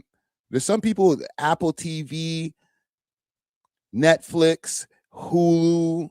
I'm just thinking of just like what the regular person who's like in the know of different things that are out there in the pop culture world. Like, did you see that show on Hulu? Did you see that show on HBO Max? Did you know, Apple TV got a whole bunch of different things going on. That Fresh Prince of Bel-Air reboot is over here on Prime. You know, Netflix is already the GOATs. And then your YouTube TV or your YouTube Premium. Let's not even take YouTube TV. YouTube Premium, bruh. Juicy Hamburger says, how much for all that? Let's not even think about that. How much for like 5 of those, fam? All of that, like, you got to be a psycho. Mind you, there's some people who are this psycho and have all of this. Disney Plus, all of that. Paramount Plus, all of that shit. Right? I need all of it. Everything. Yo, ESPN, I need all of it. What is this? 1, 2, 3, 4, 5, 6. So there's 18 different subscriptions right here. At, let's say, $12.99 each. Okay. Let's say, I don't know, man, because I'm not a big subscription person. Actually, no, it's more than that. I know my YouTube premium is like $16.99. So let's say, just to be safe, $20 each per month. And you got 5 of these. So you're already spending like $100, give or take a few dollars less per month, just to have 5 of these different subscriptions, fam. And you still don't own shit. That's a super idiot thing, bro. Crunchyroll. There are so many streaming services that are each slowly siphoning your money. I'm sure all of us have had some sort of experience where a new show comes out, you're excited to watch it, you Google where to watch it, and it's on this brand new streaming service you've never heard of, or it's on the one that you don't have. Sorry, my bad. What did I say here? CAD. $200. Wait, I said 5 of them at $20 each. Sorry, the $20 at each. At at $20 each. 5 of them. Yeah, bro, you're spending a lot of fucking bread, bro. Which is extremely frustrating. Apart from this making things expensive, it also gets rid of the security of ownership. If I bought Netflix a few years ago to watch The Office, that sucks because now it's on a different service. Even worse than that, if there's a show or movie you like, it can just be taken off of the streaming services and you will have no other way of watching it. For example, over the course... Fam, think $1,200 a year just to watch TV. And that's just for 5 subscriptions. There's people who have like 10 of them, fam. So $2,400 a year to watch TV.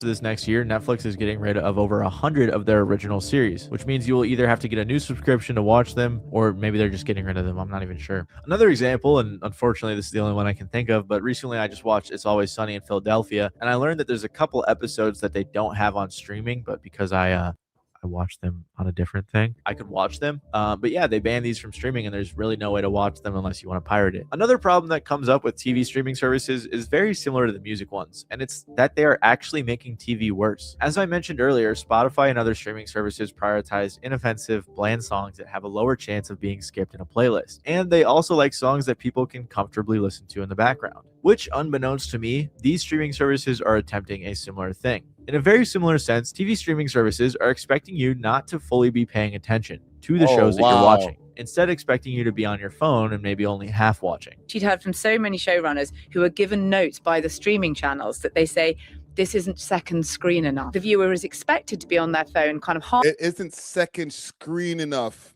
It's taking too much of my attention. Turn it down. It's too loud.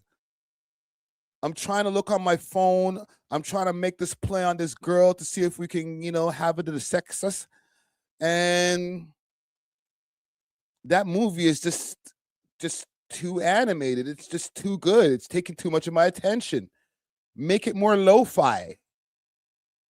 Wow. It kind of makes you wonder why all of them Netflix, the audio, so for such high production, high level production, the audios be so damn trash. You're like raising the volume every time somebody got to talk. And then after, like, some music starts playing, and then it's super loud. And then people start talking, and it's like, I wonder why. Because it's supposed to be in the fucking background. Thanks for the super sticker, anybody, anything but the norm. All right? It's supposed to be in the background. You're not supposed to be paying too much attention to the TV. Just leave it running and pay for your subscription. Don't worry. We got it set up so it automatically just comes off your credit card. Don't even worry about it. All right? We got you already. Got him. Off doing something else while your crime drama or whatever is playing. And you just can't make it as complicated as you have because they're not going to understand it because they're only going to be half concentrating on your show. This is funny to me because it's a pet peeve of mine when I'm watching a show with someone and they're on their phone because, like, I don't know, I'm so locked in on it. But I guess a lot of people do this. And this may explain why a lot of shows, especially shows that might be Netflix originals or shows produced by the streaming provider, might be a bit lackluster. They're also stretching out the releases of shows so that your subscription has to renew rather than posting it all at once like they may have before. And got him. Right? New season on the way next month. Probably the worst offense that these streaming services have committed is raise the prices a bunch. After COVID, a lot more people were home and watching TV, so not only did the streaming services crack down on password sharing, but they also realized they could raise prices and there wasn't much people could do about it. Disney Plus was launched at $6.99 per month with no ads, and now its ad-free version is $18.99. Hulu launched at $8 a month with ads, and now its new tier with ads is $11.99, not to mention their super expensive live TV tier. Netflix launched at $7.99, and now its most premium option is $24.49 a month. Wow. Apple TV launched at only $4. The premium Netflix is $24 a month. They got us, bro. $99 a month, which is surprising, and now it is $12.99. And most of the other services follow a similar trend. I don't think I need to go into much detail about this. I'm sure most of you are familiar, or at least somewhat aware of how frustrating these services can be. And believe it or not, it's not just music and TV where streaming and subscription services are making our lives more difficult. Now, streaming is one thing, but this model of digital products switching to subscription services has this is giving me anxiety, fam. Gotten kind of bad, to put it simply. On average, Americans are spending $273 a month on subscription services. Wow. Give me a second. 273 times 12, $3,276 a year on TV. Call it 3,300. All right. On television, fam. This is not your music subscriptions, bro. This is just TV. Or it could be the music too, but damn. Just to listen to music. Okay, let's include music too. To listen to music and watch TV, you're spending $273 a month. Of course, a large chunk of those costs. This is the average. This is not the people who got more money, the people who are trying to ball or keep up with the Joneses. This is just the average American. Costs are coming from TV and music streaming services, but there are many other areas of our lives that the digital subscription service model is creeping in. Subscription services have actually been around for a long time. You actually used to be able to sort of subscribe to the milkman and he'd drop off milk at your house. And once you stopped paying him, he would just take you off his. I didn't have money like that back then, unfortunately. So nowadays, to access Adobe software, you can no longer buy it outright, even though... Okay, when I saw this part, my blood started boiling. Holy shit, man. Shop for thumbnails. And back in the day, you could have bought both of these programs for around $500 total. See, when I was saying earlier, you could buy Adobe Premiere for $500, right? Because I also use Adobe Photoshop to make the thumbnails for these videos. $500 is what I thought was for one. No, $500, you can get Adobe Premiere and Photoshop outright. It's yours. Oh my God. They're fucking us in so many different ways, bro. They're just, oh man, we're so cooked, bro. I didn't have money like that back then, unfortunately. So nowadays, to access Adobe software, you can no longer buy it outright. Even though it's totally possible for you to keep the software once you buy it, Adobe decided to switch to a subscription service that cost me about $50 a month to own their programs. After just 10 months at this price, I will have effectively bought the programs outright, but I can't, so instead I've been paying $50 a month for years, which over the lifespan of my channel would be like $3,000. Adobe in particular is actually so slimy and greedy. You're only paying 50? I'm paying 90, bro. $78.99 American. That they got sued by the FTC, but that's a whole nother story. Subscriptions are getting so crazy to the point where you got to pay $100 a month to get autopilot in a Tesla, an option they have. No. He's paying 50. I'm paying 90. I need to holler at Matty Balls and find out where his link is. Where did you get that photo? He might be getting it cheaper on a student program, because if you have a student ID, or if you know somebody with a student ID, you can get it for a reduced price. Okay, so that's one thing that they have in there, an incentive for anybody who's a student trying to get into the production industry and stuff like that. But I'm paying $78.99 American USD. So it can fluctuate to $90. However, Mark Carney is fucking around with our dollar. Whatever he's doing with our dollar is what I gotta pay per month. Trust me, fam. It's not an easy game.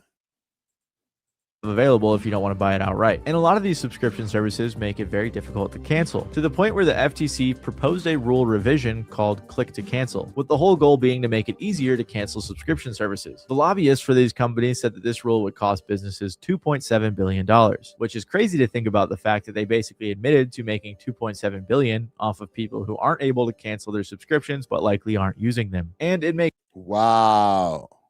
The FTC or whatever, they had to the government had to step in and be like, yo, you guys need to fix this right here, because you're making it where it's impossible, or people don't even know that their subscription is getting renewed.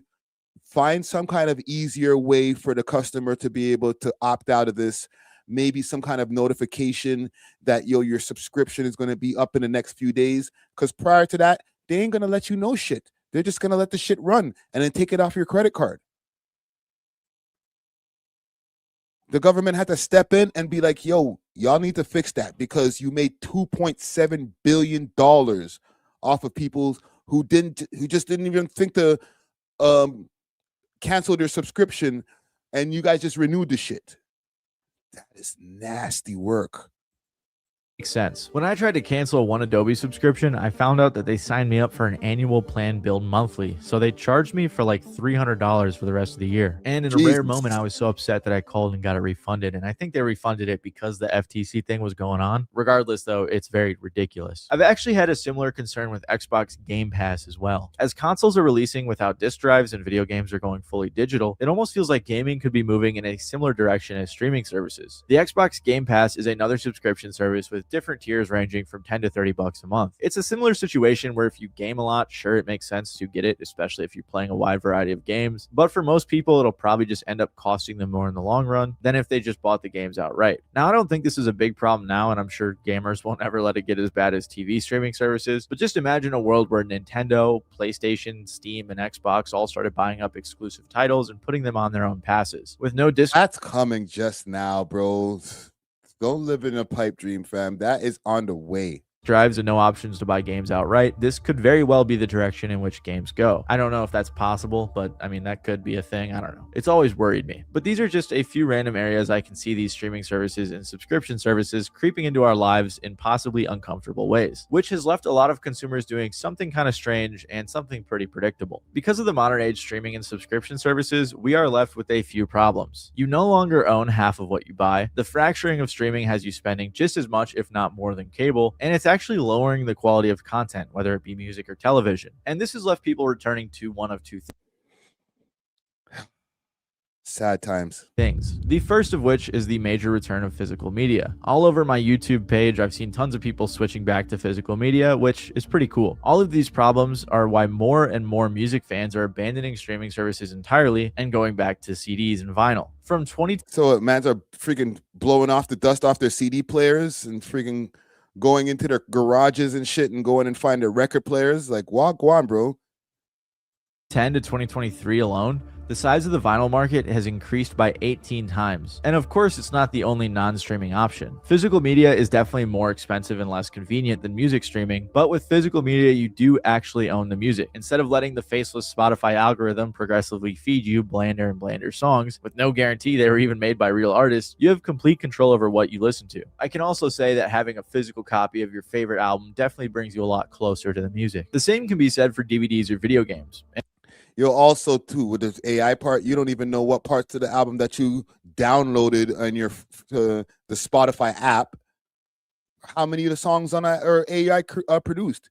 Kanye himself has songs that are AI made now. So we're just streaming that garbage if you choose to. And one of my favorite parts of physical media is when you buy a CD or a record and they have like a cool poster or sticker or something inside. It's always a fun little surprise. On top of this, people are switching to MP3 players, opting for digital cameras instead of iPhone cameras, and overall trying to dumb everything down to how it used to be. As I'm editing this, I'm realizing I don't know if I made my point like clear enough about why physical media is important, but I think this sums it up. In 20 years from now, I might want to play Modern Warfare 2, but who's to say in 20 years that Modern Warfare 2 won't be on the Xbox Game Pass and that I might not have the new Xbox, but I can still go back and play on my old Xbox with my old disc. The same could be said about this record. Who's to say that this will be available on streaming services in 20 years? And you can make that same argument for TV or anything else. There's no way to really know that my favorite show or movie will be on streaming services, and if it is,